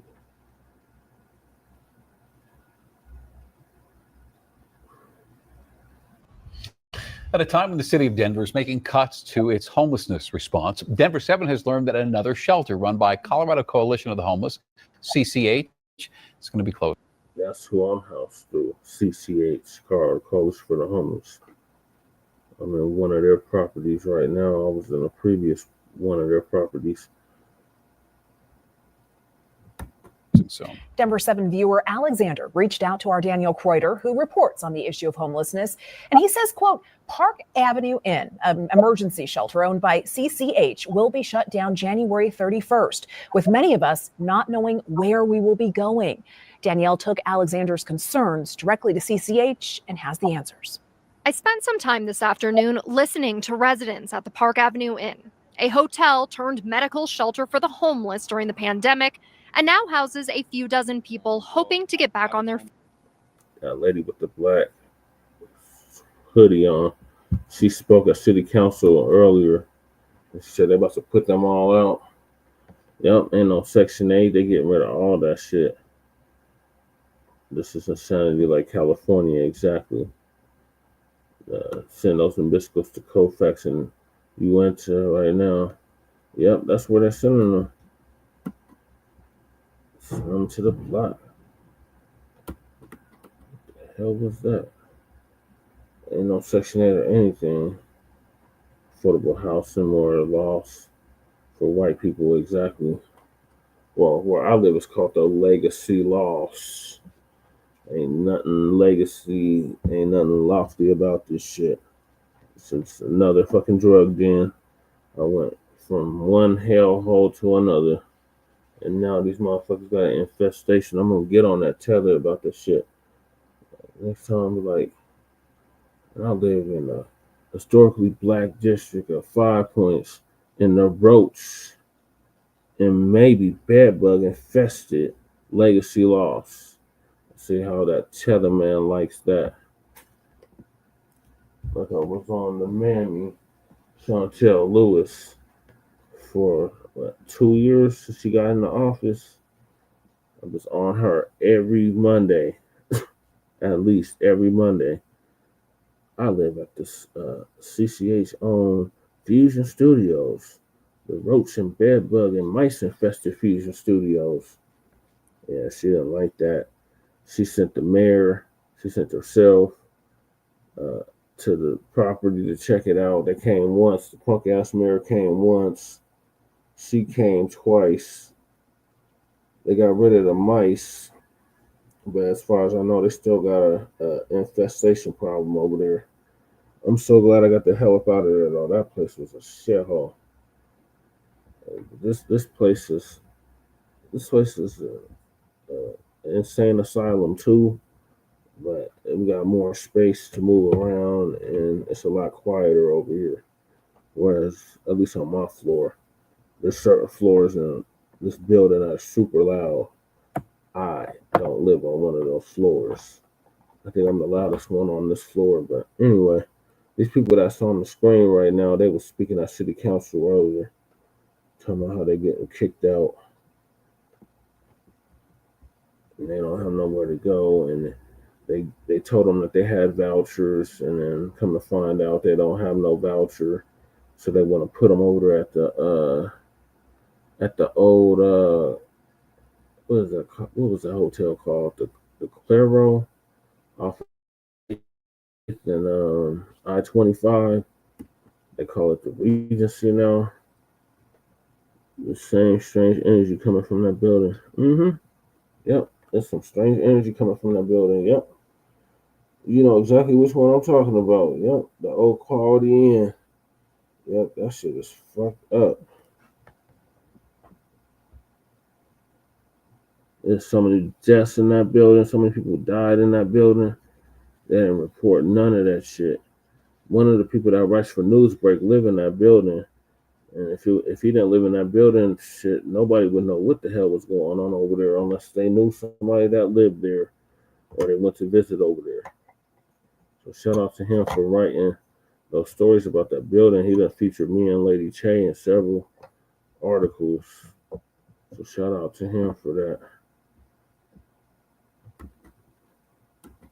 We were both homeless together for a few years now. Aaron Dawson and Michelle Pasco have lived here for 2 years. A few months back, they were told the shelter would be closing in January. It's dire straits around here right now, and we're just hoping to get housed. Denver 7 learned of the 36 residents currently staying there, 6 have found other housing. Several others have been referred to another property owned by Colorado Coalition for the Homeless, Renewal Village. There's like Renewal Village. Yeah. And that place is a shithole too. They said that shit, they got mold, they got fucked up plumbing. It's another one of them old hotels they try to convert. See, they try to implement my plan, but they fucked up royally trying to implement it because it wasn't their plan to begin with. So that's why that shit is falling. It's falling right before our very eyes because they try to implement my fucking plan and they can't implement it because it's not their goddamn plan. How's that for ABK? Anti-black karma. We see you, Mike Johnson, with your racist stealing ass. 25 people still here that don't know what they're doing. And Some of them never got offered Renewal Village even. Renewal Village has certain referral pathways. This is Kathy Alderman. She's the head of CCH. That white bitch right there with the blonde hair. That we are obligated to. Kathy Alderman is the public policy officer for Colorado Coalition for the Homeless. How realistic do you think it is for any of the residents who don't have either of those two options to find a safe place by January or February? I think we have more time than we've seen with some shutdowns of spaces before.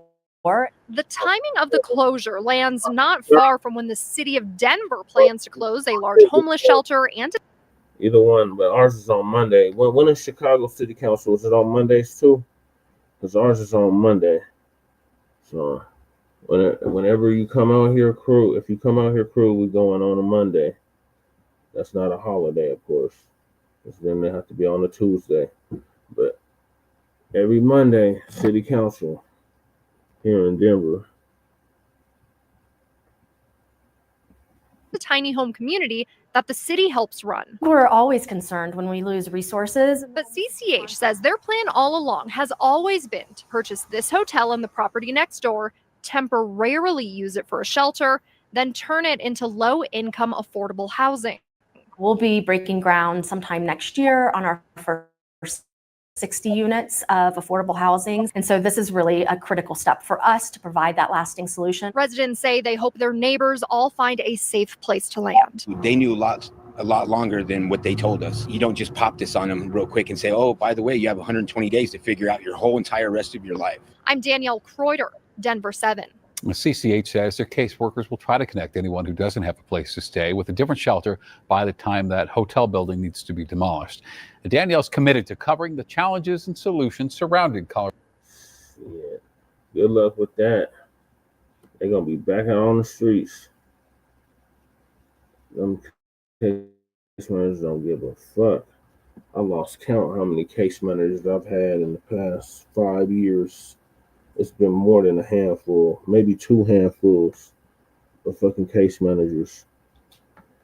Nobody want to be a case manager for CCH. They treat their clients horrible, and they treat their employees even worse. Homeless encampment cleared. So in other news, homeless encampment was cleared near 6th and Broadway. So Mike Johnson lied. Said he was gonna stop sweeping people like trash. He's still doing it, still going on, and still sweeping people like trash. It's just not as obvious as it was when Hancock was in the office, or as I called him, Han-Coon. It's just not as obvious as when Han-Coon was in office, but it's still going on.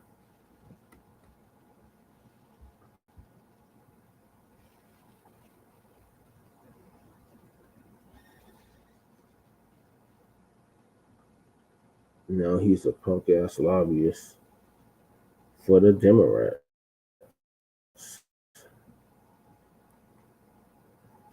He got away scot-free.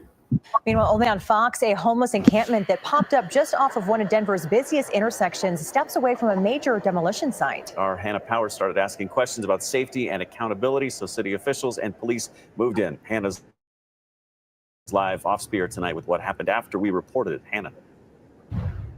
Exactly right, Christine. Jeremy, earlier today, I reached out to Denver police and the city to ask who's responsible. Well, I was on Zoom, but yeah, I was there in spirit. I was on Zoom. I let them have it though when they got to this damn downtown area plan. I'm like, oh, what benefit are we gonna see in 5 points from this shit?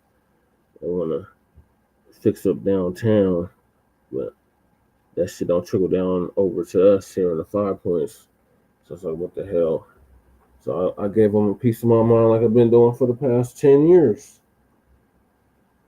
I know they beyond sick and tired of me, but I can't be the only one that's doing this shit. So yeah, I would definitely love for you, Kukizi, to start attending those meetings and giving them that work. And crew, when you come out here, you to definitely give them that work as well.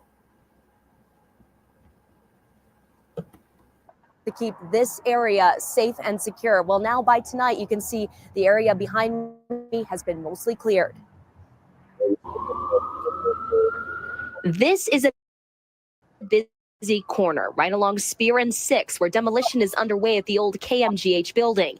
And while crews worked on site, people were camping. Well, first of all, they wasn't even trying to allow the tiny homes in the first place.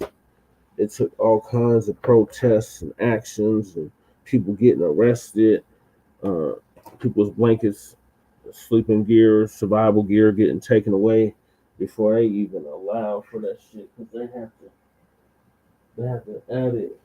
These badass kids, my damn cats want to get out. They meowing and shit. Say hi, I'm Aurora, Khalifa. It took all kinds of shit for us to even get the tiny homes built in the first place. The first time we built them in 2016, the city came in and confiscated all the homes. You remember where the Arapahoe projects used to be, Kukisi? We on one of those vacant lots, we have built like 10 tiny homes. The city came in, SWAT came in, raided the whole lot, took all the materials, took all the tiny homes, and then like 2 years later, they was talking about, oh, we're gonna implement a pilot program for the tiny homes. We just need to incorporate it into the building code. So they incorporated it into the building code. They made it a pilot project. The first tiny home village was on 38th and Blacc. Yeah, they raided that shit. They raided that shit on the Hancock. Yep.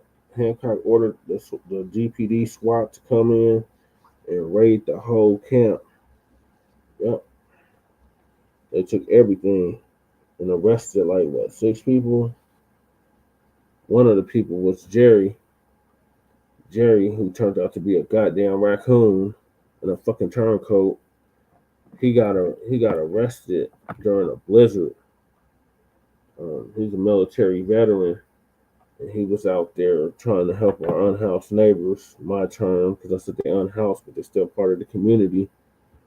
And during a blizzard, the police came and raided an encampment where he was staying. They took his blanket and his military blanket, amongst other things, at the encampment.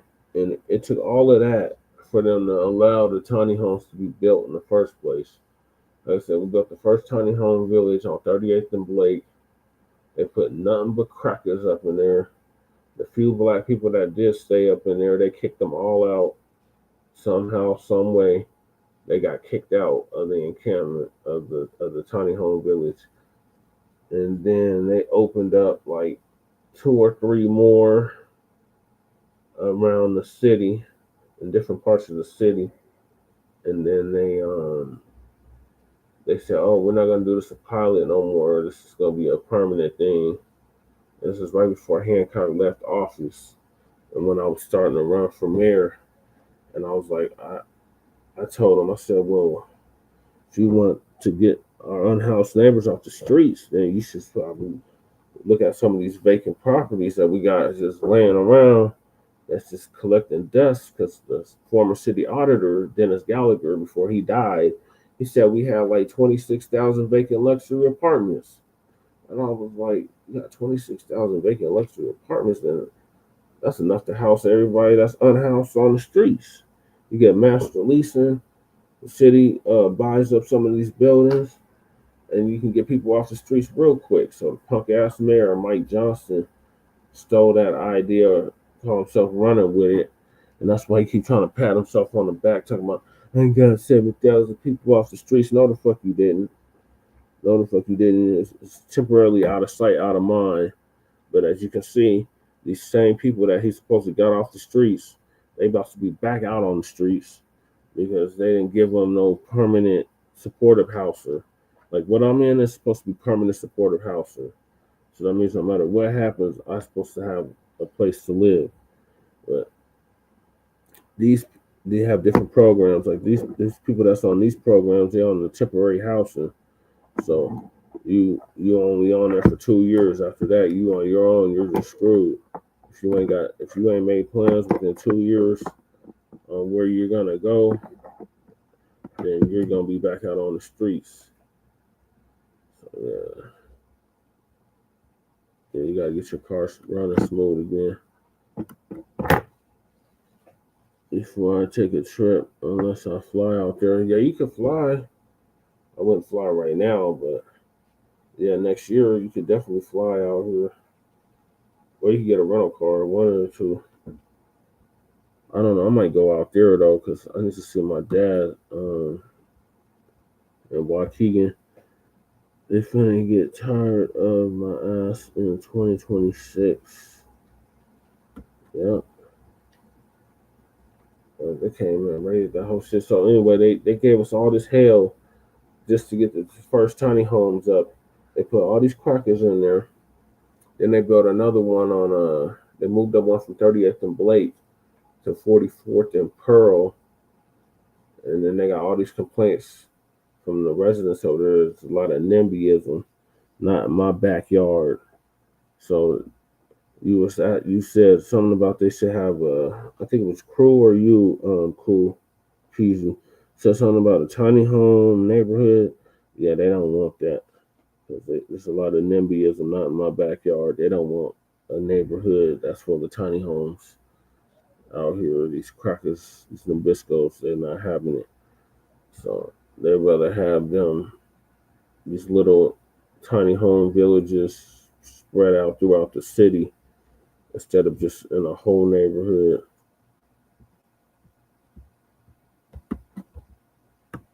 Just feet away in front of a major demolition project, a small encampment now drawing attention from both city officials and police. We reached out to the city and Denver police earlier in the day asking what steps are being taken to address safety concerns.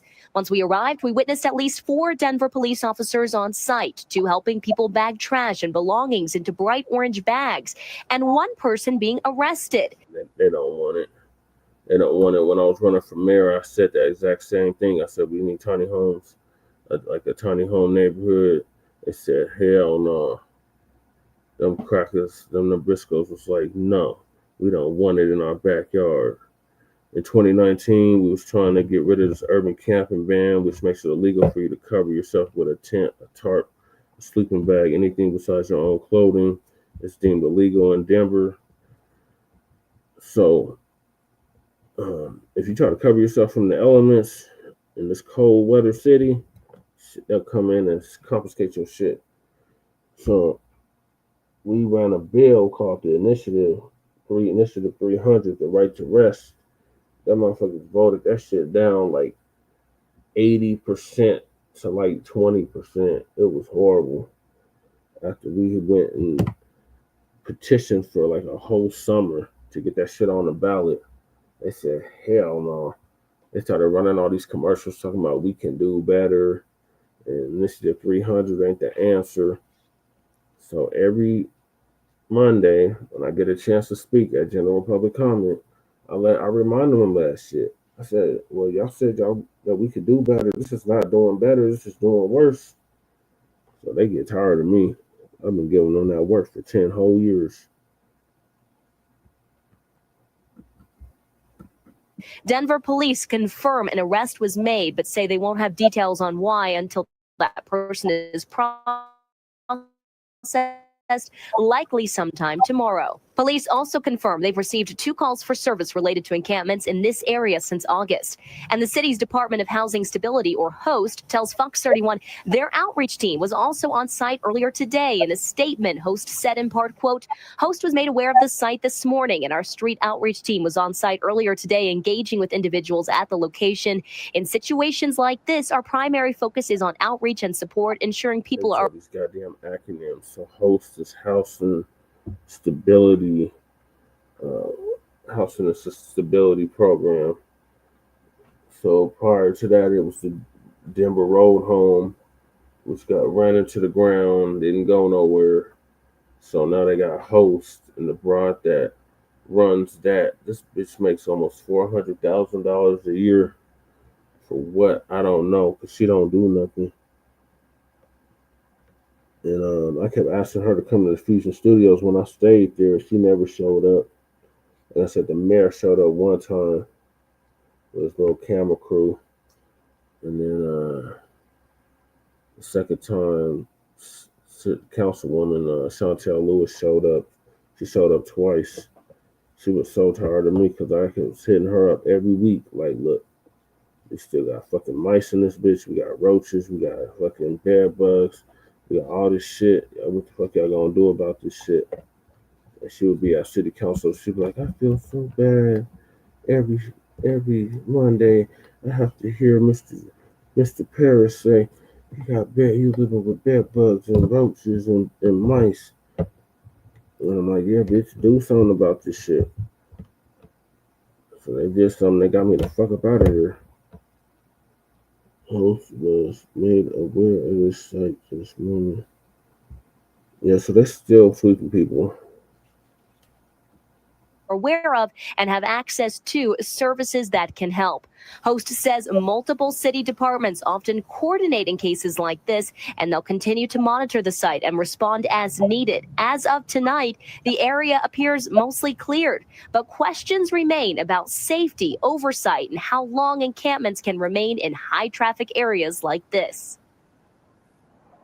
So again, just a few hours later, huge difference behind me. The site, again, almost completely cleared. As to that arrest that we witnessed, just got the confirmation that it happened. As far as why it happened, I'm told city officials say that there were multiple active warrants out for that person's arrest. I should have more clarity tomorrow. Live in Denver tonight, Hannah Powers, Fox 31. Appreciate it, Hannah. Thank you. Yeah, that's the first thing they do. They wake you up at like 4 o'clock in the morning and they check you for warrants. And if you got warrants, they arresting everybody that got a warrant in the encampment. And you're losing all your shit that same day. They go. We want to start the 6 a.m. hour with some breaking. Me and Lady Che both been through it. Lady Che really been through it because she's actually been swept from several encampments. That shit is no joke. When they come in, it's like a straight up eviction. You got to go or face arrest, and they arrest your ass. You still losing everything. Exactly. Wake up and hug her after the bed bug speech. Yeah. Sleep tight. Don't let the bed bugs bite. Oh my God. So far, knock on wood, I don't have no fucking bed bugs over here. There's some roaches, but not like it was at the Fusion, that's for sure. And definitely no mice. I got cats now, so that if I had mice, they would have already been dealt with because these cats is ready. Oh, okay. Appreciate you tapping in, Breeze. Breeze Omega's in the building. Okay. Yeah, them immigrants that brought that shit from fucking Venezuela. And we had them goddamn Venezuelans move here. 50,000 of them motherfuckers move here. So yeah, they brought all that shit with them. But my building, when I was at the Fusion, I don't even think it was them that brought them. It was the people that lived there. Like, they was picking shit up out the dumpster and bringing it back to their apartments, and that shit was just festering. And then we were on lockdown during the COVID shit, so that just made it worse. Because the motherfuckers wasn't moving nothing around, so that shit was just festering. I'm so glad I got the fuck up out of there, though. I'll take this place where I'm at over that any day. I never seen a damn bed bug until the bed was going down. Yep. I mean, I've had them off and on since I've been an adult. Mainly from like those rent-to-own places. Like, I would never go to one of those rent-to-own places again. Like those Rent-A-Center and Aaron's and shit. Them motherfuckers, that furniture is infested with fucking bed bugs. I never had them, but I saw them where illegals was at. Oh yeah. Oh, you was joking. Just saying after you tell them about the infestation of bed bugs, go right in and hug one. Yeah.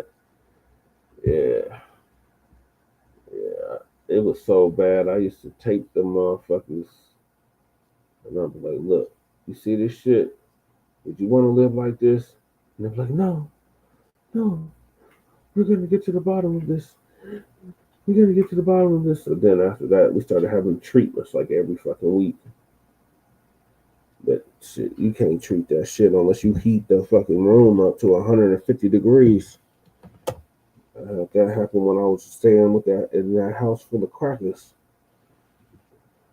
We had to heat the fucking whole house up to 150 degrees to kill them motherfuckers. That spray don't do nothing. You gotta actually fucking heat that shit up so high, them motherfuckers will die immediately. Yep, I had to throw everything away, Breeze. That's part of the reason why when I had that storage war shit, I wasn't too upset about losing the furniture because that shit was infested. I said, I just want my pictures. But I wish I would have kept my fucking GameCube.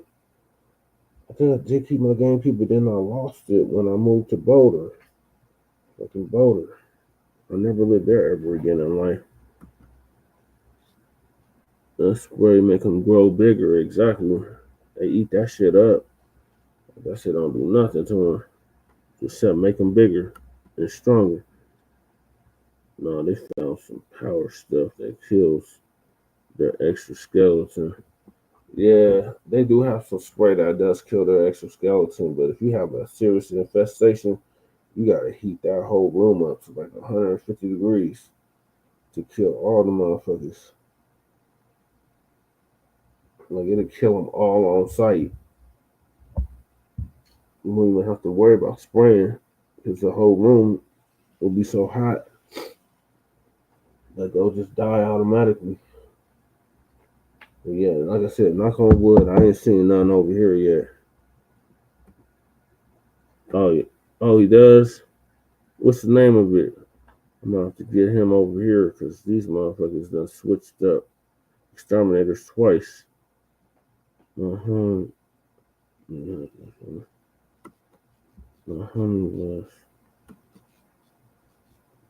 them smoke like grenades in this woman's house who had bed bugs. Shit was wild, yeah. That shit is no joke. Yeah, I'm sorry. I don't mean to be making you feel itchy. I'm feeling itchy just talking about this shit. Yeah. I know that's right. I would have ran out that bitch too. Like, fuck this. Yeah, you scratching now. You scratching now like the cats be scratching the damn furniture up. Get off of my cords, goddammit. Let these little motherfuckers out, and now I want to start fucking shit up. I'm supposed to be going to the bathroom and eating. Not fucking with my damn cords.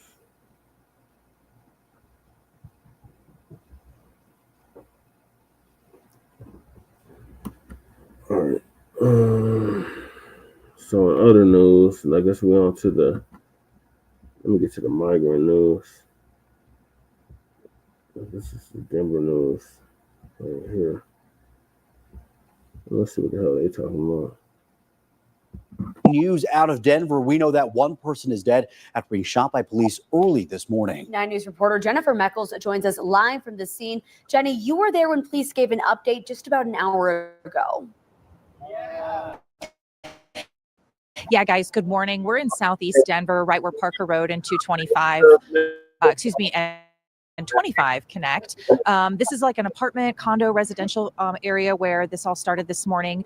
Just around 2 a.m., Denver police tell us they got a call for a burglary in progress. And I will show you the area in which we're talking about here over my shoulder. Down between the buildings, you'll see kind of like a grayish I don't know how clear it is in this time of day, but like a grayish storage shed. Police tell us that the homeowner saw on the Ring camera that somebody was breaking into this storage shed, called police. Officers got here just in a few minutes. They tell us that they found an adult male inside of that shed storage unit, ordered him out, said he came out holding some kind of a large object that they believe was a knife or some sort of knife-like weapon. Police ordered him to drop it and tell us that he did at first, but then picked it back up and started advancing toward officers. Damn. They did him like they did my boy Paul Charles. Goddamn. And he had a butter knife. So one of my childhood friends, y'all, he got killed by DPD back in 2003.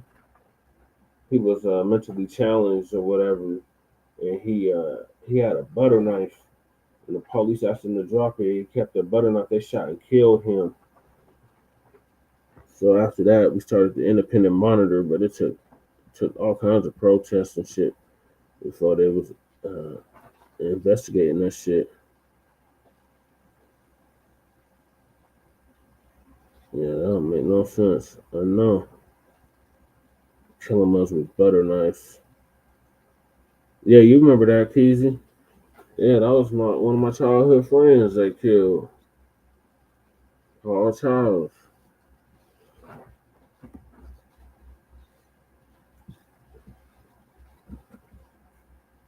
There were two officers out here this morning, and police tell us that they both fired at the Yeah, they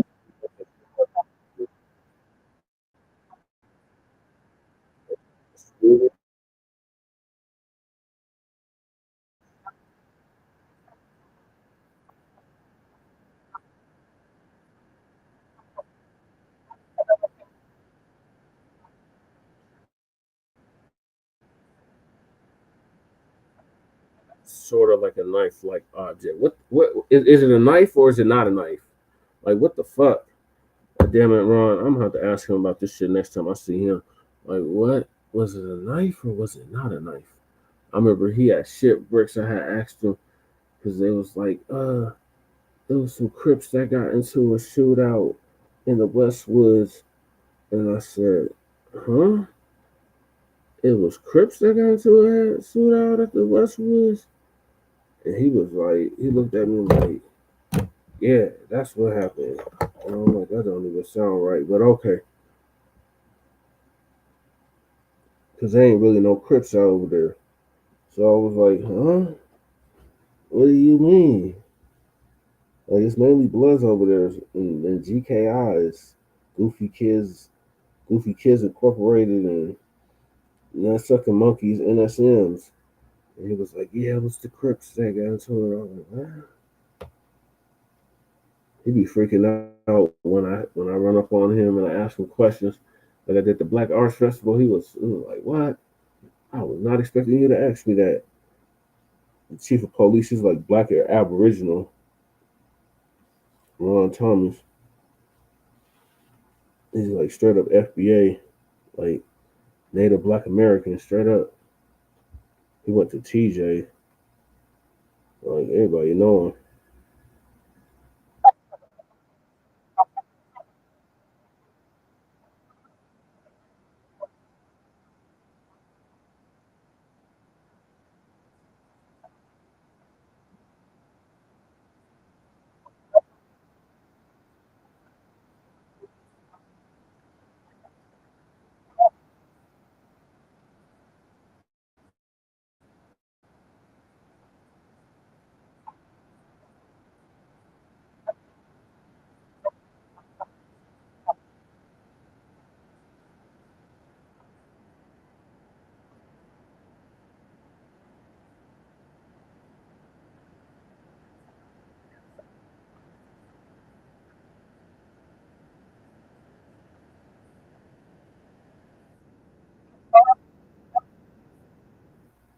This past weekend.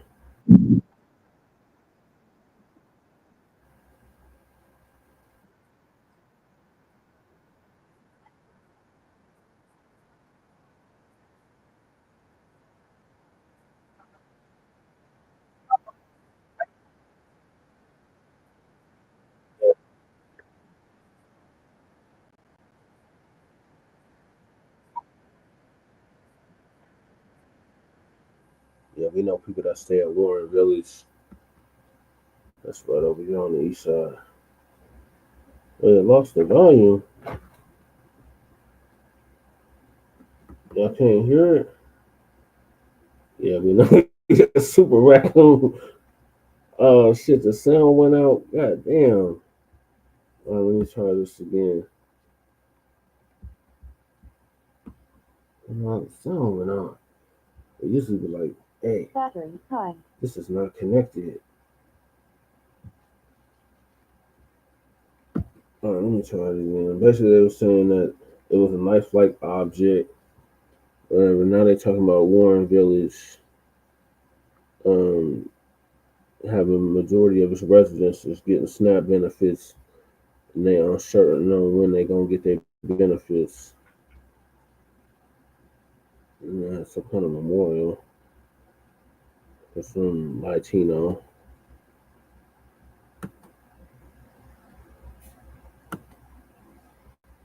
Oh yeah, that's the one that got killed in where the hell was that, in Commerce City? Yeah, didn't he get killed in Commerce City? There, Kendrick Castillo. It's going to honor the Colorado hero who was killed rushing a school shooter at STEM School Highlands Ranch in 2019. Every one of his classmates survived. Community members helped fund the $30,000 memorial, and scholarship fund within a matter of days. Community members, through our micro giving campaign last year, helped fund the $30,000 memorial and scholarship. The memorial is going to be a pillar and a plaque telling his story in the Civic Green Park in Highlands Ranch. The memorial is going to be unveiled at 10 o'clock this morning. Now that the longest government shutdown in U.S. history is over, SNAP food benefits are going out to roughly 600,000 Coloradans. Some received their November payments yesterday. Others are still waiting on benefits that have now been delayed for nearly 2 weeks. Warren Village, a Denver nonprofit that supports low-income, single-parent families, says about 90% of the families it serves rely on SNAP. CEO Ethan Hemming says staff heard from several families whose EBT cards were refilled. Yeah, they didn't shoot him. They did not shoot him. Yeah, we got Crips out here. We got Crips and Bloods, please.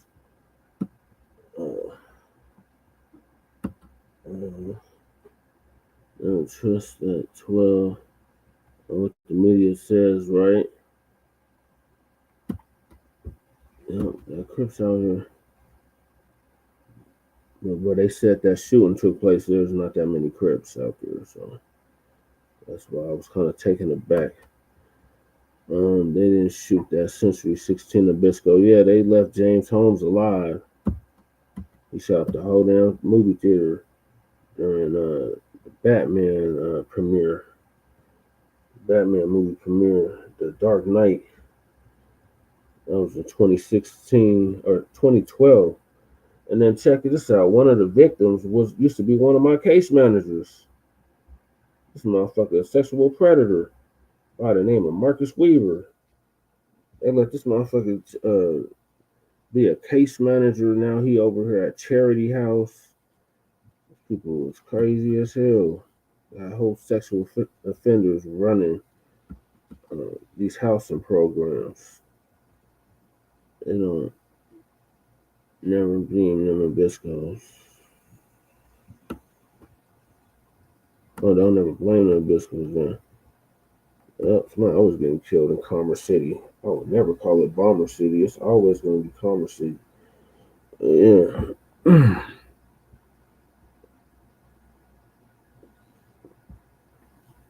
Yeah, he's a major raccoon, but everybody know him. He's a raccoon. Everybody know that. Okay, let's see what they're talking about. Warren Village.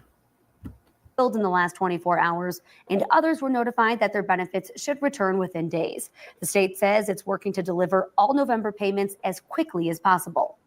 I mean, I think the ones obviously that got the funding onto their cards, they're happy and they're grateful and relieved and appreciative. And those who are waiting, I think, are cautiously optimistic. And I think they're in that mode of like some relief. And then how do we trust moving forward? Hemming says the shutdown has been a major test for families already facing an affordability crisis. And he says what they need is consistent, reliable funding. from the government. While the government is back open, the FAA is still requiring airlines to cut flights at 40 busy airports, including DIA.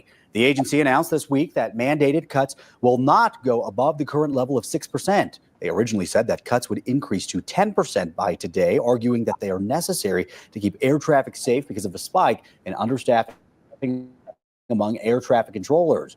They now say that staffing has improved over the past several days, but have not announced an end to flight reductions. The union that represents air traffic controllers says the shutdown has put a spotlight on years-long staffing shortages that have had controllers working 6 days a week. They hope this is going to spur change, but they are glad that the government is back open.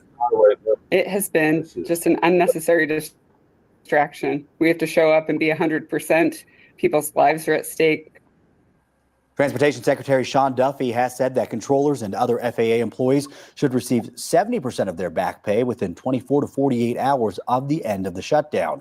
He has said that the rest should come over the next couple paychecks. DIA posted a thank you to everybody who donated during the government shutdown. The airport posted on social media yesterday saying when they shared federal workers needed support, you all answered the call, delivering gift cards, cash, and carloads of pantry donations. DIA says that they are no longer accepting donations, but they are very grateful for how much was donated. The legislation that reopened the government also approved a new restriction on hemp products. While the restrictions don't go into effect immediately, critics are already warning that it threatens the entire industry. Businesses have 1 year before this takes effect. The old rule allowed hemp products to contain 0.3% of THC by weight, while the new rule is that products can only contain 0.4 milligrams of THC per container. Hemp products come from marijuana plants, but don't contain much THC, the compound that actually gets you high. Shannon Dinelli, the professor of cannabis at MSU Denver, says the ultimate impact could be detrimental. Which is really going to eliminate maybe 95% of the hemp products that are on the market today. Those businesses may have to shutter down and close their doors and let go of all their employees in a hard employment market already. In a statement, Democratic Governor Jared Polis says he's disappointed the restriction was passed. Colorado won its court battle to keep people from getting hit by high interest rates on low dollar loans, even from banks in other states. Colorado law caps interest rates for payday loans and other consumer debt loans at 36%. Some national bank chains got around that because of a federal rule allowing banks to follow the interest laws of their home state. Colorado opted out of that law in 2023 over concerns that payday lenders were working with out-of-state banks to keep charging high interest rates. Trade groups sued over Colorado's restrictions, and a federal court blocked the law last year. But this week, an appeals court reversed that ruling and sent the case back to Colorado's courts for more arguments. New this morning, Colorado is laying the groundwork for some new things. It's the return of wild bison. At a meeting in Sterling, the Parks and Wildlife Commission approved new rules giving bison a dual classification, both livestock and wildlife, as required by the new Protect Wild Bison Act. Privately owned fenced bison will still be managed as livestock, while any free-ranging bison that wander into the state will now be treated as wildlife and protected as big game. That starts in January. Well, some dry conditions out there for all our bison and us here across the metro area. Winds will be calm. Temperatures this morning. I was telling you, it's warm out here, and that's just over with now.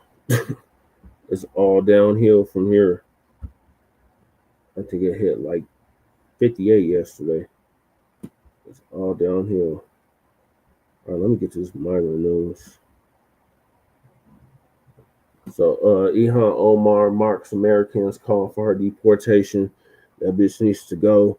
She's sitting up here talking about Somalia this, Somalia that. Well, bitch, take your ass back to Somalia and go help your homeland. So TD Media Group gonna give us an update on that.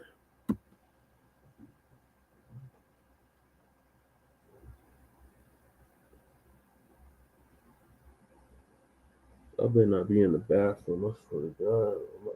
What's going on, everybody? Thank you all for joining me today. If you haven't already, please make sure to hit the like button, subscribe to the channel. If you're new to the channel, and most importantly, please make sure that you are following me on Telegram at TD Media Group to help circumvent social media censorship and shadow banning. With the introduction out of the way, let's get into today's news. And today, ladies and gentlemen, we are headed over to Minneapolis. I'm proud to take you guys to this great American city of Minneapolis. And I want to take a moment for us to listen to what Ilhan Omar had to say recently, or I want to say it was about a week ago when she was speaking at a rally for Omar Fattah, because I found it very interesting. And I think all of us need to know what's going on over there. So let's take a listen to Ilhan Omar in the great American city of Minneapolis. Ilhan, Ilhan, Ilhan, Ilhan.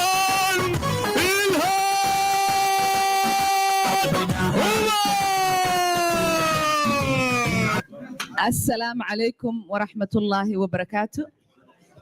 aad iyo aad aan ugu faraxsanahay caawa in xafladan oo dhammaan dadka iskugu wada yimideen aad iyo aad aan ugu faraxsanahay in maxaa la dhahaa ii sheeg Cumar Faatax aan u taageero inuu noo noqdo duqa magaalada Minneapolis. So I want to stay in Minneapolis, right? I want to stay in Minneapolis. This is Minneapolis. It's not Somalia. We're in Minneapolis right now. And I want to stay there. And I want to play another video of Ilhan Omar in the great American city of Minneapolis. But this time, the video that I'm going to play, it'll be transcribed. So please make sure you read this transcription at the bottom, because I want to take a moment to unpack that, right? So let's take a listen to this clip next. caawa aan fursad u helay madaxweynaha Soomaaliya madaxweyne Xasan Sheikh Maxamuud inaan maanta ku soo dhaweyno Minneapolis. aniga iyo madaxweynaha special relationship aan qabnaa. aniga adeeraan ugu wacaa, asigana gabarteeyu idhahaa. madaxweyne sidii qof kasta uu yiri mininkaaga waaye ku soo dhawow Minneapolis. aad iyo aad aan ugu faraxsanahay in maanta madaxweynaheena aad tahay.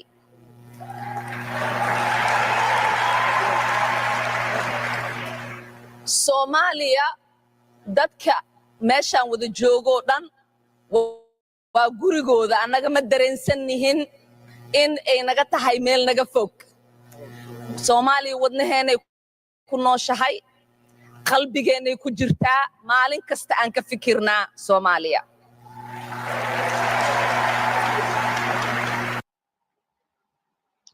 Now, there's a few things that you can probably take away from that if you're reading the translation as she was speaking.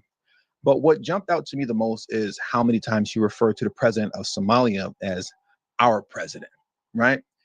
She said that about 2, maybe 3 times, our president. And that's not your president, Ilhan Omar. Your president is Donald Trump. And therein lies the issue with the Ilhan Omars of Congress, right? You see, when you're unpacking and discussing stuff like this, people will say, oh, you're being xenophobic. No, I am not. No one has an issue with the little Haitis and the little Somalias of the world, just like nobody has a problem with the little Italys of the world, right? Or I should say of this country.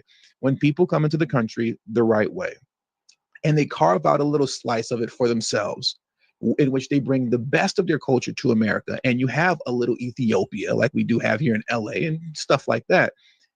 Nobody has a problem with that.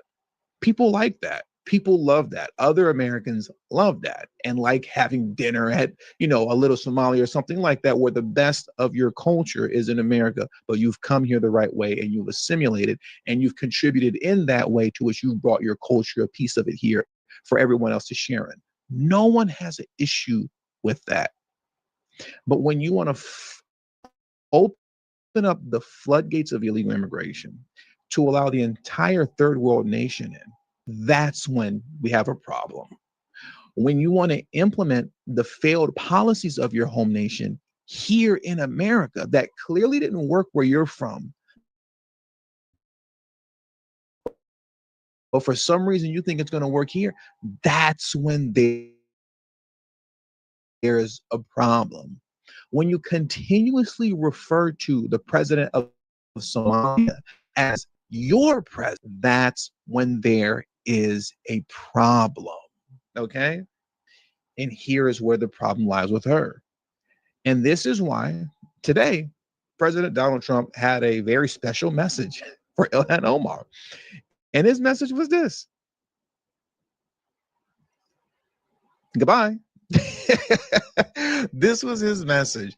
The Trump administration social media team is undefeated. They do a phenomenal job across all platforms when it comes to any and everything social media. And this is Donald Trump's response to Ilhan Omar. But what is he specifically responding to here? Why did the White House post this? Trump working at McDonald's in a drive-through, waving out of the window. Well, this is what they were responding to. They were responding to this clip here.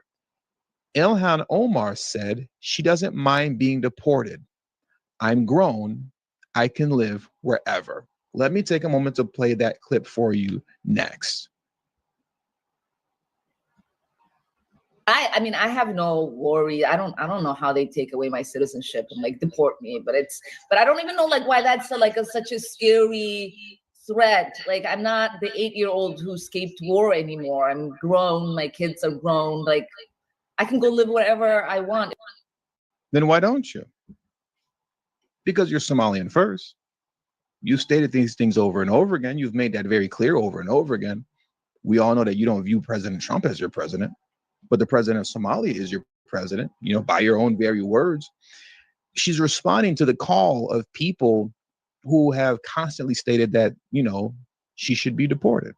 She should have her citizenship revoked, right?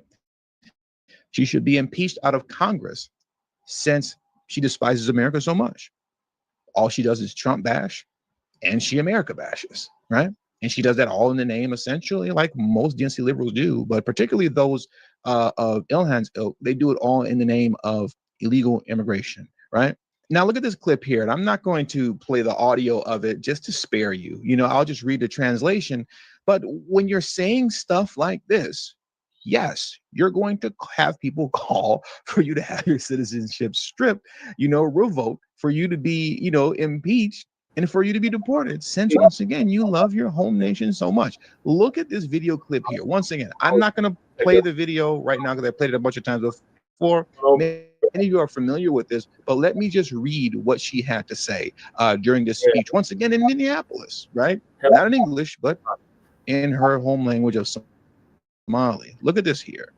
Brothers and sisters, people of the same blood, people who know they are Somalians first, Muslims second, who protect one another, come to each other's aid, and to the aid of other Muslims too. Many Somalians have personally called me to encourage me to speak to the U.S. government to thwart the Mao. Now, that's some sort of internal conflict that's happening in Somalia, right? Between the Mao and the people of Somalia, whatever is happening over there. Okay, we got that. So once again, many Somalians have personally called me to encourage me to speak to the U.S. government to thwart the Mao and help Somalia. They wanted to know what the U.S. government could do for Somalia to ensure the Mao never turns into a full bilateral agreement. My answer to Somalians was that the U.S. government will only do what Somalians in the U.S. tell them to do. She would go on to say, they will do what we want and nothing else. They must follow our orders, and that is how we will safeguard the interest of Somalia. We Somalians must have the confidence in ourselves that we call the shots in the U.S.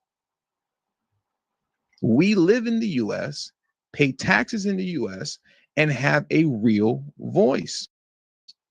The U.S. is a country where one of your daughters, myself, is in Congress to represent your interest. Not the interest of those who live in Minneapolis, not the interest of those who live in Minnesota, but the interest of Somalians. Are you surprised that people say you should be deported? Are you surprised that people say you should have your citizenship revoked and that you should be thrown out of Congress? Why are you surprised? You shouldn't be. Every clip that we've seen and watched from this woman so far, everything is Somalia first. But then people want to act surprised and want to pretend to be offended. When you say, okay, well, if you're so Somalian to the core, goodbye. I mean, you clearly don't like it here. All you do is Trump bash and America bash. Everything's so bad here. White supremacy is destroying your life, apparently, even though she lives a very, rich life, a very rich life. But apparently she's struggling, while being, a millionaire. But she's struggling too. So you can go. But then if you say that, you get mad and pretend to be offended while constantly showing yourself to be Somalian first. This is why Trump trolls her the way that he does. And as he should, by the way, as he should. Granted that she's always speaking on him. Listen to this here. This is very funny. And I really appreciate it when Trump, just kind of responded to her nonsense as she's always Trump bashing and America bashing. Check this clip out. Jasmine Crockett. Remember what I said? Is she a relation to the late, great Davy Crockett? I don't think so. Jasmine Crockett, let me tell you, before you even ask, she's a very low IQ person. I mean, if we ever had to pass an aptitude test, that's the one should take one because she shouldn't even be in the crowd. So I have no idea what you're going to, but I don't think we should waste our time. This is a low IQ person who I can't even believe is a congressperson. Between her and Ilhan Omar and the group. I met the head of Somalia. Did you know that? And I suggested that maybe he'd like to take her back. And he didn't want her. He said, I don't want her. Okay, what else? Now, I want you to check this out here too, right? This is very important because Trump's speaking about Jasmine Crockett and Ilhan Omar, he said her name wrong, Ilhan Omar, which is hilarious. And people get mad at me, because Trump is speaking on the black woman, and I'm a black man, and I shouldn't allow Trump to speak on the black woman in that way. I should be trashing Trump, and because I'm not, I'm a sellout, right? I'm a sellout. Well, with concerning all the blackity black stuff, I would like to submit to you this. So let's listen to Ilhan Omar because it's all fake, right? When these politicians are talking pro-black stuff like Ilhan Omar and Brandon Johnson, it's fake. And I'm going to show that to you right now. Take a look at this clip here of Ilhan Omar with Don Lemon speaking on her remarks on Charlie Kirk. We're not going to listen to the whole thing. I'm going to stop it at a very specific point when she makes mention of black people or black women, something like that, right? So check this out here. Follow me. I have nothing to apologize for. It is a tragedy that Charlie Kirk was killed in that way. I feel for his widow and his children. They will have to live with that for the rest of their lives. But there is no legacy to honor. It was a legacy filled with bigotry, hatred, and white supremacy. And as a black woman, and shut up, stop. We can stop there. As a black woman, nothing. I'm not trying to hear any of that. And I'm going to show you why in a moment. Why do you think Nancy Mace is targeting you as much as she is? It's an easy clickbait. There is a lot of hate in this country for Muslims. There's a lot of hate in this country for black people, especially black women. Stop. Okay, we don't need to listen anymore. All right. Now listen to this. First, take a look at this man here on your screen. Okay. Number 19, Hassan Ali Khari, I believe how you pronounce his name. He was the 19th prime minister of Somalia. And not too long ago, I believe it was earlier this year, he was in a room with Ilhan Omar and they were all having a conversation. And I just want you to take a listen to what the former prime minister of Somalia had to say about Ilhan Omar, and black people, with all that blackity black talk, right? Check this out here in closing. Somalia. It is very important in Ilhan tahay Somali tahay meeshaas lagu jirto. Qofkii Soomaaliya oo aragtidiisu tahay nin madow ha qaato kursigaas ama qof cad ha qaato qof moralkiisa wax gaarsiiyo. Marka taasna waa ku dhiirigelinayaa sababtaan arrinkan ku soo celinaya Soomaalida oo sheegay life a lot. You think you're the community. Were you reading along? Because if you weren't, I'll read it to you. You know, the part that I just wanted to highlight. TD sold out. No, you're just dumb. You're just stupid. So, you know, she gets up here and she talks all this pro-blackity black stuff, and she tap dances on Charlie Kirk's grave. And apparently she tap danced on Charlie Kirk's grave because of blackness, right? But then as the former prime minister, the 19th prime minister of Somalia, is having a conversation with her president, as you saw, amongst other Somalians in their native language, what he would go on to say is, it's very important that Ilhan Omar is Somalian and that she is in the U.S. government for us. A Somalian whose thoughts are, take that chair from a black person or from anyone else, their morals are good. A Somalian whose thoughts are, take that chair from a black person or anyone else, their morals are good. But I'm the sellout. Once again, I didn't sell out. You're just stupid. And with all that being said, that does it for today's news. So I want to thank you guys for joining me today. Please hit the like button on your way out. Subscribe to the channel if you're new to the channel. Share this video on your social media platforms. And also, do not forget to follow me on Telegram at TD Media Group. The link to my Telegram is in the description box below and pinned in the comment section as well. Make sure y'all like to subscribe to Frontline Black News. Yeah, this broad, oh my God. Yeah, like you said, Breeze, the only black one that's convenient. It's like with Kamala Harris. She was only black when it was convenient. And that woman is not black. But she tried to cosplay as she was. Ilhan Omar, she's not black. But she wanted to use it when it's convenient. And she's sitting up here talking about she's Somali first. Well, since she's Somali first, bitch, take your ass back to Somalia and fix your goddamn homeland. And miss us with this shit where you, I'm for my people first. Well, bitch, then go back to your homeland. So, yeah, I don't have no pity for that broad. And Jeff Farr should be ashamed of himself. He had that broad on his show not too long ago. And lucky I didn't show up and crash that shit. I was so thinking about it too. Yeah, she's anti-black.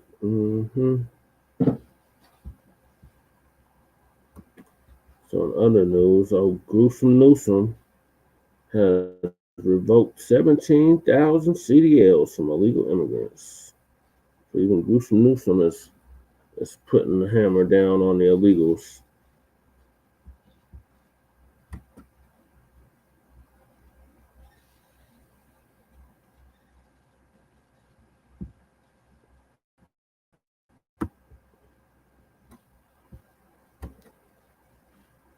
So Titty gonna give us an update on that.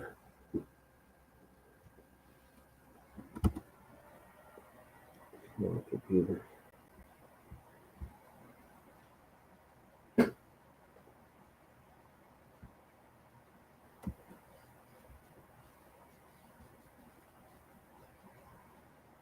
So in Los Angeles, we went out to a truck stop. The truckers call it a race to the bottom, with shippers using foreign labor to undercut prevailing rates, putting everyone at risk. Yeah, he is a big rat. Does one thing makes this thing safe. One item, and that's the man sitting behind the wheel. If you don't have a qualified man sitting right there, the rest doesn't matter. What's going on, everybody? Thank you all for joining me today. If you haven't already, please make sure you hit the like button, subscribe to the channel if you're new to the channel, and most importantly, please make sure that you are following me on Telegram at TD Media Group to help circumvent social media censorship and shadow banning. And with the introduction out of the way, let's get into today's news. And today we're headed on over to my state where I reside, California, because we have to take a moment to talk about very quickly the fact that Gavin Newsom is bending the knee, and 17,000 commercial driver's licenses will be revoked from illegal immigrant drivers, right? Those who should not be on the road to begin with. Now, if you let them tell it, they're not bending the knee. It's based off of laws that already exist on the books that they're enforcing. But if you know anything about DNC lunatics, they never enforce laws that are on the books, right? The reality is that, if I remember correctly, there's roughly around $160 million in federal funding that can be held, right? Possibly withheld and not given to California if they don't crack down on this nonsense, right? So that's the real reason that you're seeing this happen. But once again, if you let them tell it, they're just enforcing laws that are already on the books, which is nonsense. But let's get into this clip here, and then we're going to unpack some more of the story. California is revoking 17,000 commercial driver's licenses issued to immigrants. Yeah, the decision is directly related to the legal status of the immigrant drivers. Eyewitness News reporter Madison Weil live in our newsroom with these details. Madison.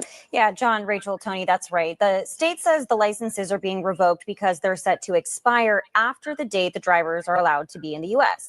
The move follows pressure from the Trump administration, although California says these licenses violate an existing standard that was already in place. A nationwide audit was recently launched after a man from India with a commercial driver's license issued by California allegedly killed 3 people in Florida while making an illegal U-turn back in August. After that incident and a national review, the Department of Transportation threatened to pull $160 million in federal funding from California, claiming the state is issuing commercial driver's licenses to undocumented immigrants. Still, Governor Newsom says that every driver whose license is being revoked had valid work authorizations from the federal government. We're going to unpack the loophole that allows that, but he's full of it. These are illegal immigrants. Another horrific crash that has kept this issue in the spotlight is one that happened in Ontario last month. It involved an undocumented man from India who is now facing vehicular manslaughter and reckless driving charges after 3 people died in that fire. I remember we had an illegal a few years back that killed a bunch of people on I-70. They tried to hit him with like 100 or something years. They reduced his time to like 10 years. And then I think they was trying to keep him here. I think they deported his ass though back to El Salvador. But yeah, that motherfucker, he killed all kinds of people on I-70. Just like that. Them damn Democrats, they put out the whole cake for him. Oh, we can't sentence to 100 and something years. We're only gonna give them 10 years, and then we're gonna deport them back to El Salvador. Shit was crazy. That's the cat's playing this damn toy behind me. Iraq. In September, the U.S. Department of Transportation implemented new rules for commercial driver's licenses that make it harder for immigrants to obtain these licenses. Reporting in the newsroom, Madison Weil, ABC7 Eyewitness News. Making it harder for immigrants, right, air quotes, to obtain commercial driver's license. You got to love how they're framing it, turning it into a sob story. You know, what are those rules that are being implemented by the tyrannical Trump administration, right? Making it harder for immigrants to get a CDL. Being proficient in English, being able to read and speak English proficiently. That's so tyrannical, isn't it? Trump is such a tyrant. Let me give you guys an example here of just the headaches that are caused, right? Outside of the fact that it's dangerous, but just the headaches that are caused overall by these, quote, immigrants, illegal, that cannot read or speak English while on the job. Check this clip out here that I'm going to play for you guys next. Then we're going to unpack some more stuff concerning this story. But this right here is completely ridiculous. Look at this. So what are we doing? You don't understand it? You want me to say it? Translator.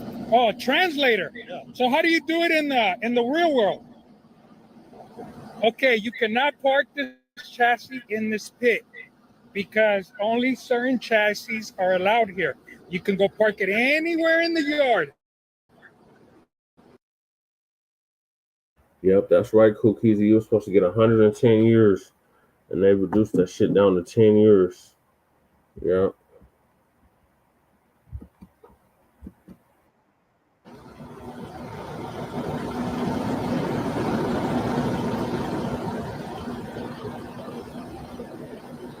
Did you understand that? Oh, now I'll translate.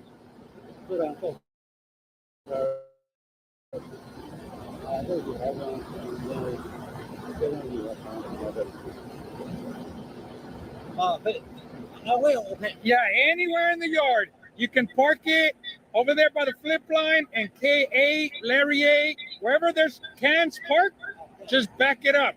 Or there's another chassis, another pit in the back. You can go park it in the back. Just drive around and park it somewhere. If you don't want to park it, you can take it with you. Take it home. Yeah, take it home. I don't give a fuck. Take it home. You just can't park it here. Yeah, you go that way, all the way that way, and then you just find a spot and park it. Even with the translator, this guy doesn't know what's going on. This is what's insane. Even with the translator, he's still lost and understands absolutely nothing. Yet this is somebody who's on the road putting everybody's lives at risk. This is insane. And it carries on. Just keep watching this. Look at this. Hey, what? Oh, you know what? You know what you can do? You know where the ocean's at over there? Just go into the ocean and let it go. Okay.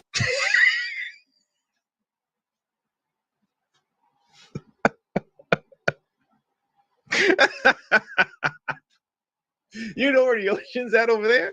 Yeah, just take it over there to the ocean and let it go. This just goes to show you how nonsensical all this is. Because we can take a moment and laugh at this because it's hilarious, but at the same time, it's scary, isn't it? This man, at this point, this guy is just clowning him now, saying, yeah, why don't you take it in the ocean and let it go over there? And this guy's sitting over here going, yeah, what? He doesn't know what's happening. So how is he allowed to be on the road? Now, mind you, this goes on for another minute and a half, but we don't have to belabor the point. We can, move on from here. But this just goes to show why it's so important that though these truck drivers know and speak English, I should say, should speak and read English proficiently. But somehow that's tyrannical. Somehow that's racist. Somehow that's xenophobic. I call it common sense. It's just logical. How anybody can be against that is beyond me. But then again, we are talking about DNC lunatics. What I want to do now is that I want to take a moment to pivot over to this article here. Check this out, right? Because concerning these new rules that the Trump administration, or I shouldn't say new rules, but Trump rules that are already existing on top of just tweaking them a little bit more just to make them tighter, right? Of course, surprise, surprise. Look at this here. Look at this. Court blocks, of course, is a liberal court, but court blocks new rules limiting which immigrants can get commercial driver's licenses. Now, on top of the fact that you have to read and speak English proficiently, what I want to do is take a moment to actually go through what these new rules actually are. And you let me know as we read them off, whether or not you feel this is tyrannical and some dictatorship, or whether or not these are just simply common sense rules that are completely logical that make all the sense in the world to implement and to abide by. Let's get into this now. Look at this. Here we go. Key provision of the rules, okay? Restricted eligibility. Only non-citizens in certain employment-based non-immigrant visa categories will be eligible for a non-domicile CDL or commercial driver's learner's permit. Now look at this here. This is tyrannical, right? Specifically identified visa types include H-2A, temporary agricultural workers, H-2B, temporary non-agricultural workers, and 2, treaty investors in many of the summary items, right? So what's being stated here is that if you have an H-2A visa, an H-2B visa, or an E-2 visa, meaning that you have a visa which allows you to legally work in America, Not that you crossed the border illegally under the Biden administration and got a federal workers permit. No, these visas are specific work visas. So you actually in here to work because you got that visa and you jump through all the hoops and hurdles in your country to be able to obtain that and to be able to legally come here so you can work. Those people can get their CDL. Obviously, if they can read and speak English proficiently, right? Because that's what you came here to do. That's what your visa is for and is about. Got it. Now, here are the category of individuals who are excluded. Other categories, such as asylum seekers, refugees, individuals with only an employment authorization document, EAD, or deferred action for children arrivals, DACA recipients are excluded for purposes of obtaining a non-domicile CDL under the rule. Why is that important? Because one of the things that Gavin Newsom and all these DNC lunatics hang their hat on is that they'll turn around and say, well, they have a federal workers permit, right? Meaning employment authorization document, an EAD. Asylum seekers and refugees are able to obtain that. This is why you see so many of these folks that are being arrested by ICE and they got here in 2023 and they'll say, hey, but I have my papers. I have my papers. No, you don't have your papers. You crossed the border illegally during the Biden administration. You filed a bogus asylum claim saying, well, I'm seeking asylum. I'm a refugee, which you are not seeking asylum because you didn't fall in the proper criteria of asylum seeking nor refugee status. The Biden administration was just handing it out like candy. Your court date is pushed out for 10 years from now. So while you're here waiting on a court date that's not going to come for another 10 years, here's your employment authorization document. Trump is putting an end to that, saying that's BS. That's BS. You don't get to skip the line like that. Forget about, once again, suspend for the moment the negative effects that it has on American citizens. We all understand that, and obviously I'm not downplaying that. But not only are you driving down the wages for American citizens, but going back to the H-2A, H-2B, and E-2 visas, you're skipping the line in front of them. These guys went through the gauntlet in their country to be able to get those visas. Okay, these visas aren't easy to come by, right? They're not. And in their country, they have to go through it. It's like the Hunger Games in India to get one of these visas to be able to come here legally. Everybody that's just hopping the border and getting these bogus employment authorization documents by saying that, oh my God, I'm an asylum seeker, I'm a refugee, when you're not, they're hopping the line in front of them too. Okay, so Trump is saying, no, we're going to cut that off. That is a loophole that needs to be closed. You don't get to do that. But the DNC lunatics are all for it. This is tyrannical. Everything that I've just read out to you right now makes logical sense. It makes sense.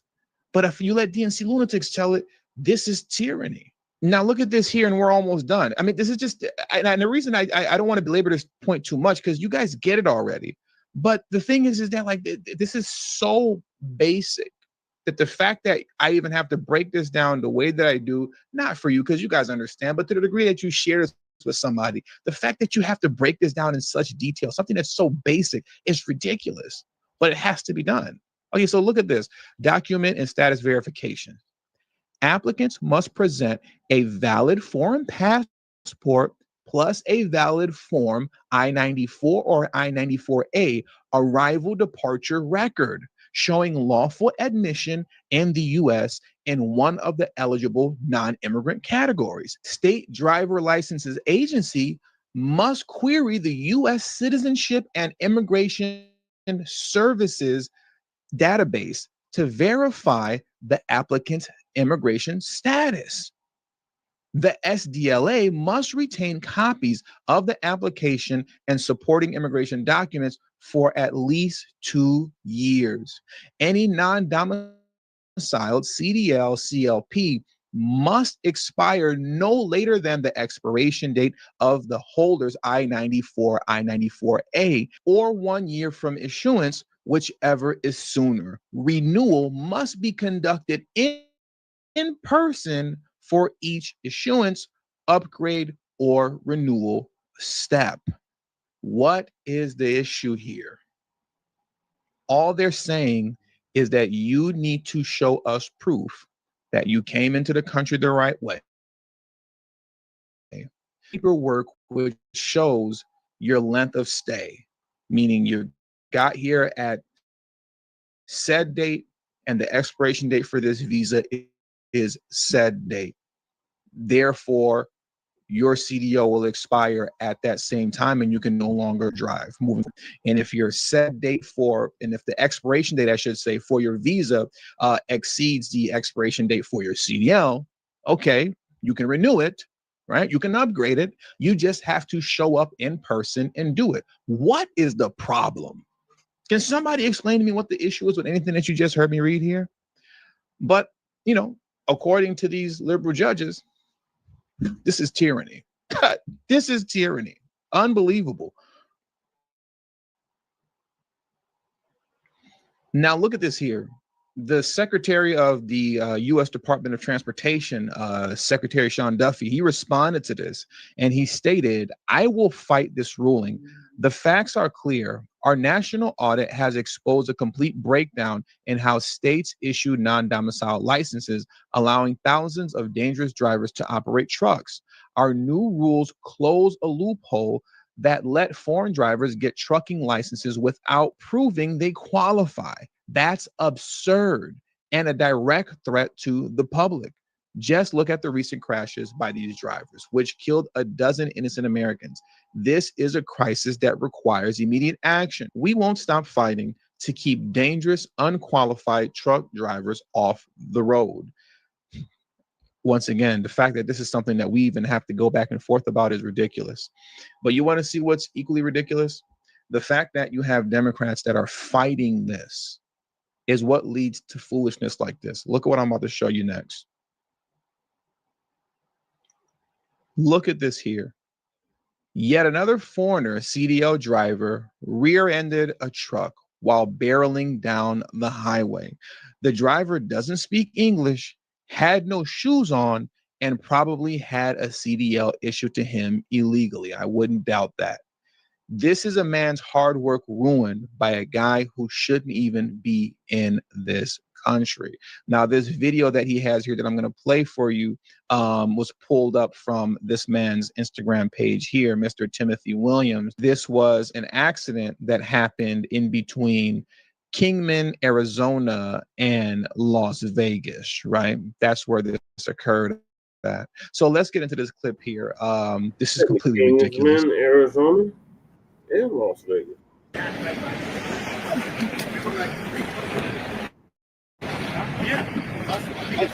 You wondering why Trump wants people to understand English and why we're getting rid of the non-domicile CDLs? That's the reason right there.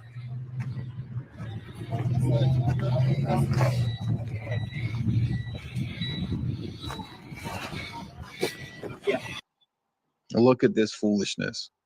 Look at this foolishness, right? This is stuff that shouldn't even be happening, and it wouldn't be happening once again if the most basic of rules are being followed. But we're not allowed to implement the basic rules, essentially, because Democrats need their cheap labor. They want their cheap labor. That's what they're all about. Look at this right here. This is another completely out of control video here of just of folks that are just completely unqualified to be on the road, but they're on the road, putting everybody's life in danger. Look at this here as we bring this video to a close. Nobody in this truck. There's legit nobody in this truck. This guy's truck just rolled into the middle of into Route 90. It literally just rolled on Route 90. It went behind that sign and rolled straight through. Look at this. Buddy, is that your truck? No? Oh, it's his truck. Look at him. Look at him.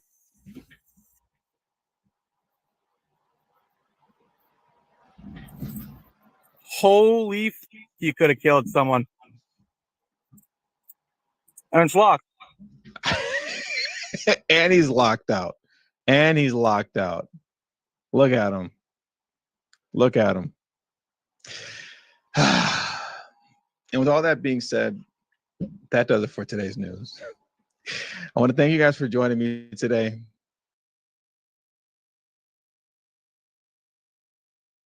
Look at Haji. His ass caused all this damn accident. You see him running to the truck. Man, them must gotta go. Get them the fuck up out of here. All them illegals got to go. They should not have a fucking driver's license. They should not have a CDL. If they can't speak basic English or read basic English, they definitely should not be behind the wheel. Period. Been saying this shit for fucking decades now. So it's about time, California. Hopefully the other blue states will follow suit. All right, now we heading to the Windy City where Cruz at. Sanctuary City Mayor has lost all control of Chicago. These badass cats. What are y'all doing?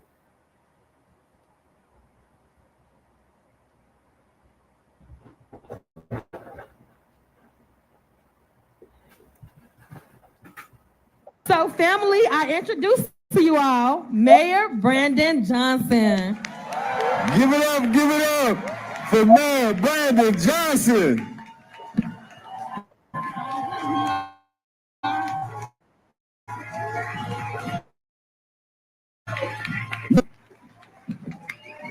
Thank you. Thank you all very much.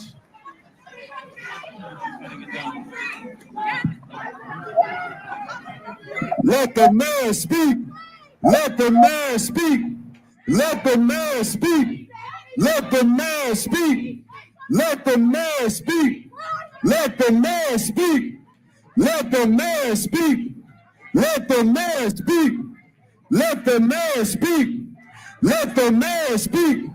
What's going on, everybody? Thank you all for joining me today. If you haven't already, please make sure you hit the like button, subscribe to the channel if you're new to the channel, and most importantly, please make sure that you are following me on Telegram at TD Media Group to help circumvent social media censorship and shadow banning. And with the introduction out of the way, let's get into today's news. And today, ladies and gentlemen, we are headed back, of course, to where?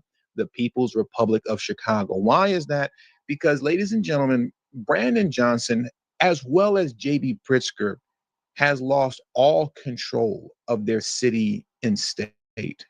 Oftentimes, when we discuss these anti-ICE rioters, some people call them protesters, and just those who defend criminal illegal aliens, right, who are in the process of being arrested, but then they'll intervene and impede on the. Oftentimes when we talk and discuss these people, we talk about them and say that this is Trump derangement syndrome, right? This is mental illness. You people are psychotic.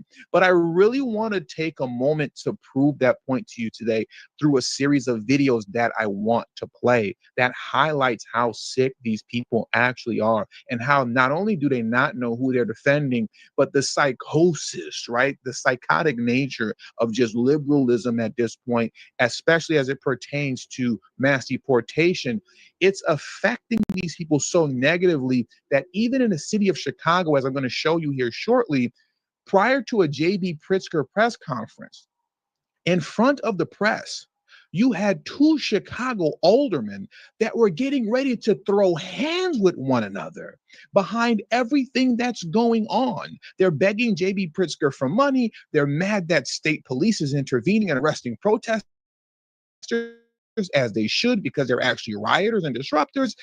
And in the midst of that, these guys are about to throw down. It's crazy. So I want to start with this clip here from Fox News concerning the madness that was happening at the Broadview ICE facility. But I really just want to use this video as a launching pad to the greater discussion that I want to have, because there's a few things that were stated here that I took note of and wanted to use it once again as a launching pad. So let's get into this clip first. Outside an illegal immigrant processing center in Broadville, Illinois.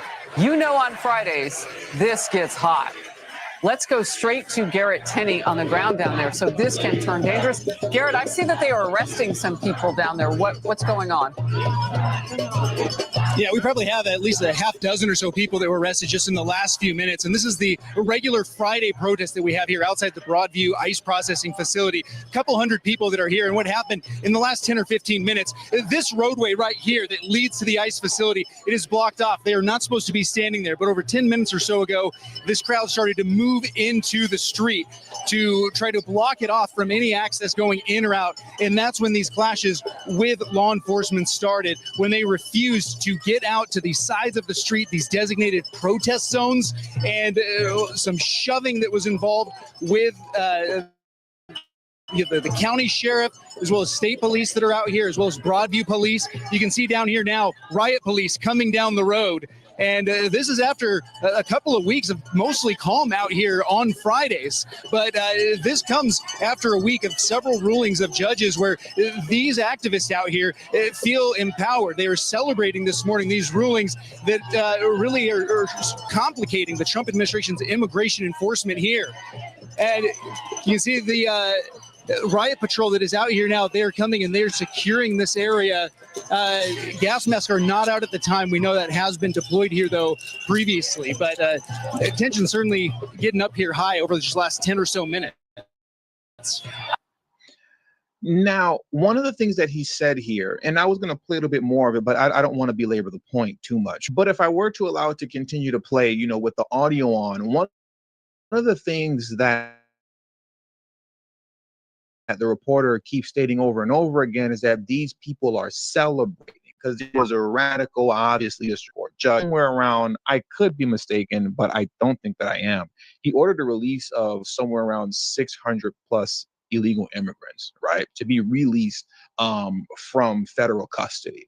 Now, obviously, that's not going to happen. And you always have to love and appreciate Trump's social media team because the responses to these lunatics are always right on point. Look at, as it states here on the Homeland Security Twitter page / X page, womp womp. Cry all you want. These criminal illegal aliens aren't getting released. Like clockwork, violent rioters have arrived to the Broadview ICE facility to demand the release of some of the worst human beings on planet Earth. Get a job, you imbecilic morons, the tweet says, right? Now, concerning these people being the worst of the worst that they have in custody, it really speaks to the mental illness that I want to highlight right now that these people are suffering from. Because like they're stating here on Homeland Security, these people know not who they're fighting for. They have no clue how vicious and sick so many of these people are that are actually being held by ICE. And I want to prove that point to you now before we get into the two crazed aldermen out of Chicago that were about to get into a fist fight, right? Look at this clip here. In this clip that I'm going to play for you here, ICE is going to try desperately to explain to this DNC lunatic that the man that they are arresting, who is illegal, he tried to evade us. He crashed into a vehicle. The woman's not going to care. And they're going to reveal to her that this man that they are after and that they are arresting is actually a violator of children. The P word that I can't say here, but we all know what the P word is when we're talking about violating children. This woman is so psychotic that she tells them, I don't care, and then proceeds to badger them and demand the release of this man who is a violator of children. Lord have mercy. Let's get into this clip here. Look at this. These people know not what they do. Property. You guys are on private property. This is private property. Private property. You know what that means? You guys are here illegally. Okay. Yeah. So we'll get out of your illegally area then. Yes, please. Ma'am, these guys fled and they crashed into our vehicles. Because you guys were trying to illegally detain them. Illegally kidnapping people on their way to work. Sounds good to me. Yeah, it is. You guys, sinvergüenzos tiene. Sinvergüenzos. You should be embarrassing yourself. I'm so embarrassed. You should be. I'm so embarrassed. You should be. This is ICE wearing a police vehicle or police jacket. ICE. Where they said that they would not be with police. I'm so embarrassed. You should be embarrassed. You guys are breaking up families. I prefer nice. Nah? He's a pedophile, ma'am. He's not a pedophile. You don't even know his name.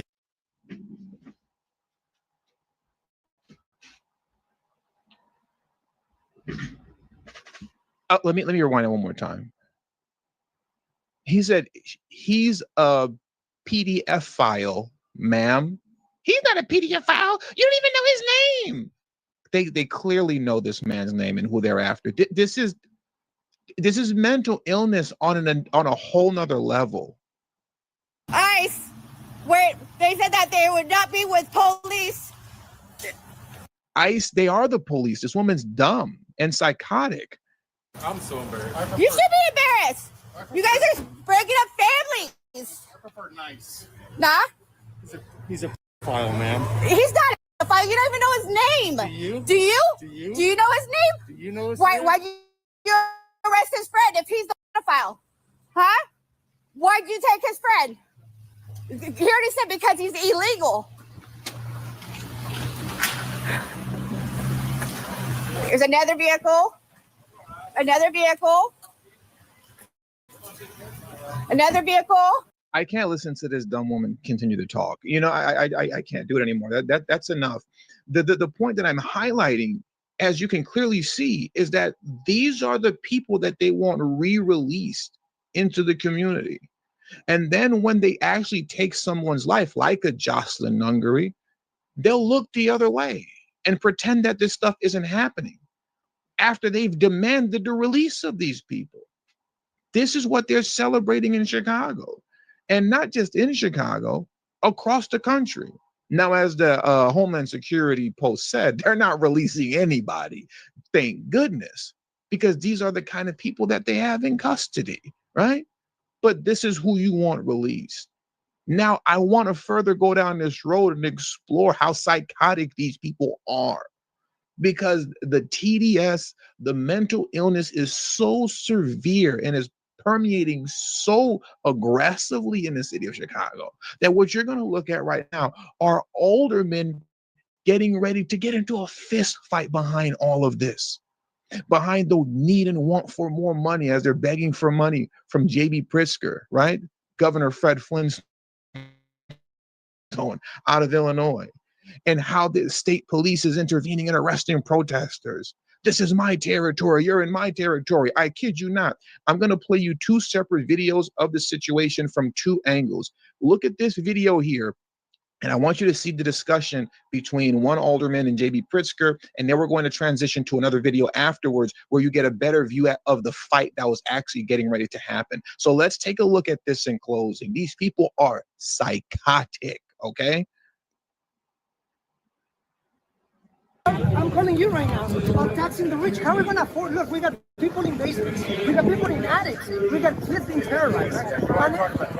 Yes, and you are working comprehensive. I want to talk about what we need to do to help our community. What we need is a progressive income tax, a graduate income tax in the state. And when is going to happen? Yes. Yeah, or the surcharge. You know that I've worked very hard to get that passed when I first got elected. Yes, I mean, listen, and you got one more second. No. One more second. No. Hey, the state police continue to. The state police is arresting protesters. When are we going to be?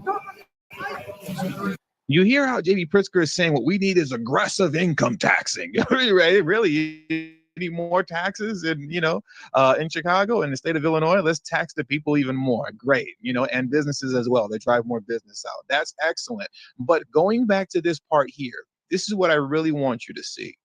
You see this man right here with the gray hat on, and then you see the other guy with the glasses. When the camera drops here, this is what you don't see happen. Okay, check this out. And the next video I'm going to play right now, it's going to start off a little wonky, but it'll adjust. Just, never mind the portion of it that starts out kind of looking weird. I want to talk about what we need to do to help our community. what we need is a progressive income tax, a graduated income tax in the state. And when That's is what we going to need. happen? Yes. Yeah, I What agree. is the Let's. surcharge?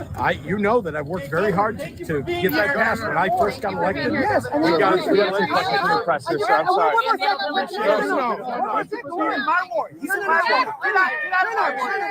The state police is arresting protesters. When are we going to be properly sanctioned? I'm open. I'm objecting to that. Who are you protecting, brother? Relax. Who are you protecting, brother? Relax. You. What are you doing? Don't get in my face, Relax. I asked a question. We were just on the same side. These guys are getting ready to throw hands. Look at this. Look at his face. Look at how crazy this man is. Look at them. Whose side are you on? Who are you fighting with? Hey, don't get in my face. Don't you? These people are psychotic. Look at this. Let's look at it one more time. Just this part at the end. I'm open. I'm objecting to that. Who are you protecting, brother? Relax. Who are you protecting, brother? Relax. You. What are you doing? Don't get in my face. Relax. I asked a question. We were just on the same side. The mental illness is so severe that they're turning on each other. They're turning on each other. You know how they like to say, like AOC and all those lunatics, they'll say, eat the rich, eat the rich. They're eating each other at this point. He's asking, whose side are you on? Oh, you're in my territory. These people have lost their minds.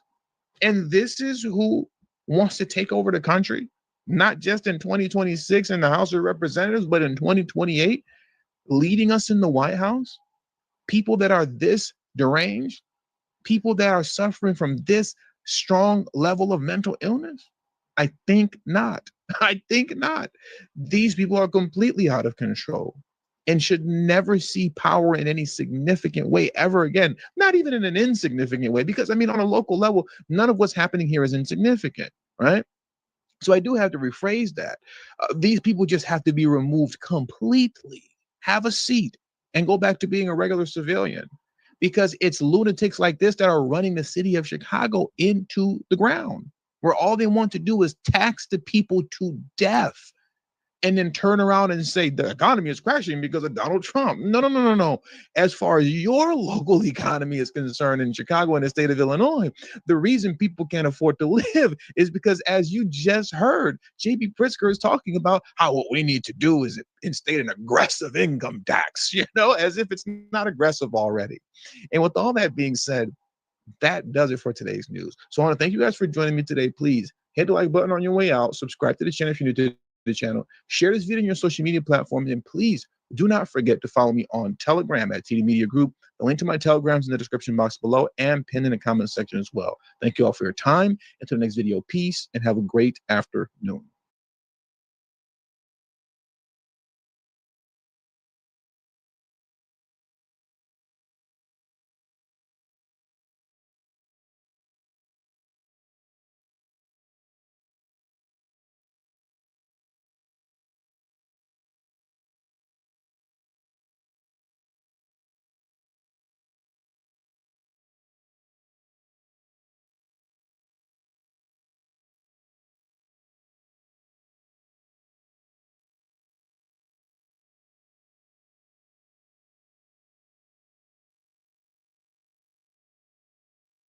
Make sure that you are following me on Telegram at TD Media Group to help circumvent social media censorship and shadow banning. And with the introduction out of the way, let's get into today's news. And today we are headed on over to Texas, I believe the San Antonio area, if I'm not mistaken, because we have to discuss some very tragic and unfortunate news that occurred over there concerning an illegal immigrant that committed a mass shooting at his place of employment, taking the lives of 3 people. So let's get into this clip right now, and then we'll dissect it and unpack what happened a little bit more. New this morning, San Antonio police have identified 21-year-old Jose Hernandez as the shooter in Saturday's shooting at a landscaping company. This happened yesterday morning that we first brought to you on GMSA. This happened on Stall Road on the northeast side. Police say Hernandez is employed at the location and showed up and started to shoot at other employees. 3 people died. He was later found dead with a self-inflicted gunshot wound. Now, police still have not released a motive. So we have another situation here where 3 innocent people lost their lives who would still be alive till this day had this illegal immigrant been deported and not been in the country to begin with, right? At a certain point, these companies have to be held accountable for tragedies like this, not just simply fined or giving some sort of a stiff penalty for hiring those who are illegal. But when you have tragedies like this that strike, where this man opened fire on the employees, killing 3 people, the companies that hired these people that engage in this type of violence should have to pay for this in some way, shape, form, or fashion, and should be held accountable for this in some way, shape, form, or fashion, regardless of the victims. Because I'm willing to bet you that, you know, the 3 people who were killed, because I have the names of them in an article that I'm getting ready to read for you next, just to get a little bit more detail on what happened. But I wouldn't be surprised if the status of those who were killed were illegal as well. That doesn't make it okay or good by any means. So please don't get what I'm saying, you know, misconstrued. I don't want to see anybody lose their life regardless of their status. We only live once and we only get one go around. No one deserves to lose their lives unjustly. That's just horrific. But my point is that it wouldn't surprise me if that was the case, given the fact that this company is clearly hiring illegal immigrants, right? So once again, you're engaging in what is a dangerous practice when you're hiring folks that you don't know who they are, you don't know their backgrounds, you don't know anything about them. Essentially, they come into the country as ghosts and can create an entirely new identity for themselves that leads to stuff like this, right? So now let's take a moment to dive into this article very quickly to unpack the fact that, yes, he is indeed illegal, and just to get a little bit more detail on what occurred here in San Antonio, Texas. Or once again, I believe it's the San Antonio area. So let me transition over to this article here, and then we'll carry on. Okay, so as you can see here, the title reads, ICE says San Antonio shooting suspect was in the U.S. illegally, unfortunately, right? An article reads as such: federal immigration officials confirmed Wednesday that the gunman in last weekend's deadly shooting at a San Antonio landscaping business was in the country illegally. The shooting happened just after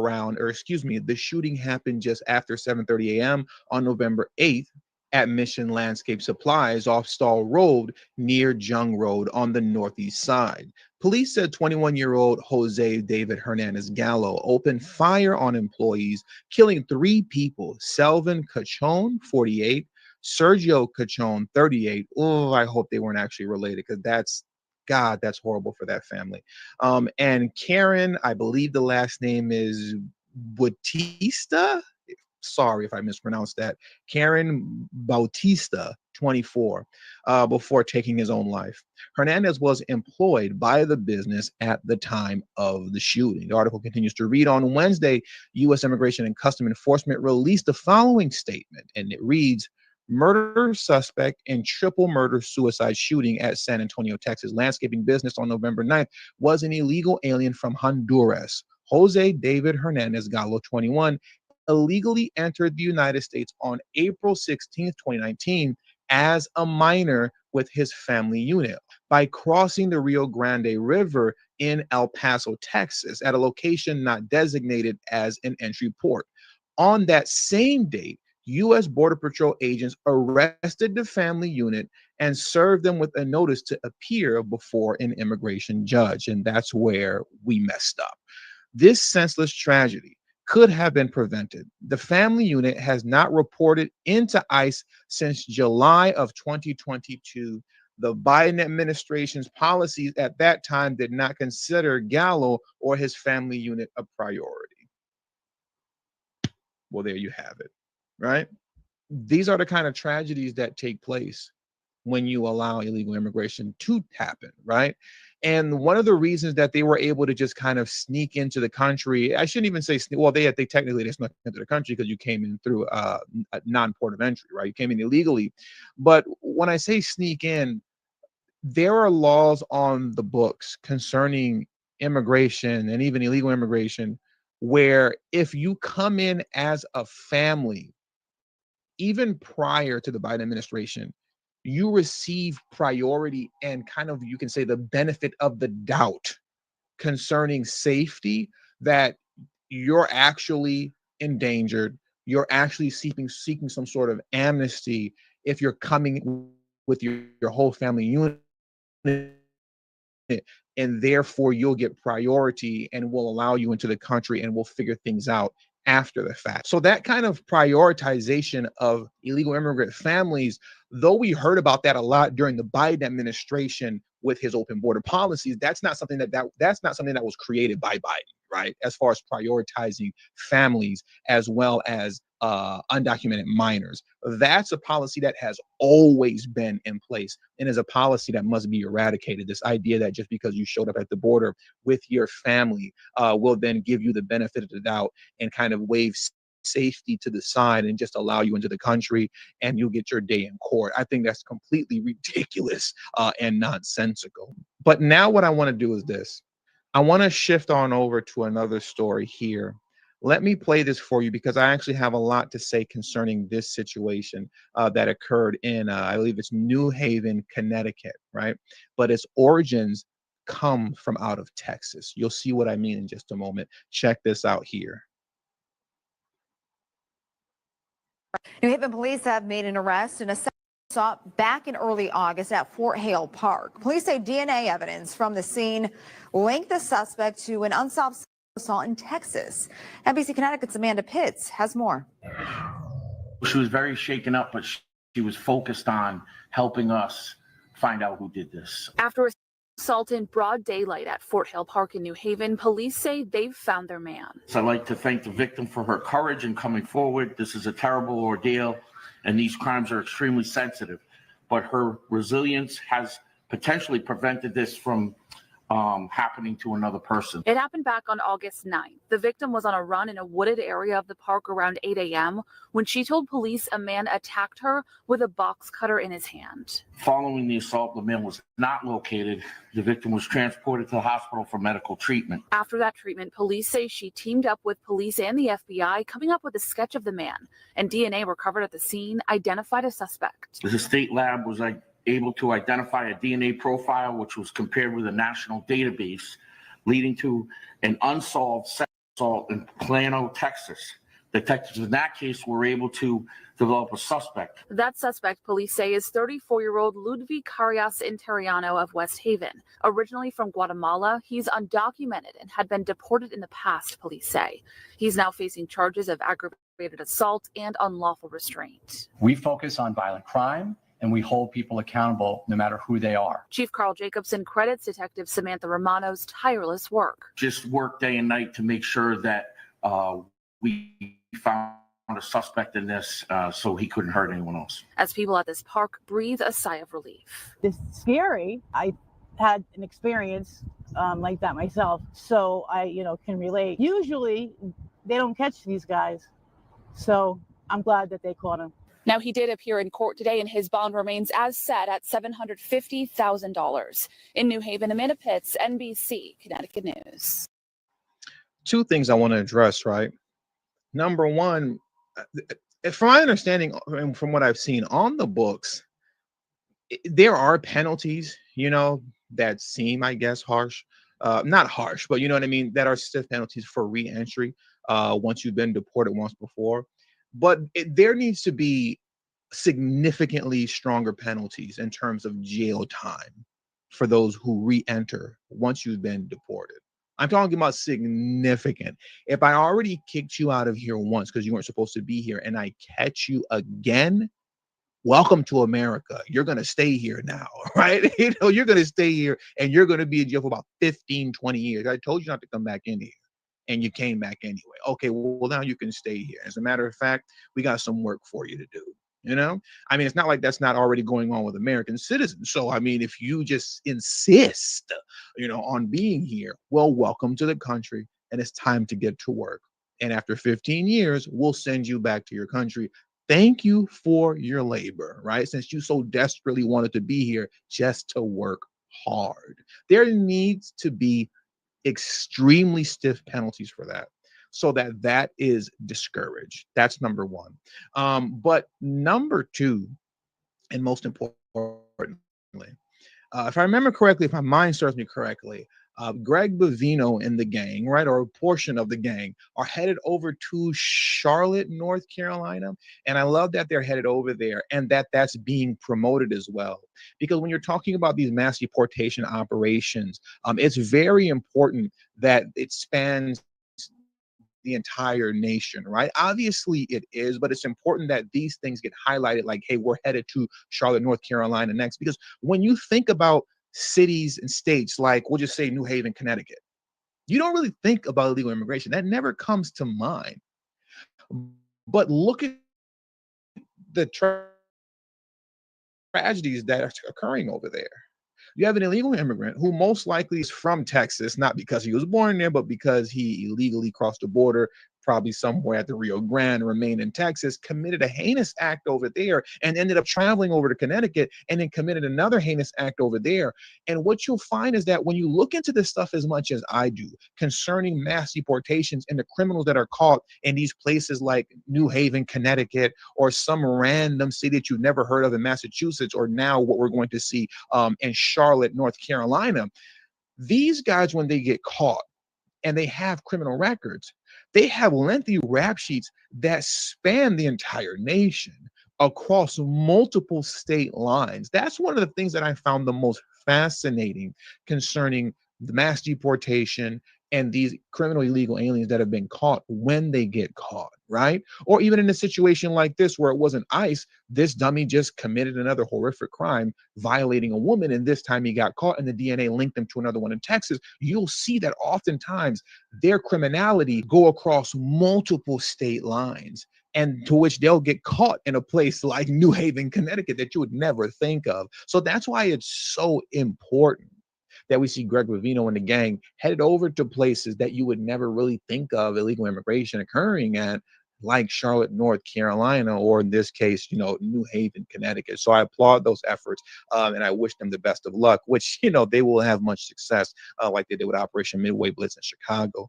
And with all that being said, that does it for today's news. So I want to thank you guys for joining me today. Please hit the like button on your way out. Subscribe to the channel if you're new to the channel. Share this video on social media platforms. And please do not forget to follow me on Telegram. It is extremely important that you do that so we can remain in communication, right? We don't have to worry about social media nonsense, right? Telegram, at TD Media Group. The link to my Telegram is in the description box below and pinned in the comment section as well. Thank you all for your time. Until the next video, peace and have a great afternoon.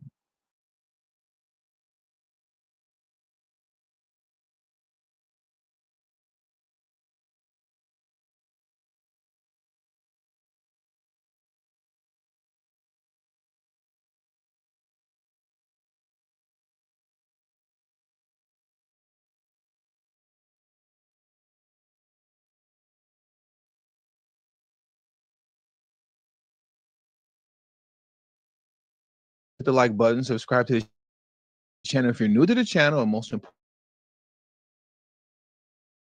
importantly, please circumvent social media censorship and shadow banning. And with the introduction out of the way, let's get into today's news. And today we are headed back on over to the People's Republic of Chicago. But why? Not to talk about Operation Midway Blitz as we usually do, but to just simply discuss how unbelievably corrupt the city of Chicago is, and how millions upon millions of dollars are being spent on travel rather than educating the children of Chicago. And to highlight that point, what I want to do next is play this video right here. So let's jump into this for some more context concerning how corrupt the People's Republic of Chicago actually is. Terrell, the new report from the Office of Inspector General points to what it calls questionable excessive spending on overnight trips for CPS employees, including staff excursions to places like Egypt, Finland, and South Africa.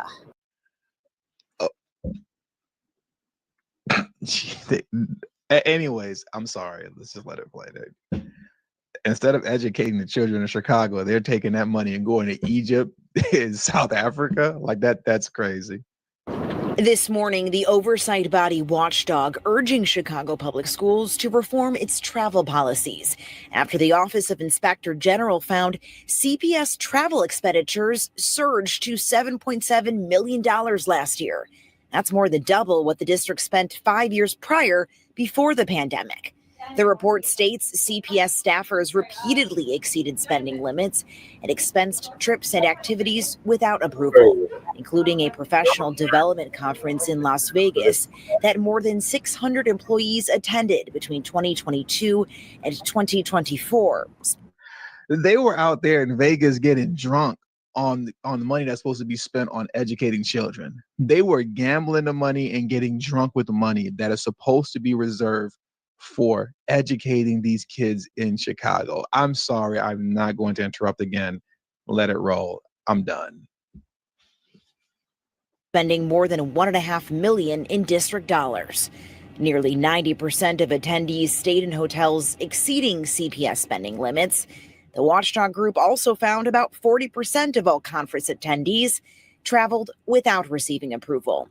This all while CPS faced a $734 million deficit this year before passing a $10.2 billion budget in August. CPS says the district takes the report findings seriously, saying in part, quote, effective October 29, CPS is restricting nearly all employee travel and has formed a travel review committee effective November 2025. Travel controls, transparency, and auditability will improve with the implementation of the new enterprise resource planning financial system that is currently underway.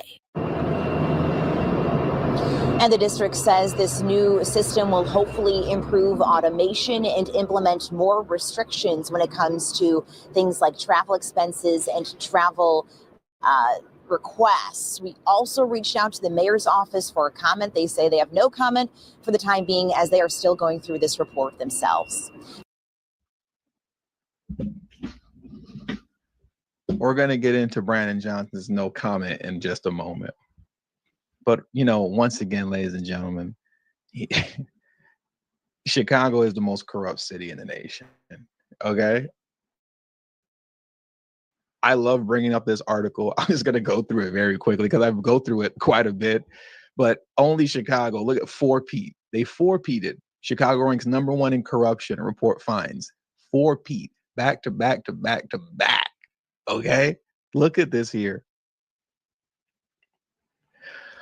For the 4th year in a row, Chicago is America's most corrupt city, and Illinois is the third most corrupt state, according to a new report from the University of Illinois at Chicago. And I quote, political and government-related bribery, extortion, fraud, conflicts of interest, theft of campaign funds, and tax cheating continue to undermine the public's trust in government, said Marco Rossi, who authored the report with Thomas J. Gradell. To end corruption, Illinois residents will need to elect better, more honest public officials. That's not going to happen. And to press those in office to make meaningful changes, such as greater regulation of conflict of interest, more effective campaign finance rules, greater contract transparency, and reforms to lobbying practices. Rossi wrote in the report, once again, none of that stuff is going to happen.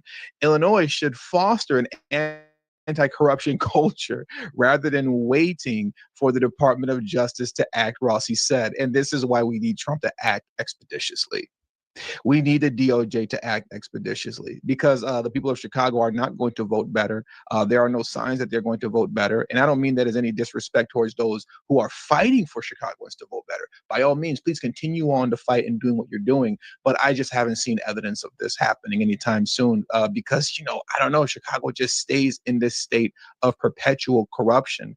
But now I want to stick to CTU. Let's get back to them and the spending that they're doing, you know, taking trips to Vegas, getting drunk and gambling, taking trips to Egypt, going to South Africa, while the children of Chicago remain dumb, deaf, and blind, we'll say, to be nice, right? Remain dumb, deaf, and blind.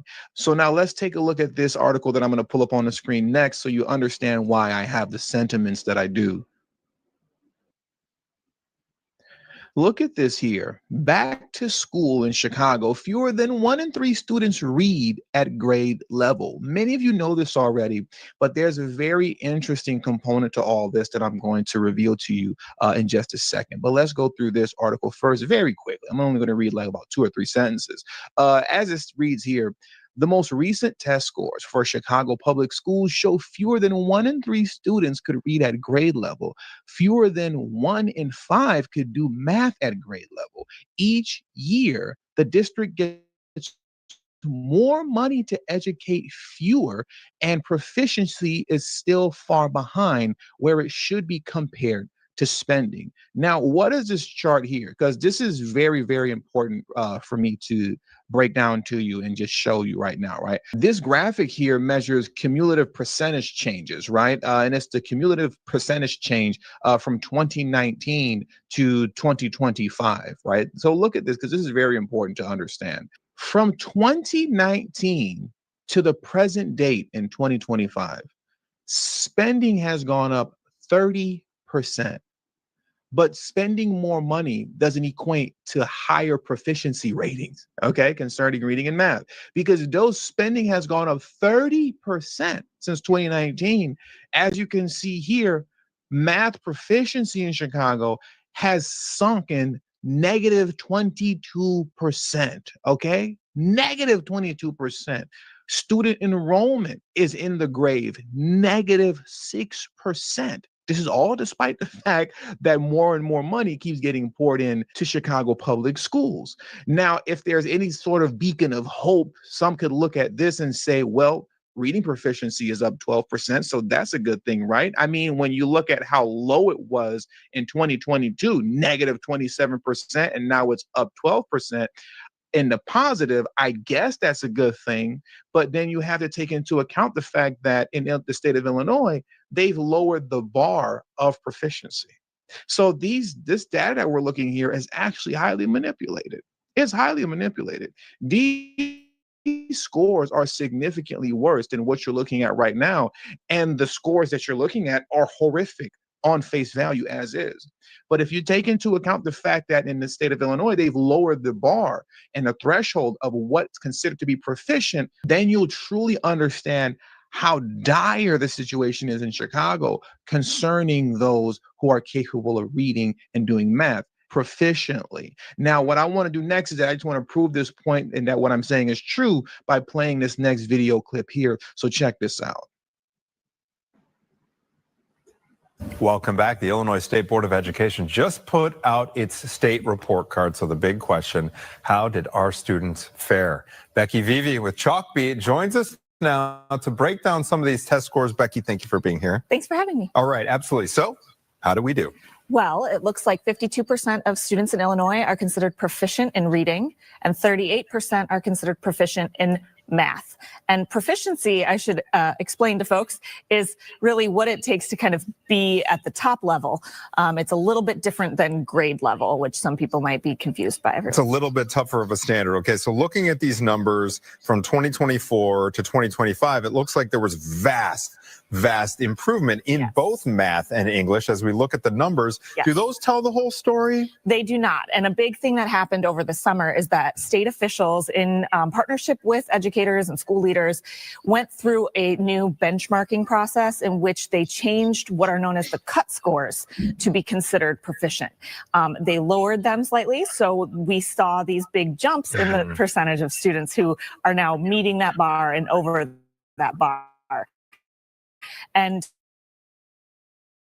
this has kind of caused some concern among the public is going to have a harder time, I guess, comparing year to year, and researchers and other policymakers, advocates who, try to help drive, what changes can be made in schools so that more students are meeting that bar, are a little concerned that the benchmark changed and now it's really kind of difficult to determine what the progress has been. You're struggling too much to justify this. You're struggling way too much.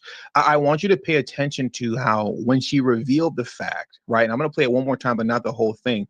When she revealed the fact that the benchmark was lowered, which then caused a spike in proficiency. All of a sudden, she laughs and chuckles because she knows that, oh Lord, this is some BS. Look at this here. Let me play it one more time. Educators and school leaders went through a new benchmarking process in which they changed what are known as the cut scores to be considered proficient. They lowered them slightly, so we saw these big jumps in the percentage of students who are now meeting that bar and over. That's enough. You see that big old, so that's why we saw this huge jump, in scores that shows that we're meeting that bar. They're keeping your children dumb, deaf, and blind, ladies and gentlemen. They're keeping your children dumb, deaf, and blind, okay? They're lowering the bar. They're not raising the standard for your children to meet and saying that your kids have to meet this standard and we're going to work to make sure that they meet this standard.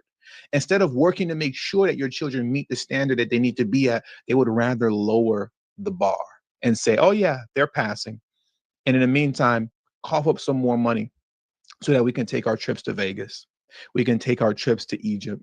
We can take our trips to South Africa, right? And once again, if you're expecting Brandon Johnson to say anything, think again, because when you're talking about Brandon Johnson and Chicago Public School District and the CTU, you can just forget about it. Like you have to understand, Brandon Johnson is their guy, right? When Brandon Johnson became mayor of Chicago, that's the Chicago Teachers Union and the Chicago Public School District as a whole getting their guy in. So he's never going to say anything. It's always going to be a no comment. Take a look at this here as we bring this video to a close.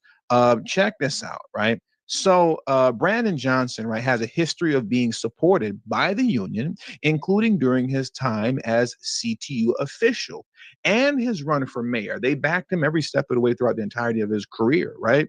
Post him being a social studies teacher.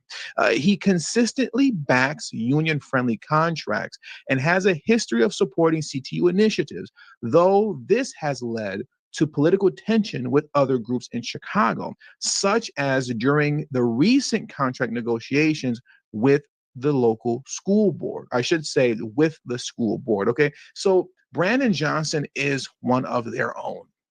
He's one of their own. And if you're expecting any accountability to come from Brandon Johnson, where he reprimands them and tries to get things in order and get things in shape, no. He wants to make sure that they get all the money that they can get and bleed taxpayers dry while the teachers, or I should say, while the students suffer. Now, check this out here. Now, check this out here, right? The title of this article reads, Mayor Brandon Johnson blocked attempts to search for gifts he accepted without reporting them as required by Inspector General.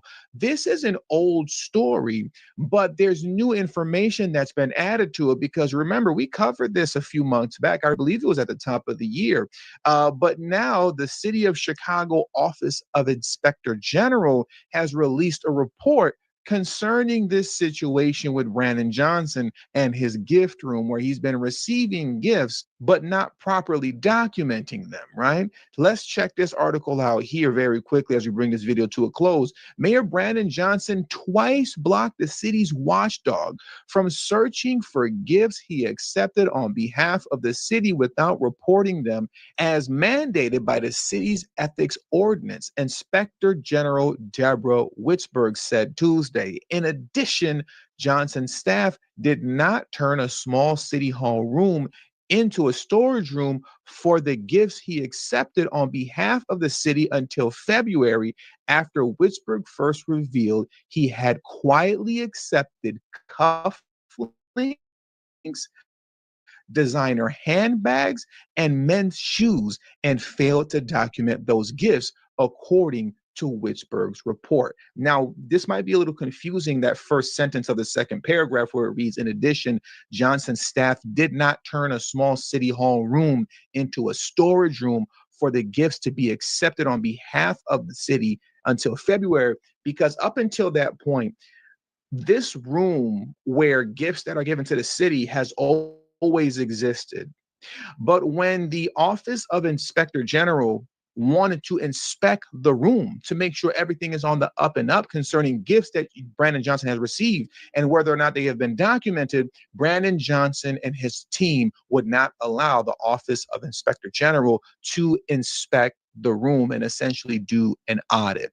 So it took X amount of time to pass by until then Johnson's team relocated all of the gifts to a larger room that's now open to the public, right? So now anybody can have access to that room if you schedule a time and date to come see it. Literally anybody. Nobody ever does, but anybody does. But mind you, this wasn't even the case up until the Office of Inspector General started to reveal what was really going on with Brandon Johnson. Now, I'm not going to read through this whole report, but what I will do is go through a few takeaways, right? So let's get into a few takeaways.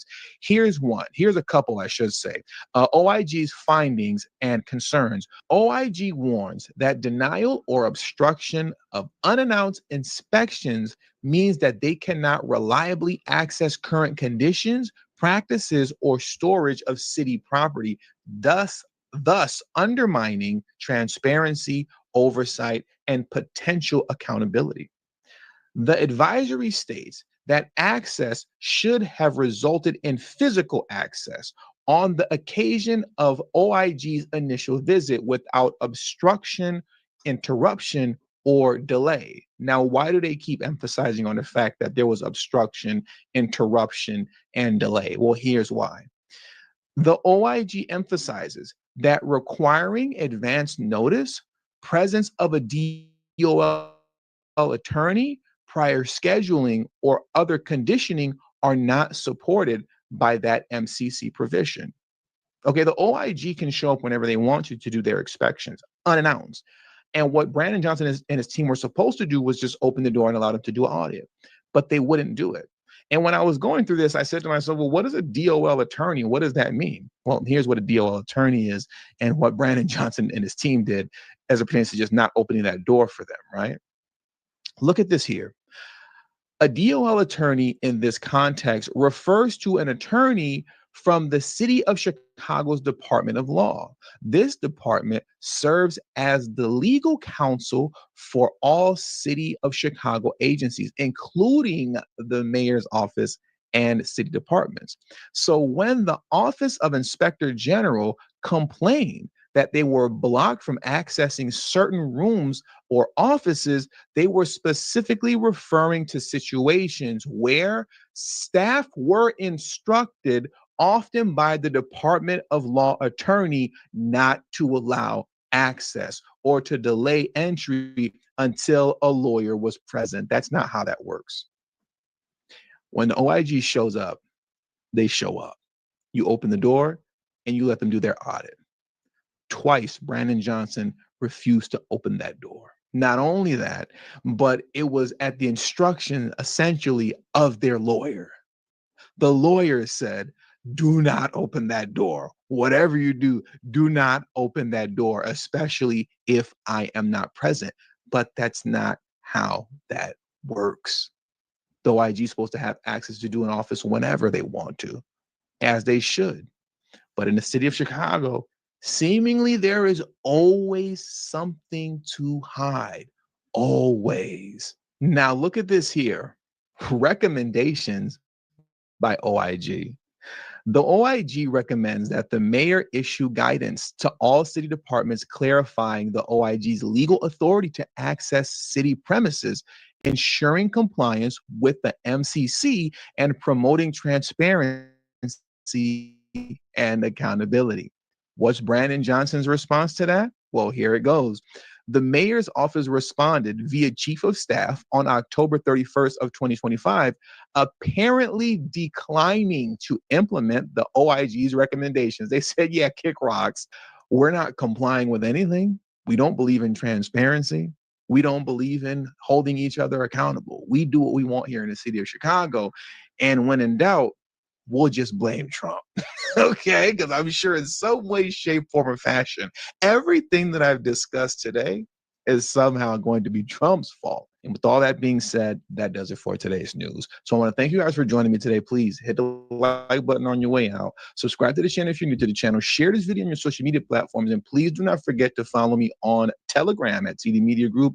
The link to my Telegrams in the description box below and pinned in the comment section as well. Thank you all for your time. Until the next video, peace and have a great afternoon.